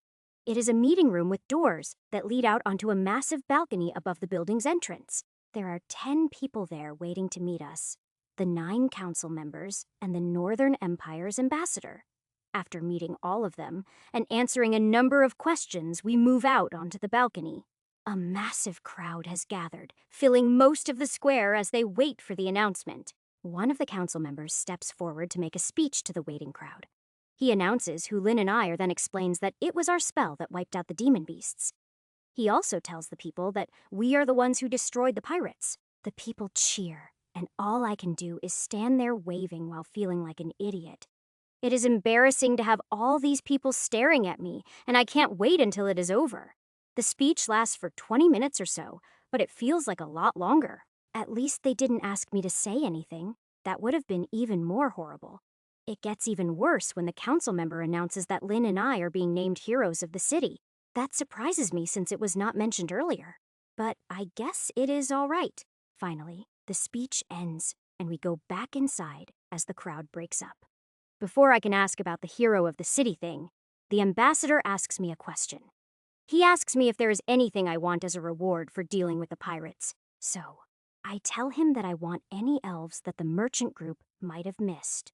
He promises to have the Empire scoured for any remaining elves and to keep me informed of their progress. That might end up meaning that we need to stay in the city longer. But I am fine with that, although this visit probably isn't going to be as relaxing as I had hoped. Luckily, after talking with the council for a while, they agree to let Almort be my contact with them. Almort will gain prestige and I will not have to deal directly with the council. Hopefully, I can avoid getting dragged into their politics this way. We talk with the council for a while longer before Almort leads us out. He takes us to the top floor to show us the guest suite that we are going to be staying in. As soon as I scan the room, I find several problems, hidden spells that are used to spy. There are over a dozen of them, and that is just in the main room of the suite. I walk around the room touching each spell and sending a surge of lightning into them. Not only does it destroy the spell, but it should send a shock to anyone connected to the spells. If someone is connected to all the spells, it might be enough to kill them. Even if not, they are going to be having a bad day. But that is not my problem. Once the main room is done, I do the same in each of the other rooms of the suite. The only room that had more than the main room was the bedroom, and that pisses me off. When I destroy the ones in the bedroom, I put a little more juice into them. Anyone connected to those is likely to die, but I don't feel guilty for it at all. Almort says, "Do the rooms meet with your approval?" Chapter 10:02. They do now that all the spying spells have been removed. Oh, you should warn the council that anyone who enters the secret alcove hidden behind the bedroom wall will die. Almort says, "What? Seriously?" "Yes. I just removed over 30 hidden spells from these rooms.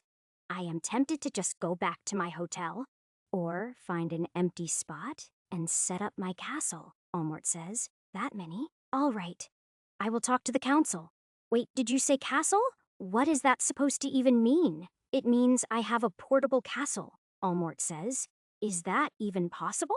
In answer, I take out the castle and let him take a look at it, but he almost blinds himself. He makes the mistake of trying to look at it with magical sight, which hurts. Unfortunately, instead of turning it off, he looks away and just happens to end up looking at Lynn. That is almost as bad, and he ends up just covering his eyes until he can cancel his spell. When he takes his hands away, his eyes are bloodshot and tears are streaming down his face. It is something of a struggle not to laugh at him. That was pretty stupid. Almort says I realize that now. Lynn says, Ash, be nice. Oh, all right.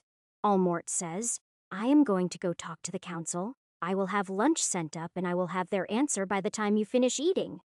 All right, I will wait. Almort leaves, and a few minutes later, a train of servants enters carrying trays. They lay out the food on the table, almost completely covering it. And then they leave. Lynn and I start eating, and the food is amazing. Enough that about half of it gets put into the pouch? Almort returns and says, the council knew about the spying. Apparently, it is standard procedure to monitor visiting royalty to gain advantages in negotiating. They were not happy about the fact that the 2 mages assigned to monitor these rooms died. They should have thought of that before inviting me to stay here. It is their own fault for underestimating me. Lynn says, it isn't Almort's fault. Don't take it out on him. You are right. Sorry, Almort. Almort says, it is all right. I am not exactly happy with the way the council does business either. Here, these are your badges. They grant you full access to the library. Now, the question is, are you going to stay here or leave? I have no choice now.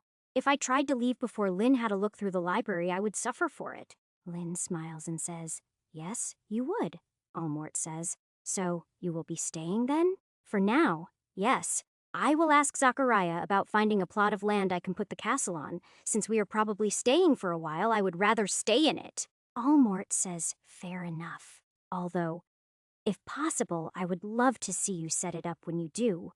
Sure, that is no problem. Zachariah will probably want to as well. Almort says, I am sure he would, and he will also want to buy one knowing him. Anyway, is there anything you need? Nope. Lynn will be heading to the library, and I will go see Zachariah. Almort says, all right. If you need me at any time, any member of the staff will be able to find me for you.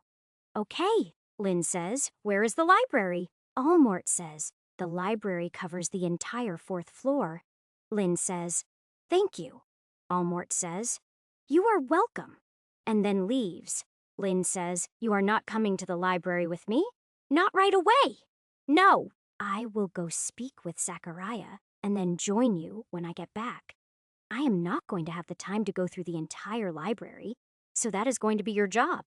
Lynn says, we probably won't be here long enough for me to go through the entire library. Not for you to read the entire thing, no. But you should be able to figure out what books are worth copying. Lynn instantly realizes what I mean, and she gives me a huge smile.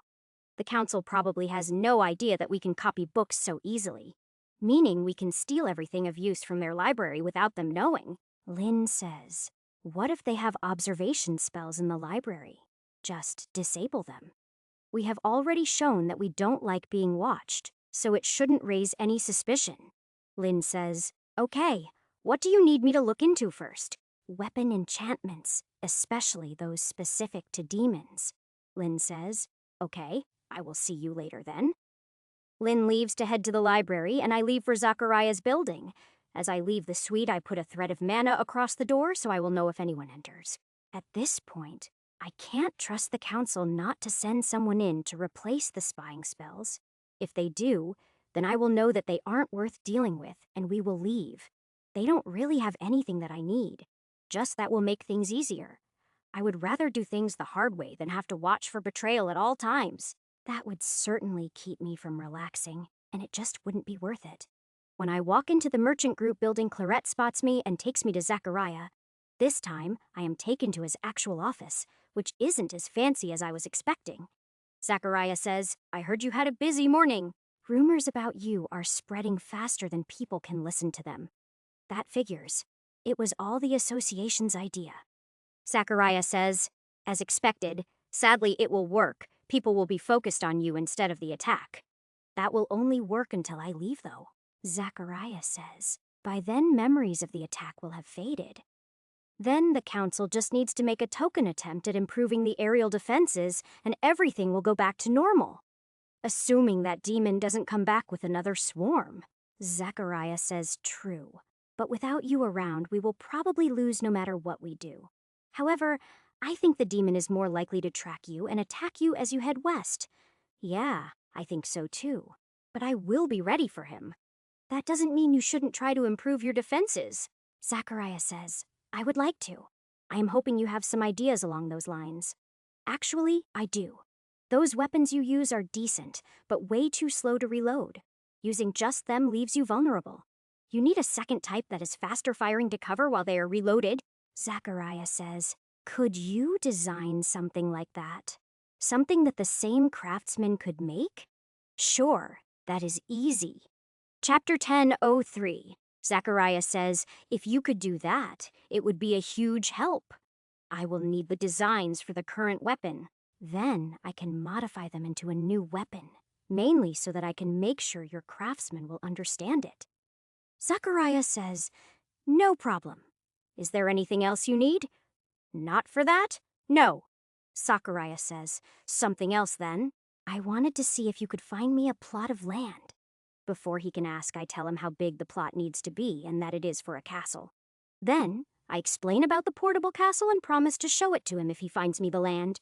When I take the castle out to show him, he is smart enough not to use magic sight.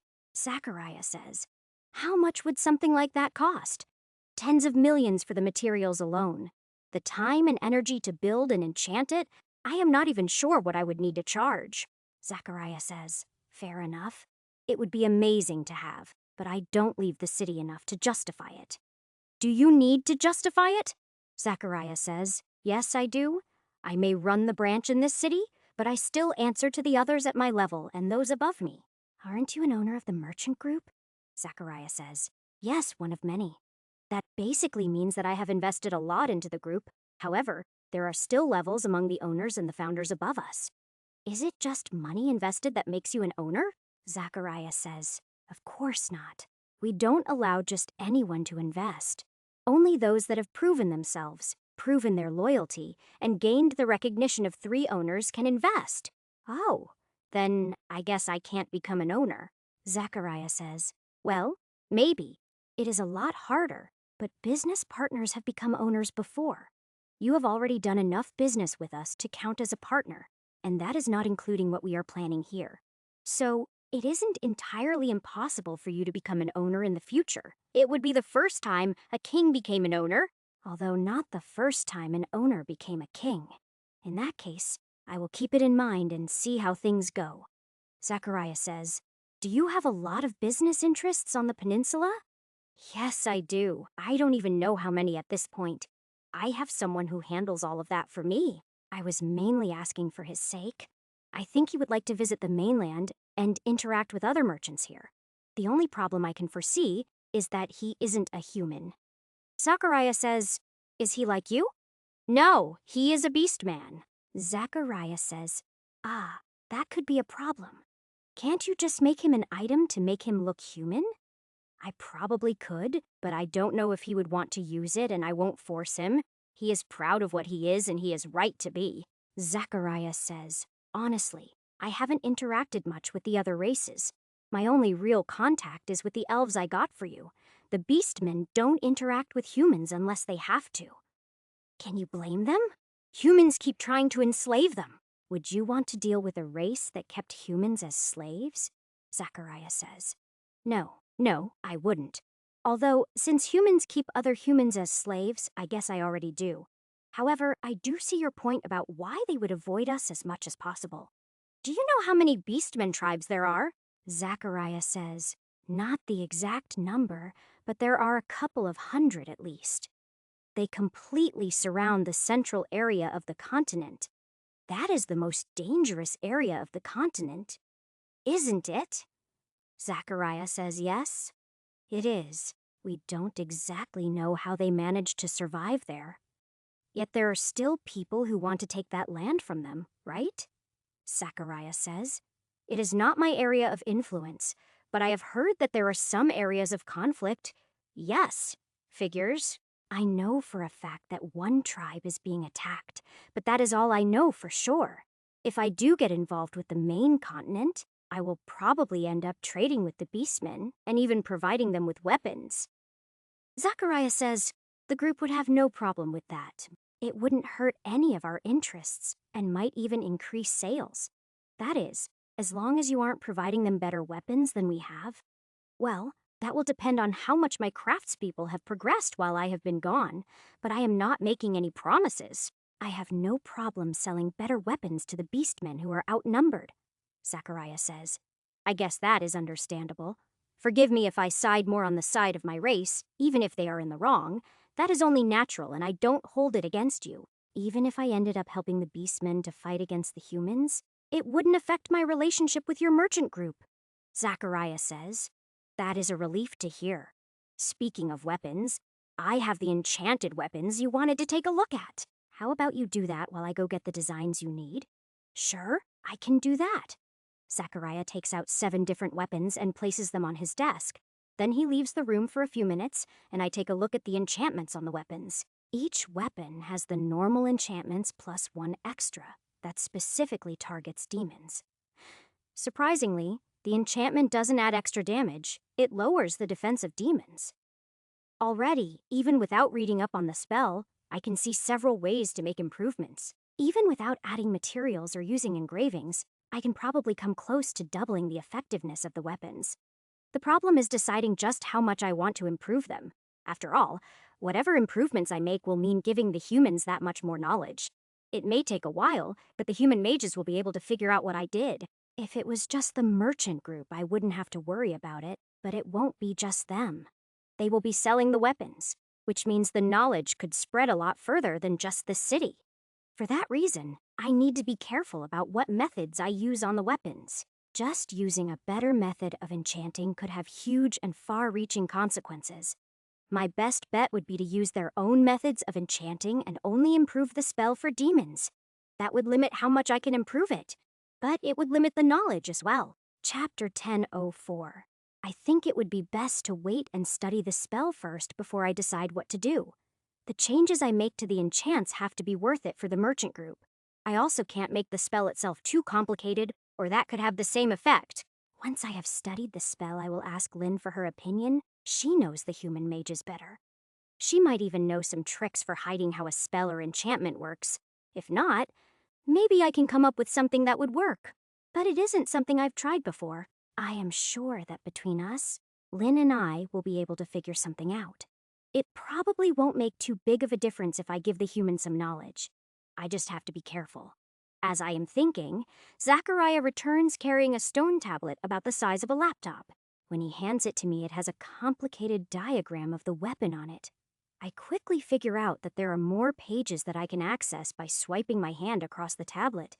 It basically works like a computer tablet. It just doesn't have any other functions. Instead of looking at what information is on it, I am far more interested in the enchantments. It is enchanted in the same style as the weapons, but the enchantments are far more intricate. They use several spells that I am not familiar with, probably for storing and displaying the information. Once I am done looking at the enchantments, I turn my attention to the designs on the tablet. The first page shows the completed weapon. The other pages show each individual piece and how they are made. The last couple of pages show how all the pieces are assembled together. All in all, it kind of reminds me of the instructions that used to come with a set of Legos. With this, as long as someone has the skills to make the pieces, basically anyone can assemble the weapon. It is really well thought out, and it will make what I need to do even easier.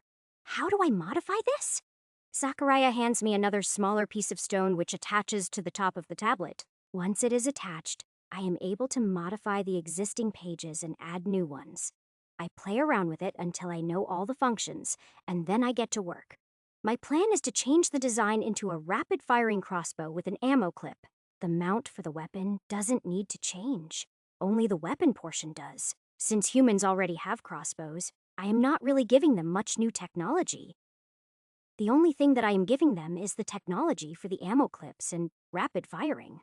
While that can be adapted to other things, it won't make much difference. It is something that the humans could easily come up with on their own given some time.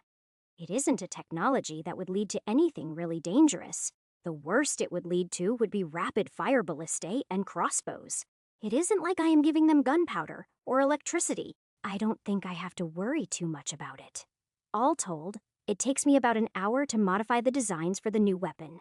It will have a shorter range, but it is meant to cover the other weapons, so that isn't a problem. It should be able to fire about 5 shots every 2 seconds, with a clip of 50 bolts. That means that it can fire non-stop for around 20 seconds before it needs to be reloaded. That rate of fire should be enough that even someone with poor aim can hit a target. Thanks to the clip design, it can also be reloaded really fast and the clips are reusable. All right, it is done. Take a look. A couple of these on each roof should be able to cover the current weapon's biggest weakness.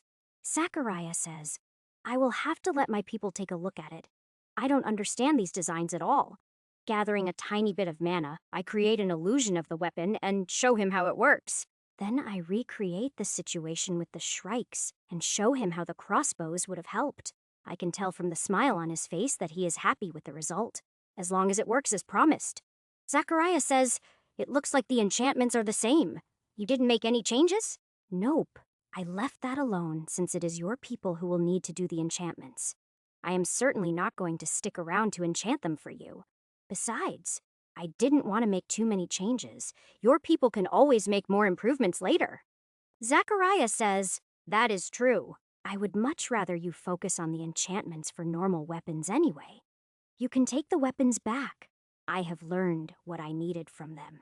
Now I just need to study the spell, and then I should be able to make an improved enchantment. Zachariah says, I will get these designs to my people.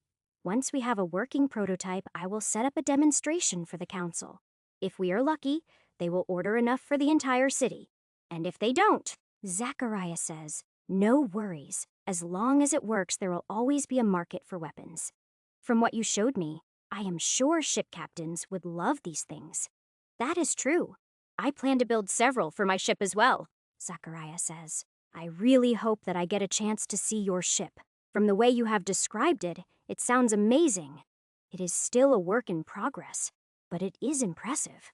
I am not sure yet if I am going to let it come to the city. The council hasn't impressed me so far, but once it is close, I can take you to see it, Zachariah says. Thank you. I will be looking forward to it. So, is there anything else you need right now? Nope. I just need to go find Lynn in the library. By now, she should have found the books about the spells that I need to read. Zachariah says, all right. Let me know when the enchantments are ready. I have already started stockpiling weapons for you to enchant. I will also start searching for a suitable plot of land. Will do, we say our farewells. Then I leave the building and head back to the association. When I reach the library, I have to stop and stare. I have never seen so many books. This is the biggest library I have ever seen, and it is going to be impossible to drag Lynn out of here. At least it is bigger than any library I have seen in real life. I can think of a few in animes that would match it. Allmort wasn't kidding when he said that it took up the entire 4th floor. What he failed to mention was that the 4th floor is tall enough to count as 2 floors. Chapter 10:05. Luckily, the library is well organized and has signs everywhere, which allow me to find the reading area. There, I find Lynn sitting at a decent-sized table that has books all over it. She gives me a smile when she spots me and just points at a stack of books on the table. I return her smile as I walk over to her. Then I give her a kiss and sit down next to her. I grab the book on top of the stack, flip it open, and start reading from the beginning. It is about the spell that is used to dispel any kind of illusion or shape-shifting. The book details how the spell was developed and all the changes that have been made to it since, according to the book. Some of the changes were improvements, but some were made out of necessity. Apparently, the demons found ways to beat the spell several times in the past. Luckily, The book explains how they did it and the changes made to the spell to counter it. This information is really helpful considering I want to beat the spell as well. Just from reading the history, I can see several problems with the current spell. They are nothing major, just places where updates cause tiny problems.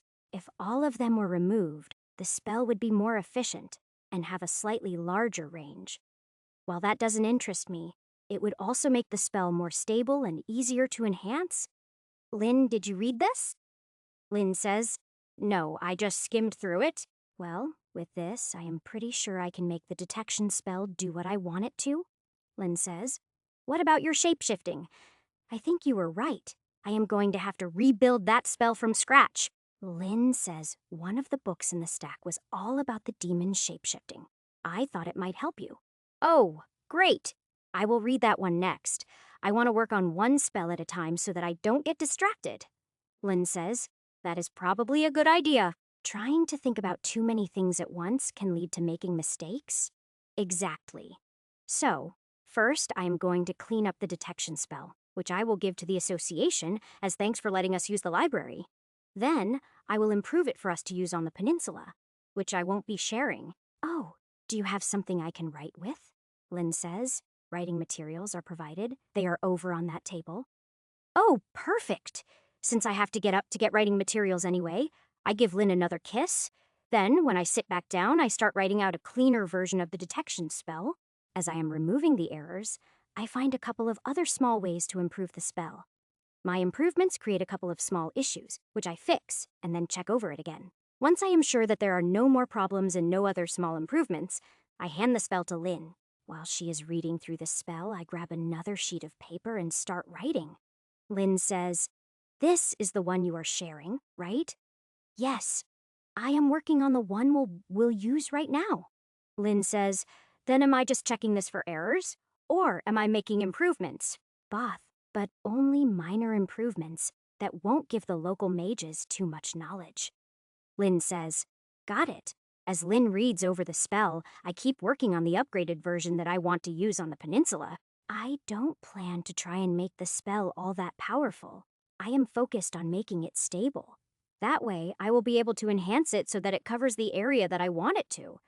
I have also had the thought of using it as an enchantment, maybe even adding it to the tower. That way, demons wouldn't be able to disguise themselves ever again on the peninsula. It is possible, but it is something that I would have to talk to UI about first. I am also not sure if my enchanting skills would be up to adding anything to the tower. I can still remember how complex the tower's core is, and I don't know if I could even make changes to it.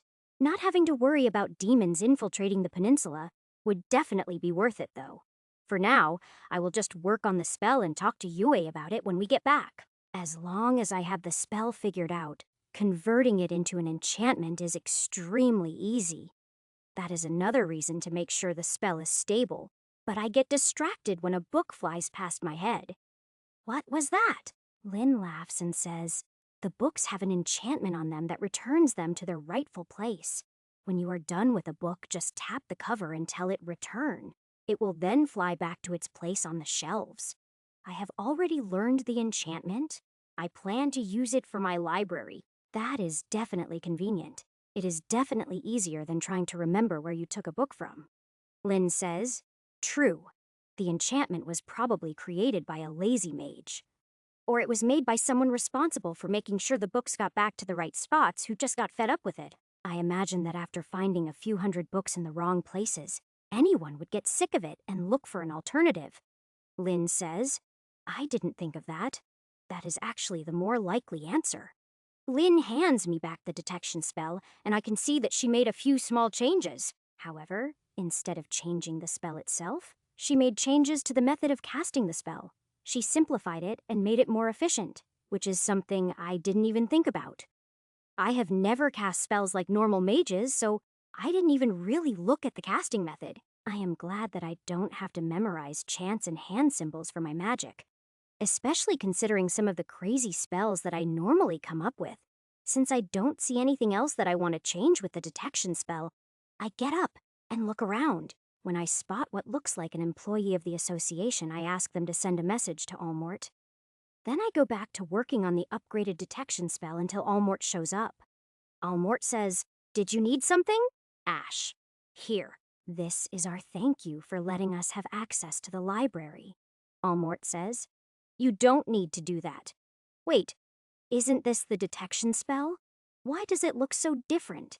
I was curious about the spell, so I took a look at it. There were several errors in it, so I fixed them. While I was at it, Lynn and I made a few small improvements. Chapter 10, 06. Allmort's eyes widen, and then he carefully reads through the spell again. Then he starts to cast it, but I quickly interrupt him before he can finish it. There is not enough room here for me to be forced into my normal form without damaging things, Allmort says. Oh, right. Sorry. I forgot myself for a second. I will go outside and try it. I will be back in a few minutes. Allmort leaves in a rush, and I just chuckle as I go back to working on the spell. He comes running back into the library with an excited look on his face about 10 minutes later. Before he reaches us, Allmort stops to catch his breath, then walks over calmly. Allmort says, this spell is much better than the old one. Not only is it easier to cast and has a better range, but it even costs less mana. Are you sure that you don't want to be paid for this? I am sure.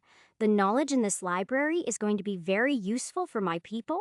It will help them fight the demons, and that is worth far more than a few minor improvements to a single spell, Allmort says. Well, I am not going to argue. Thank you. This will be a big help to us. Allmort is smiling as he takes the spell and goes running out of the library. He is probably taking it to show to the council. Hopefully it gets him some credit with them. Although, it doesn't really matter to me whether the council is grateful or not. After Allmort leaves, I go back to working on my spell while Lynn goes back to reading her book. About an hour later, I finish the spell and then spend a few minutes checking it. Then I hand it to Lynn and have her check it as well. But she doesn't find any problems. Lynn says, this is a good spell. It is very stable and will be easy to enhance. Good job. Thank you. It is all thanks to what you taught me, Lynn says. So what is next? Dinner. I am hungry, are you? Lynn says. I am, but I was planning to have dinner brought to me here. There are so many books for me to go through. They let you eat in here. That is unusual for a library. Aren't they worried about people getting food on the books? Lynn says, the books are enchanted. They can't be damaged that easily. All right, I guess we will eat here then. Lynn smiles at me and then calls over an attendant and orders dinner for the two of us. Actually, she orders dinner for 10 people, but that is because she knows how much I eat. While we are waiting for the food to arrive, I look through the rest of the books in the stack. All of them interest me, but I don't stop until I find the book on shapeshifting. I am going to stick to working on one thing at a time and try not to get distracted. So, I start reading the book while waiting for the food to arrive. When the food arrives, Lynn moves all the books to the floor so that there is room for the food. Then, the two of us sit side by side and eat while we read our books. Lynn isn't really reading the books. She is just skimming through them to see if they are worth copying. Those that aren't worthy in her eyes get sent back to the shelves right away. Those that she likes get copied before they are sent back to their places. The copies get put into her pouch before any of the attendants can see them. Lynn says, Ash, at this rate I think I am going to run out of wood for copying. That is no surprise. When I gathered the wood, I was only thinking about copying the books we had. I never expected that this place would have such a huge library. Lynn says, I have come across copies of books that we already have, but there are still a lot of books that I have never seen before. It is a very impressive collection. It makes me curious as to how they collected it. You can probably ask Allmort when he comes back. If he doesn't know, he should at least know who you can ask. Lynn says, that is a good idea. I think I will. Did you suggest that just so I could satisfy my curiosity? Yep. Lynn smiles at me and then reaches down to grab the next book on her stack. She is working through the books fairly quickly, but the sheer amount in the library is overwhelming. Even if she gets through 1,000 books a day, it will take months to get through the library.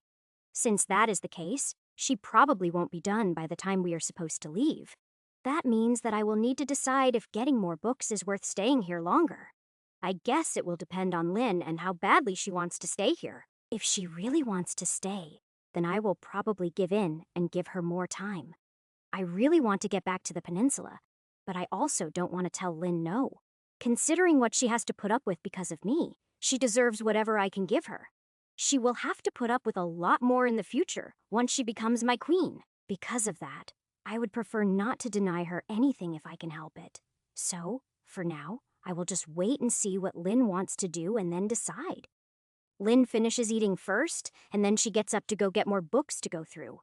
I keep eating and reading my way through the book about demon shapeshifting. The demons shapeshift through an ability rather than a spell, but there is still some useful information. However, it does give me some ideas, including how to beat the detection spell. My shapeshifting and the demons has something in common. It isn't natural. The way to beat the detection spell is to make my shapeshifting count as natural. What that means is that whatever form I take will become my natural form until I change it. The problem is that I don't really know all that much about natural shapeshifting. In fact, the only reason I know about it at all is because I have met some natural shapeshifters, Keeble and Nisha. Because of my issues with Nisha, I don't want to ask the two of them if I can study them. Then again, if there is one type of natural shapeshifter, there are probably others. Considering how big this library is, there is a good chance that they have information on them. Lynn, does this place have an index or something you can use to search for information? Lynn says, not exactly. There is a librarian responsible for each section, and they are aware of the books in their section. You basically have to ask each of them until you find what you are looking for. What are you looking for? Chapter 10:07. If possible, I want to find information about natural shapeshifters. Lynn says, all right. Let me go ask. I already introduced myself to all of the librarians. Thank you. Lynn gets up and leaves for about 15 minutes. When she comes back, she is carrying 4 more books. When she hands them to me, I check the titles and find that they all are about natural shapeshifters. That was fast. Thank you. Lynn gives me a smile and a kiss before she goes back to skimming through books. I pick up the first of the books and start reading. By the time Lynn is yawning and barely able to keep her eyes open, I have finished all 4 books. Bedtime, Lynn says. Yes, I can't read anymore. Did you find what you were looking for? No, but I got a few hints. Lynn says, well, that is better than nothing. I can ask tomorrow if they have any other books on shapeshifting. All right. Even if they don't, I think I can figure it out. It will just take longer. We return all of the books and then leave the library to return to our suite. Once we are inside, I quickly open a soulscape and invite everyone to play for a while. Once the soulscape is closed, Lynn and I play for a while before she goes to sleep. I am tempted to sleep with her, but since my core is close to upgrading, I resist the temptation. Since we are staying put for an undetermined amount of time, I plan to make use of it. So, I enter meditation and work on finishing my core upgrade. Core upgrade progress. 100% core upgrade complete. Core has reached rank 8. Rank 8 HP plus 200, MP plus 200, all stats plus 5, evolution points plus 2. Ranking up gave me evolution points? It has never done that before. Is that because I hadn't unlocked them yet? Will I get points from now on when I rank up? Of course. I have no answers for my own questions, because I don't even know what the evolution points are. Their name is somewhat self-explanatory, but that doesn't tell me everything. The only way I am going to know what they are is to reach 100 points and see what happens. To do that, my only option right now is to increase my rank more and see if I get more points. There are probably other ways to get evolution points, but I don't know for sure. Until I find something else, my best bet is to increase my rank as much as I can. Besides, I really want to see what comes after Alpha Beast, which should happen after rank 10. That means I need to increase my rank 2 more times, which will take at least a few days. The thing that worries me the most is what I will do if there is a barrier before the next level. Breaking through to become a sacred beast without outside help was very difficult. The same thing could happen again when I reach the maximum of rank 10. If so, it will take me a lot longer before I am able to satisfy my curiosity about what comes next. However, I have plenty of other things to do in the meantime to keep me busy. If possible, I would like to reach the peak of rank 10 before it is time to leave the city. That way I can at least see if there is a barrier I need to get past so I can plan my next move. Core upgrade progress, 0.3% progress, is getting harder and harder to make with each rank that I go up. However, that was to be expected based on my past experience with ranking up. This time, I have to do it the hard way, unless I manage to find something with cores I can eat. Since I am staying in the city, that isn't very likely. When I was getting materials from Zachariah, I got some demon cores and tried eating them. However, absolutely nothing happened. All that the cores did was leave a bad taste in my mouth. Maybe if I could find a strong demon and eat its heart, that would do something. Unfortunately, that will probably only work if the demon is strong enough to count as a threat to me. That means probably only the demon lords and their strongest lieutenants would count. Other demons are only a threat to me if they have numbers on their side. Then again, maybe there are some demonic beasts that would be a threat, but finding them is a problem. If they exist, they are probably somewhere deep inside the demon's territory. If I were to go searching for them, I would probably trigger the start of the war. I think I might be powerful enough now to take on a demon lord, but not 5 at once. So, going into the demon's territory alone would definitely not be a good idea. Besides, I doubt Lynn or the others are going to let me sneak off on my own. If I did manage to sneak off, it would mean having to face them if I managed to come back alive. So, either way I would end up dead, and I don't want to die just yet. That means that doing it the hard way is my only available option right now. So that is what I am going to do. At least until I come up with a better idea. I work on my core until late morning when Lynn finally starts to wake up. Core upgrade progress, 0.8%. When Lynn wakes up, I end my meditation and have breakfast with her. After we are done eating, the both of us return to the library, since nothing else is going on. Lynn manages to find me 2 more books that are about shape-shifting, but that is all. As I am reading them, Lynn goes back to skimming through books looking for ones worth copying. While the 2 books have plenty of information about shape-shifting, none of it will help me beat the detection spell. That leaves me with only one option, making a spell that mimics natural shapeshifters. Lynn's disguise, on the other hand, is really easy to fix since it isn't shapeshifting. In the end, all I have to do is make a small improvement to the enchantment to protect the choker from getting dispelled. When I make the adjustment to the enchantment, Lynn doesn't even notice. When the choker is done, I grab a piece of paper and start working on the new shape-shifting spell. As far as the books I have read are concerned, I am trying to do something impossible. However, I am not about to let that stop me. A lot of the things I have done are considered impossible. People tend to use the word impossible for anything that is too hard or requires too much imagination. Just because people believe that something is impossible doesn't mean it actually is.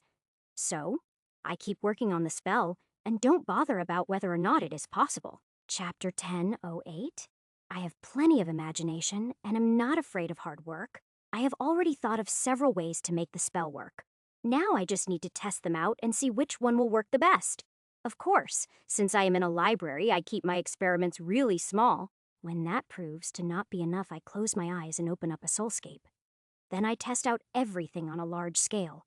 But I can't trust the results because it is a soulscape. However, it does give me a little information that I can use in the real world. 2 of the methods that I thought up don't even work in the soulscape. That means that they were bad ideas, and I won't waste any more time on them. That still leaves me with 3 more methods that might still work out. So, after ending the soulscape I work on, creating a spell around each method. During the process of creating the spells, I figure out a few things, so I trash them and start over. The original spell isn't of much help to me. It is extremely simple compared to what I am trying to create. The 3 spells I am creating are not very similar to each other, even though they have the same goal. It is more like coming at a specific point from 3 different directions. I think that all 3 actually have a chance at working. I just need to see which will work the best. Once the 3 spells are complete, I go back over them to look for any mistakes. I do find a few, and once they are corrected, I ask Lynn to look over them. Only after she has approved them do I plan to test them out to see if they work. Lynn says, 3 spells created from scratch. You are getting good at this. It is all thanks to you.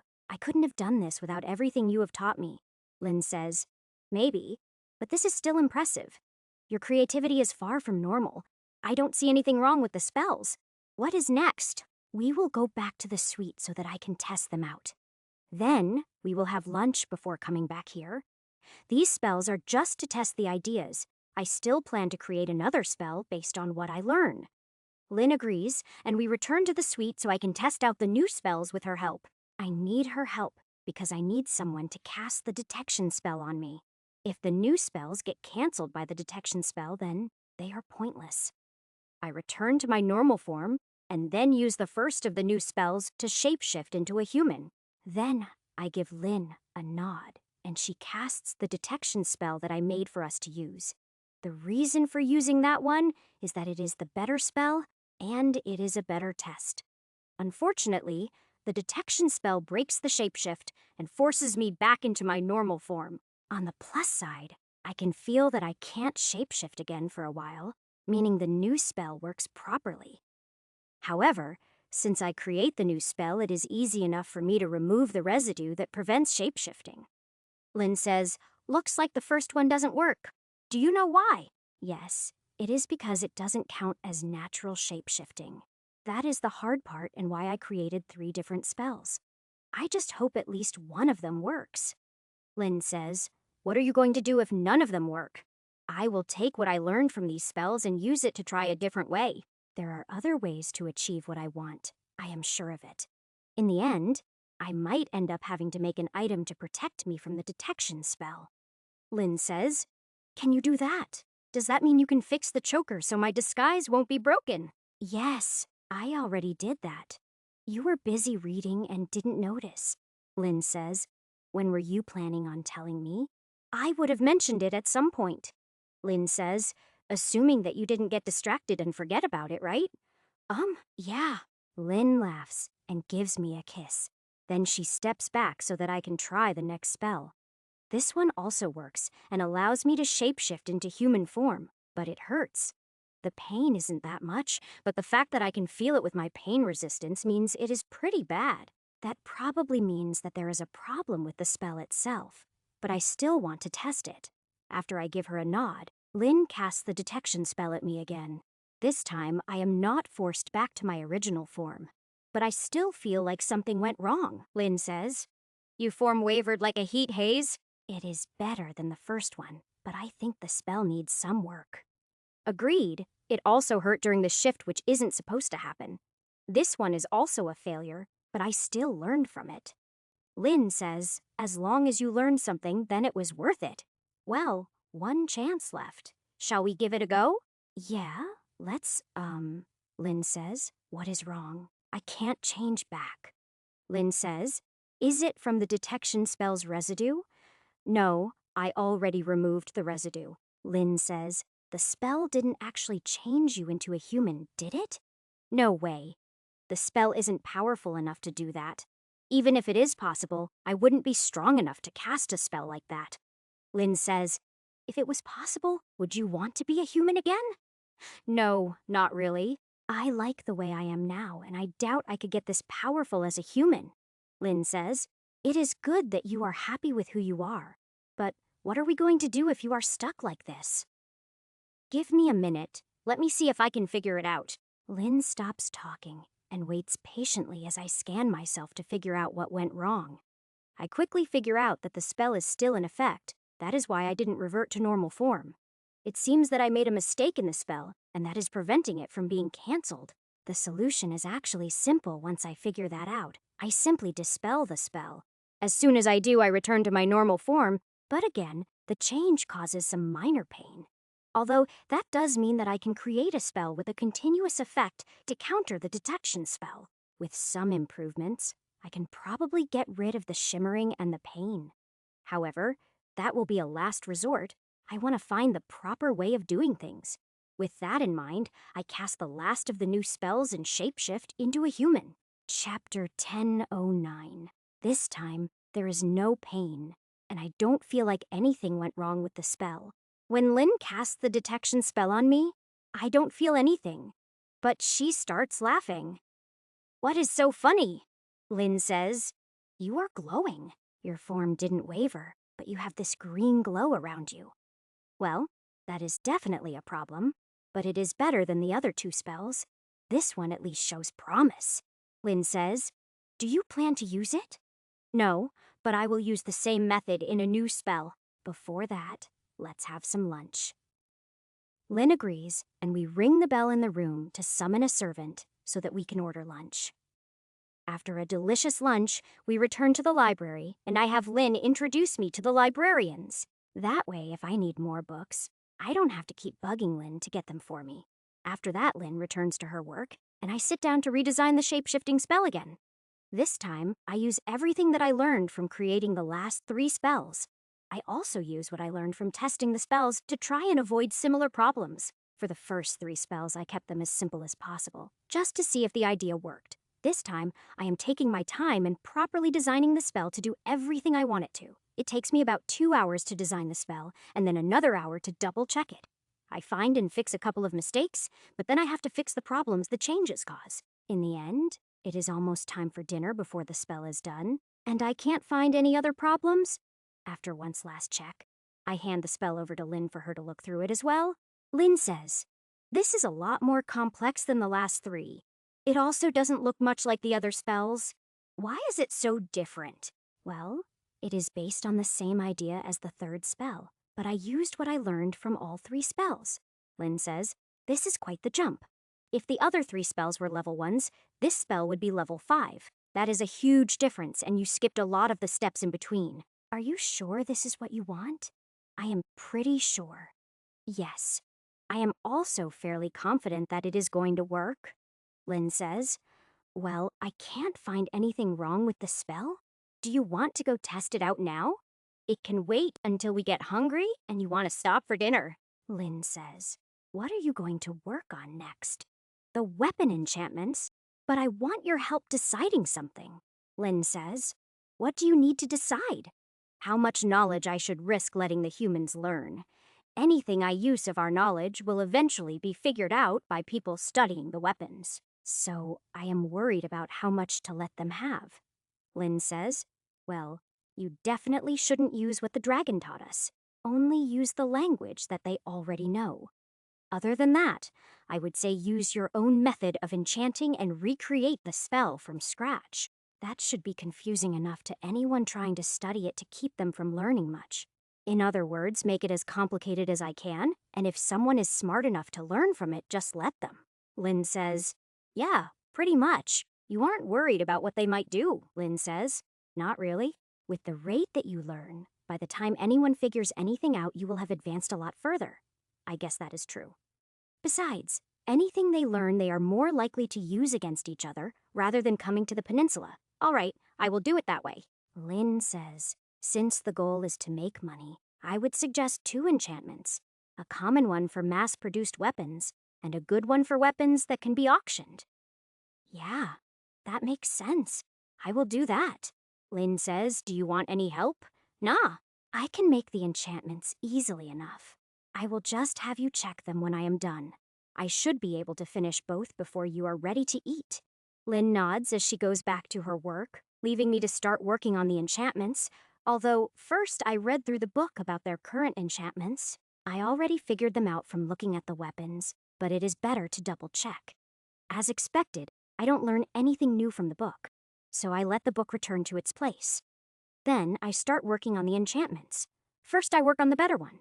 Once that is done, it should be easy enough to simplify it for the other one. Luckily, I have gotten good at creating new enchantments, so it ends up being easy.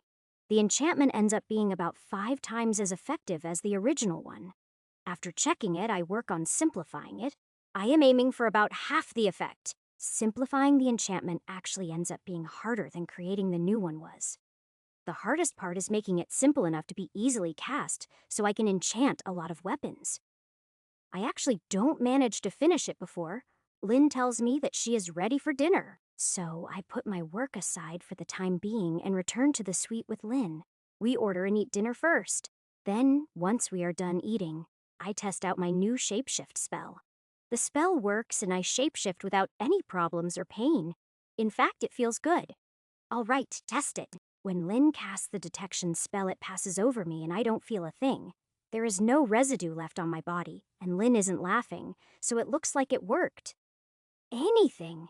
Lynn says, "No, nothing happened. You look exactly like you were supposed to. Nothing changed." "Great. I guess it works then." Lynn says, "How did it feel? Was there any pain?" "Nope. If anything, it felt good. It is definitely better than the old spell I used to use." Lynn says, "That is good. So, what are you going to do now?" For now, go back to work on the enchantment. Later, I will teach the new version to the kids in the soulscape. Lynn says, "You're not going to try to further refine the spell? Number do I need to?" Lynn says, "No, I was just curious." A lot of mages have trouble leaving things alone. If it works, why fix it? Lynn says, "True, but a lot of mages won't stop until something is perfect. I have too much to do to spend time chasing perfection. If at some point there is a problem with the spell, then I will work on it again. Until then, I will spend my time on other things." Chapter 1010. Lynn says, "Good. I didn't want to see you lose yourself in researching. Making new spells can get addictive, so I was a little worried." Yeah, I can see that being a problem. If I didn't have so many other responsibilities, I can see losing myself in creating new spells, Lynn says. "It is rewarding, isn't it?" "Yeah, it is." "Did you get sucked into researching when you were younger?" Lynn says, "Yes, I did. For a couple of years, in fact. That is why I was a little worried for you." "Well, don't worry. I could never get so absorbed by something that you couldn't pull me out of it." Lynn says, "What do you mean? What could I do to pull you out of an obsession?" "All you would have to do is strip. I could never ignore you naked." Lynn blushes at my answer, but she also has a big smile on her face at the same time. She steps forward and kisses me, but then after a minute she stops and has a strange look on her face. "What is wrong?" Lynn says, "I don't know, but kissing you felt different somehow.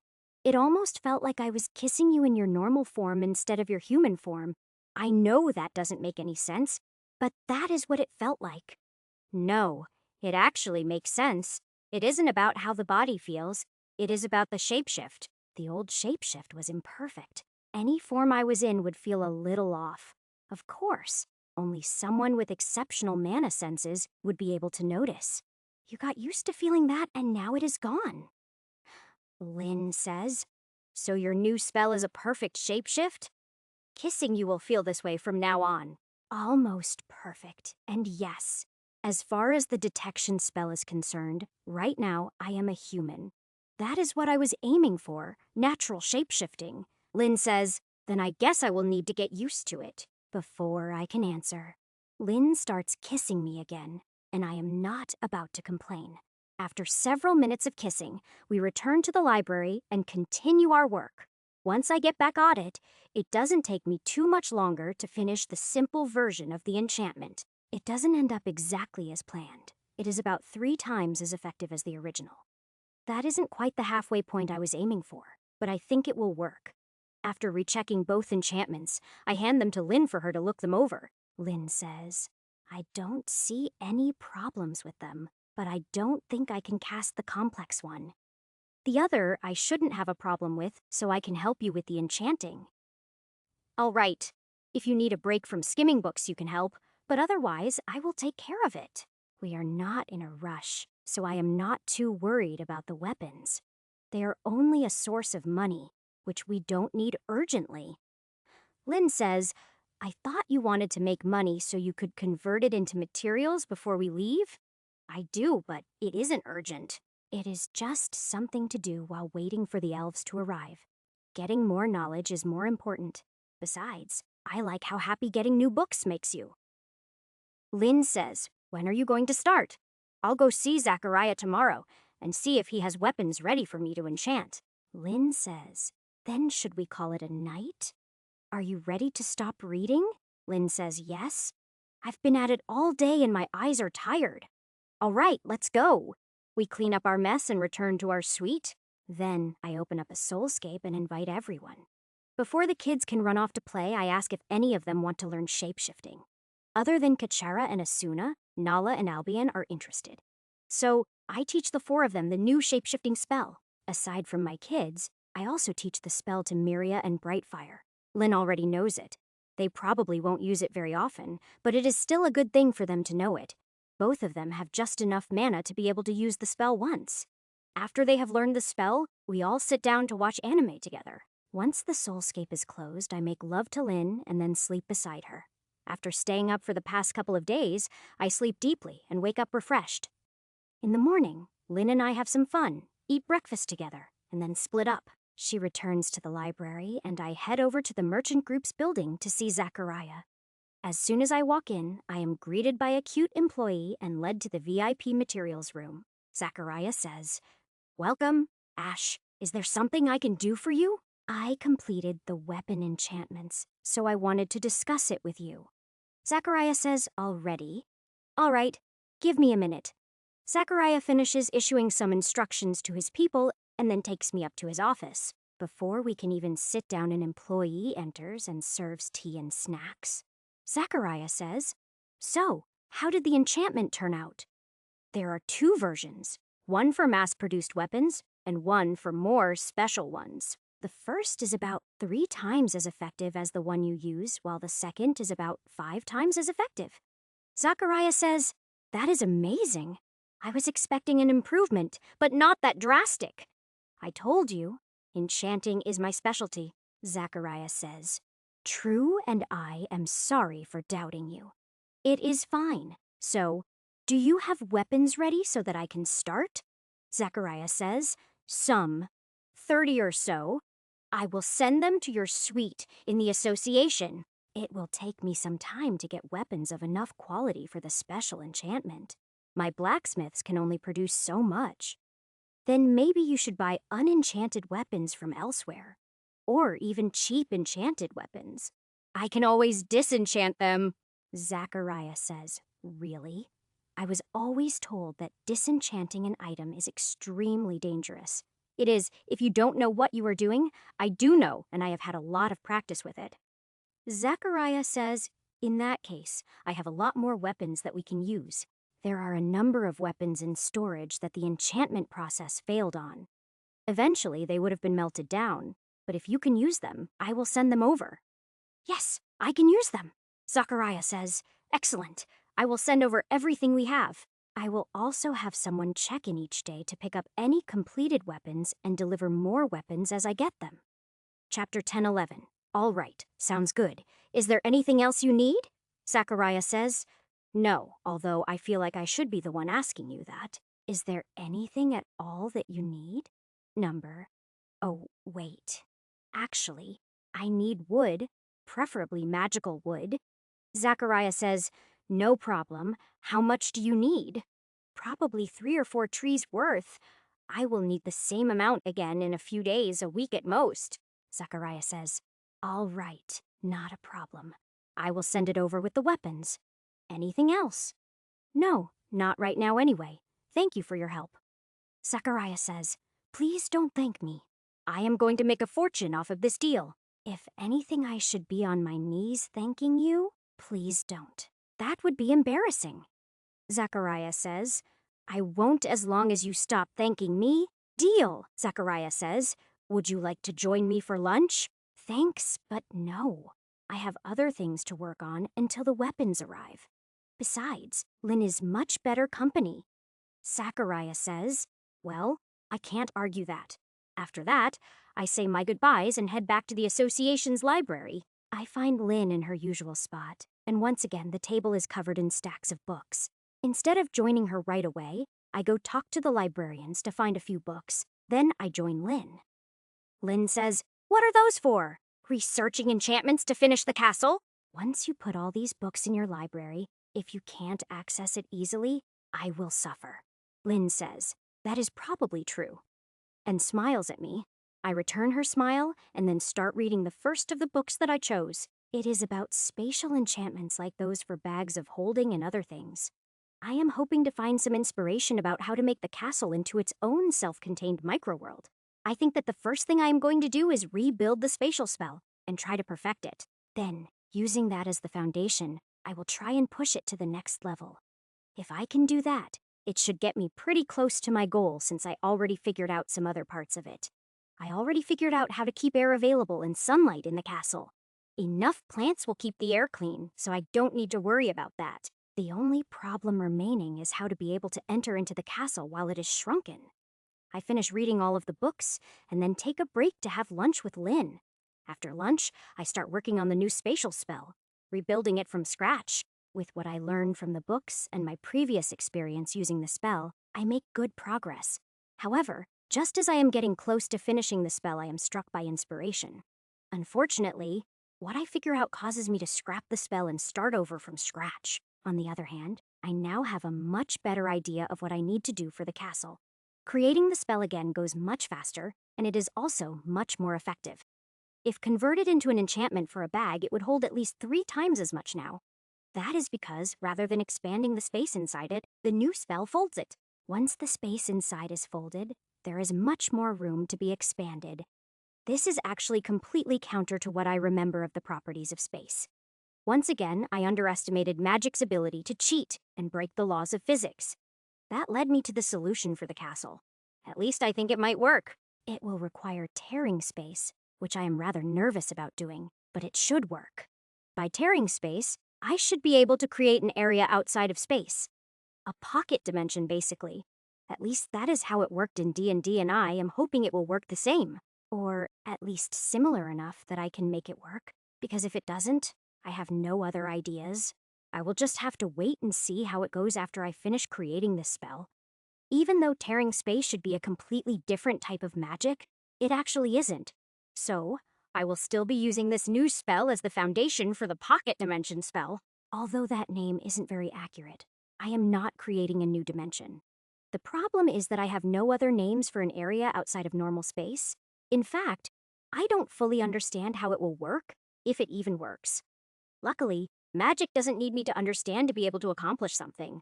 If I had to fully understand everything, I wouldn't even be able to cast a fireball. I may understand fire, but the forces involved in a fireball are more than just fire. Luckily, I don't have to understand any of that. All I need to know is how the spell works. Creating a spell, on the other hand, does require a bit more knowledge. But I think I know enough. I won't know for sure until I am actually working on the spell. When I finish the first spell and double-check it, I hand it to Lynn for her to check over it. Lynn says, "There are problems here, and here." I know, but I couldn't figure out how to fix them without creating many more problems. Any ideas? Lynn says. I am not sure. I don't fully understand the concepts you are using. Can you explain it to me? I can try. I spend the next hour trying to explain the folding of space to Lynn, but it doesn't go well. The concepts are completely new to her, and I don't fully understand them myself. Surprisingly, she doesn't get frustrated with me even when I can't find the words to explain it properly. Luckily, even if she doesn't understand it, her questions help me figure out how to fix the spell. She also helps me with an error in the structure of the spell that I didn't notice. If she hadn't caught that, it would have ruined the chances of the next spell working. Once I make the corrections, with Lynn's help, the spell is done and pretty close to perfect. It is definitely stable enough to serve as the foundation for the next spell. However, before I can start on the next spell, a servant approaches to tell me that a delivery has arrived. Lynn says, "Were you expecting a delivery?" "Yes, it should be the weapons for me to enchant, as well as the wood you wanted." Lynn says, "Oh, good. I am almost out. I figured you would be. Shall we?" Lynn says, "All right. I could use a break anyway." Chapter 10:12. When Lynn and I enter the suite, we find a large stack of crates to one side of the room. 2 of the crates contain magical wood. The rest are full of weapons. A little over 30 of the weapons are unenchanted. The remaining 70 or so are enchanted. Lynn says, "Why are there weapons that are already enchanted?" "So that I can disenchant and re-enchant them."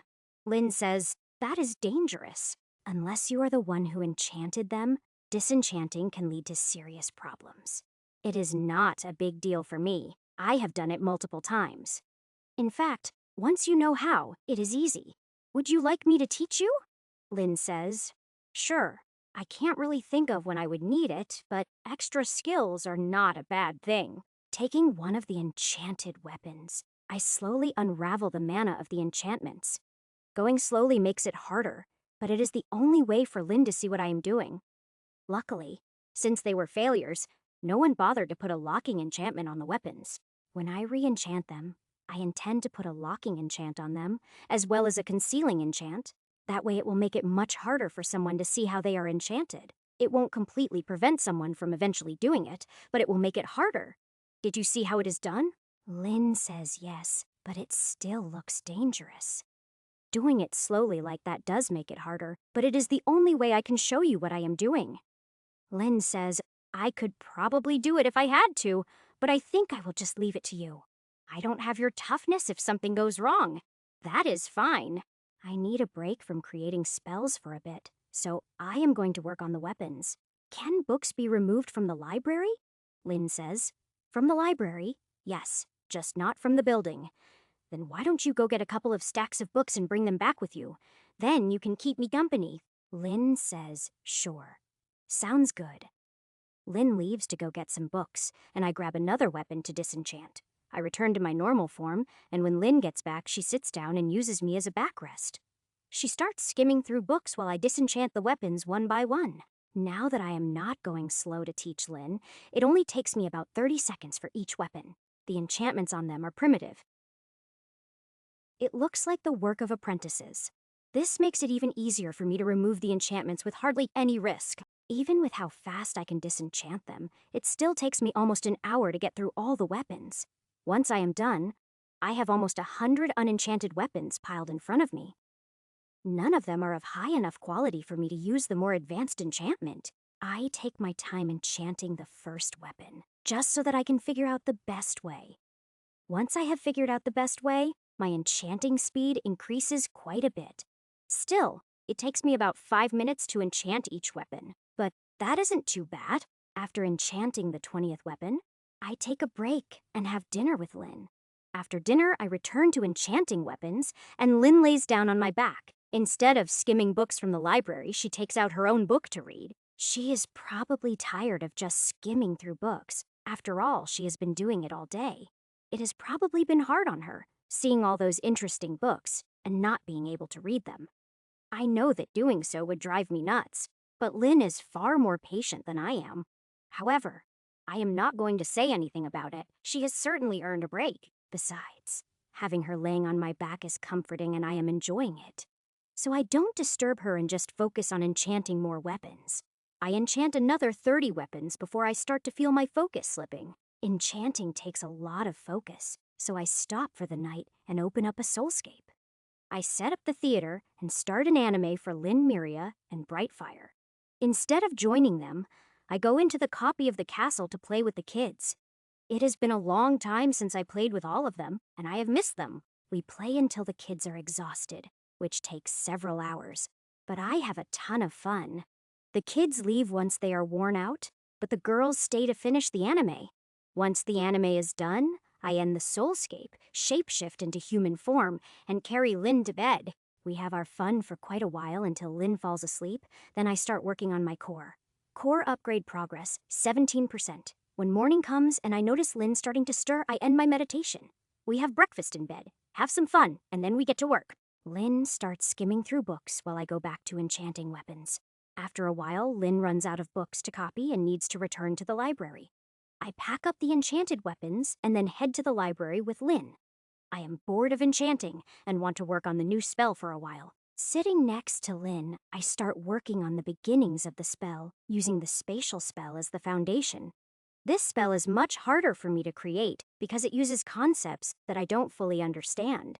I go through a dozen pieces of paper before I even get the start of the spell, right? At least I think it is right. I can't even test it until I have completed the rest of the spell. Even if it works, that won't be the end of things. I will still need to convert it into an enchantment. All in all, I think that this spell in particular is going to take me several days' worth of work. However, making the castle into a self-contained world is definitely worth the effort. Not just because it will allow Lynn access to her library, but also because it will have other uses. Besides, I already miss my lava bath, and I want to be able to use it anytime I want. Not to mention that it would be a perfect place to hide people to keep them safe from danger. It will also make it more useful as a portable home, and having a garden would be nice. It will all depend on whether or not I can create this spell and get it to work the way I want it to. Lynn says, "You have been staring at the ceiling for a while. What are you thinking about?" Chapter 10:13. I am thinking about the castle and everything I want to be able to use it for. That way I can think about how to make it happen. Lynn says, Oh, I thought you might be stuck on something that I might be able to help with. Sorry to disturb you. Don't be. I will need plenty of help with this spell. I just haven't even gotten that far yet. The reason I was thinking things through was to determine the path I need to take. Lynn says, Oh, I thought you had already figured it out. I know the end point, and now I have the starting point, but I still have to figure out the path between them. In doing so, I need to make sure that I don't forget anything. Lynn says, I get it. So, have you figured everything out? Yeah, at least I think I do. I won't know for sure until the spell is done and I can test it. Lynn says, All right, let me know when you need help. Of course. Although, if you want to help right now, I could use a kiss. Lynn laughs and then leans over to kiss me before we both return to our work. I focus on the spell and start writing out the next parts of it. But it isn't easy. Again, I go through multiple sheets of paper for each section of the spell that I write. Luckily, it doesn't look like the library is going to run out of paper anytime soon. However, I am careful to make sure my failed papers are destroyed so no one else can read them. Even though they are failures, they still contain advanced knowledge that I don't want to get out. Besides, someone playing around with the incomplete spells could cause a disaster. Tearing space open without proper control could tear the entire city apart. It is dangerous, even in my hands, but at least I am being careful with it.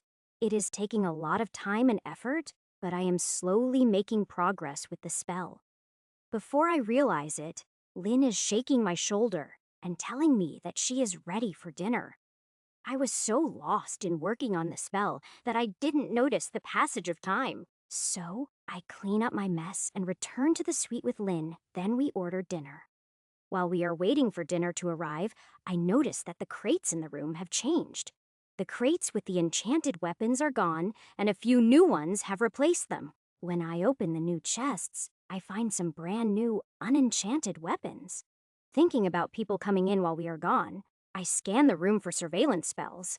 I don't find any, but I decide to make scanning the room a habit just to be safe. After the delicious dinner, I revert to my normal form, lay down on the floor, and start enchanting weapons. Lynn joins me, lays down on my back, and starts reading her book. After I enchant a dozen weapons, I stop to open a soulscape and invite everyone. After ending the soulscape, Lynn and I have our fun time until she falls asleep. Once she is asleep, I return to enchanting weapons, but I try doing it while meditating. My hope is that I can figure out a way to enchant weapons while working on my core. Both tasks are fairly boring, so if possible, I want to do both at once to save time. Since the enchantments on the weapons are all identical, I figure I should be able to do it without focusing. Basically, I am trying to figure out how to split my mind and do two things at once. It doesn't take me long to figure out how to set the enchanting as an automatic process. The hard part is working on my core with only part of my focus available. It does work, but it isn't very efficient. I barely make any progress before I run out of weapons. Core upgrade progress, 19%. While it isn't much progress, it is still better than nothing, and now all the weapons are enchanted. It makes me wonder if I could do the same thing while I have a soulscape open. Although the time difference would probably make it impossible, it is an interesting thought. For now, I double-check all the weapons to make sure I didn't make any mistakes. When I don't find any, I crate up the weapons to be picked up later in the day. Since it is the middle of the night, I go back to working on my core until morning. Core upgrade progress, 22%. When it is time, I wake up Lynn, and we have breakfast together before heading to the library. I work on my spell and Lynn skims through books, but a few hours later we are disturbed. The sound of bells echoes through the city, but they sound a little different than last time. Looking around, I notice that no one seems to be reacting to the bells at all. Spotting an employee that I have interacted with before, I ask her what is going on. She tells me that the bells mean there is a ground attack against the wall. She tells me that there is no need to worry. The attacks never get past the wall. If somehow it does, the bells will sound again. Only then do people in the city need to act. However, I am rather curious about the attack, so I turn to look at Lynn. Fancy some fresh air? Lynn says, Sure, let's go take a look. I could use a break anyway. So we get up, find the nearest balcony, and then I revert to my normal form. I put my saddle on, wait for Lynn to climb aboard, take off, and fly towards the wall. From the air, I can already see that a battle has started outside the outer wall. Several thousand demonic beasts are currently attacking the wall, but they aren't having much luck. The beasts are a mix of different types, from lions, tigers, and wolves to buffalo, deer, and elephants. The city's defenders are sitting atop the wall, raining death down onto the beasts. The beasts cannot reach the humans and are barely able to damage the wall. In this situation, the battle is simply a one-sided slaughter. The humans aren't even in danger. This explains why no one was worried. Unless the wall breaks, the beasts can't do anything. Under these circumstances, the battle doesn't last very long before all of the beasts are dead. There isn't a single loss on the human side, although there are a few injuries. A small number of the beasts had ranged attacks that could reach the top of the wall, but not enough to matter. Lynn says, I can see why no one was worried when they heard the bells. Why did they even bother to sound them? Just in case something went wrong. People ignore the bells, but I bet if they sounded a second time it would be a different story. Chapter 10:14. Lynn says, I guess that makes sense. It doesn't look like they need our help. I didn't come out here to help. I just wanted to see what was going on. Besides, I really did want some fresh air. We have been inside for days. Lynn says, agreed. I have missed flying. This is nice. Since we are both enjoying it, we don't head back even though the battle is over. Instead, I slowly fly around the city, just enjoying the wind and the scenery. We fly around for an hour before returning to the association's building. Once we are back, we have lunch together and then return to the library. I don't know about Lynn, but after the break, I find my work on the spell much easier. Over the next few hours, I make a decent amount of progress on it. However, by the time we are ready for dinner, the progress has slowed again. As far as I can tell, right now the spell should be about halfway complete. When I decide to stop for dinner, I check over what I have so far and find a few problems. They are only minor problems, but it takes me a bit to fix them without causing more issues. As soon as that is done, I put my work away and leave with Lynn to have dinner. When we enter the suite, I notice that the crates of weapons are gone, and there are no new ones. That means I don't need to enchant any weapons tonight and can focus on my core. Lynn and I have a relaxed dinner, and then we cuddle for a while before I open the Soulscape. After playing with the kids and watching an anime, I end the Soulscape and we go to bed. Once Lynn is asleep, I enter into meditation and start working on my core. However, as I am working on it, I notice that my speed has slowed down. It is almost like my core has changed, and my methods are now less effective. Unfortunately, I currently don't have any ideas of how to fix this issue. I probably need to improve my technique. After all, I have been using the same method for ages, so I just keep working while I try to think of anything I can do to improve it, but nothing comes to mind. Core upgrade progress. 27%. Lynn wakes up and puts an end to my meditation. But I still haven't thought of anything. It is still early, so we have some fun for a while before ordering breakfast. As we are enjoying our breakfast, Almort arrives with an uncomfortable look on his face. Hi, Almort. What is wrong? Almort says. I've come because the council has a request. All right, what do they want? Almort says, they want to host a ball in your honor tomorrow night. Lynn says, a ball? As her eyes light up. Oh no, don't tell me that you want to go. Lynn says, why not? A chance to dress up could be fun. No way. The council probably wants to do this so that everyone who is bugging them can meet us. We will be hounded and pestered non-stop. Almort says, I am afraid that Ash is right. Everyone, including the merchants, adventurers, and the few nobles in the city, all want to meet you two. It will be less of a ball and more of a zoo, with us being the only attractions.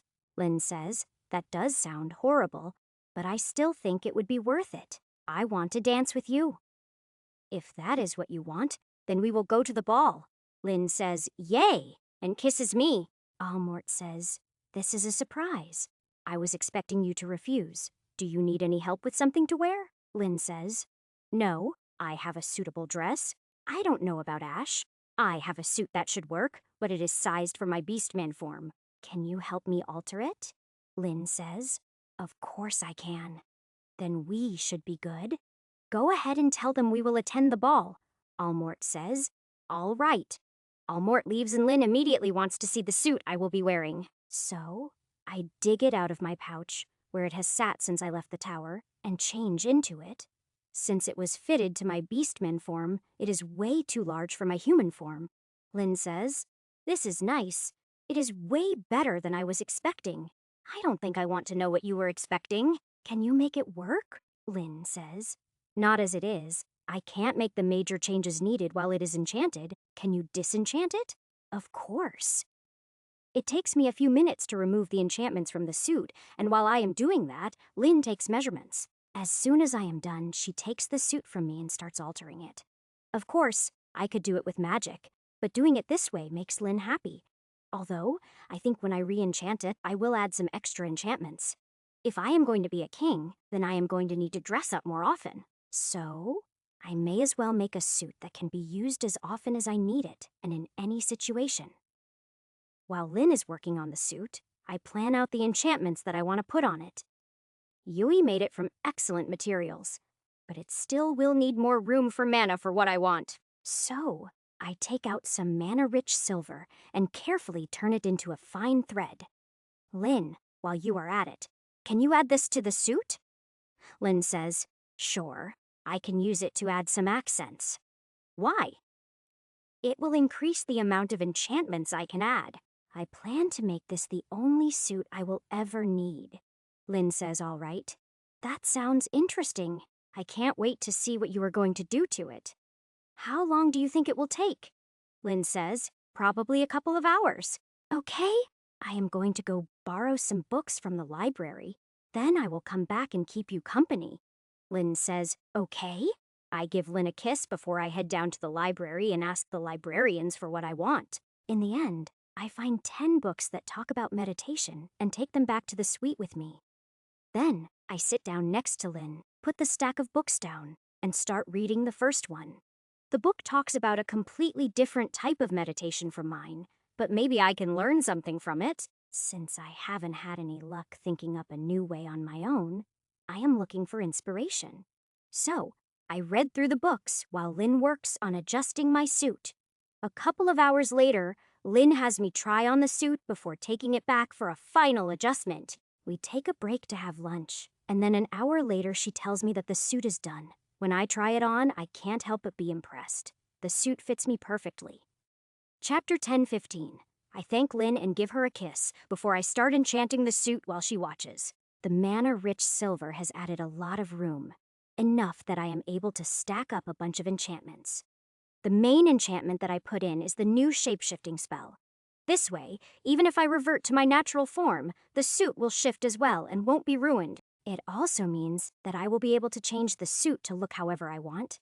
If I want it to, it will even be able to change into jeans and a t-shirt. The best part is that no matter what it looks like, it will still provide all the other enchantments. With that in mind, I add the enchantments for comfort and protection against heat and cold. There is still room left, so I add some additional defensive enchantments just to use up the room. Lynn says, "Ash, can you enchant my dress the same way?" "Sure. You will just need to add some of the silver to it to increase the amount of mana available."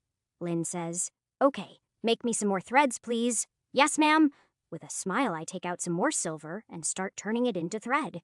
Lynn takes out a beautiful pale blue dress and lays it out on the table. As soon as the thread is done, she starts sewing it into the borders of the dress. While she is working on the dress, I go back to reading the book about meditation. When she is done with the dress, I take it and enchant it exactly like I did my suit. After I finish the enchantments, I hand the dress back to Lynn and watch her try it on. She has fun changing it into different styles, colors, and types of materials.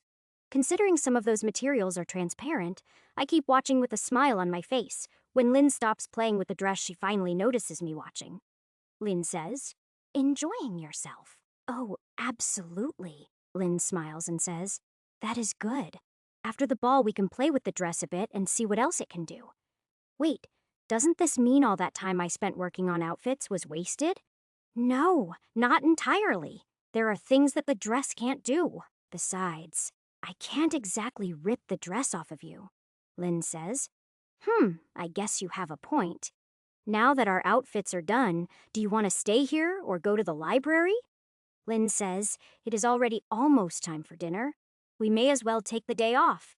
We wouldn't get much accomplished anyway."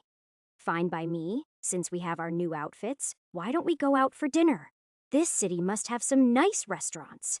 Lynn says, that sounds nice. Let's do it. So, we head out, and on the way I ask an employee for a recommendation for a place to eat. He tells me about the best restaurant in the city, which is also on the main square. Since it is nearby, we decide to walk over to it, but the employee says we need a reservation. However, I ignore his warning and head over to the restaurant with Lynn. As we walk across the square, a lot of people stop and stare at the two of us. Lynn isn't wearing her disguise, so the men staring is to be expected, but women are staring too. We both ignore the stares and soon arrive at the entrance to the restaurant. It is obviously a high-class place based on how opulent the entrance is. The hostess, instead of asking if we have a reservation, immediately welcomes us. We are led to a private room on the second floor with a view of the square. We can also see the association building on the other side of the square. Our waiter arrives as we are sitting down. He already has a bottle of wine in his hands. The waiter is very polite, and he pours us each a glass of wine, but he doesn't ask for our order. Once the wine is poured, he leaves, but he is back a few minutes later, pushing a cart. On the cart are dozens of plates of delicious-smelling food, which he moves to the table. Both the wine and the food are absolutely amazing, although the serving sizes are small. Lynn is probably fine, but there is no way that I am going to get full from this. However, it is still an enjoyable meal, and from her smile I can tell Lynn is enjoying it. Soon the waiter returns with another cart full of food. It looks like they know I am not human. Soon enough, Lynn is only taking a bite or two of each dish and leaving the rest for me. She is already full, but she still wants to taste everything, and I can't blame her. The waiter returns with a third cart full of dishes, and so far not a single dish has been repeated. It looks like they are serving us the entire menu, which is fine by me. By the time we have finished the third set of dishes, the waiter is back. He asks if there are any dishes we would like more of before he serves dessert. Lynn and I name the dishes we like the most, and the waiter leaves to fetch them. When he returns with the dishes, they go straight into the food pouch. When I see Lynn's eyes light up, I know that the waiter has returned with the desserts. It is another cart full of desserts, from pies and cakes to things I don't have a name for. Lynn, who is supposed to be full, starts trying the desserts as soon as they hit the table. Luckily, there is more than enough for both of us to have a taste of everything. It is fun listening to Lynn moan after putting a bite of something sweet into her mouth. I can't blame her. When I eat a bite of cake, it is like heaven in my mouth.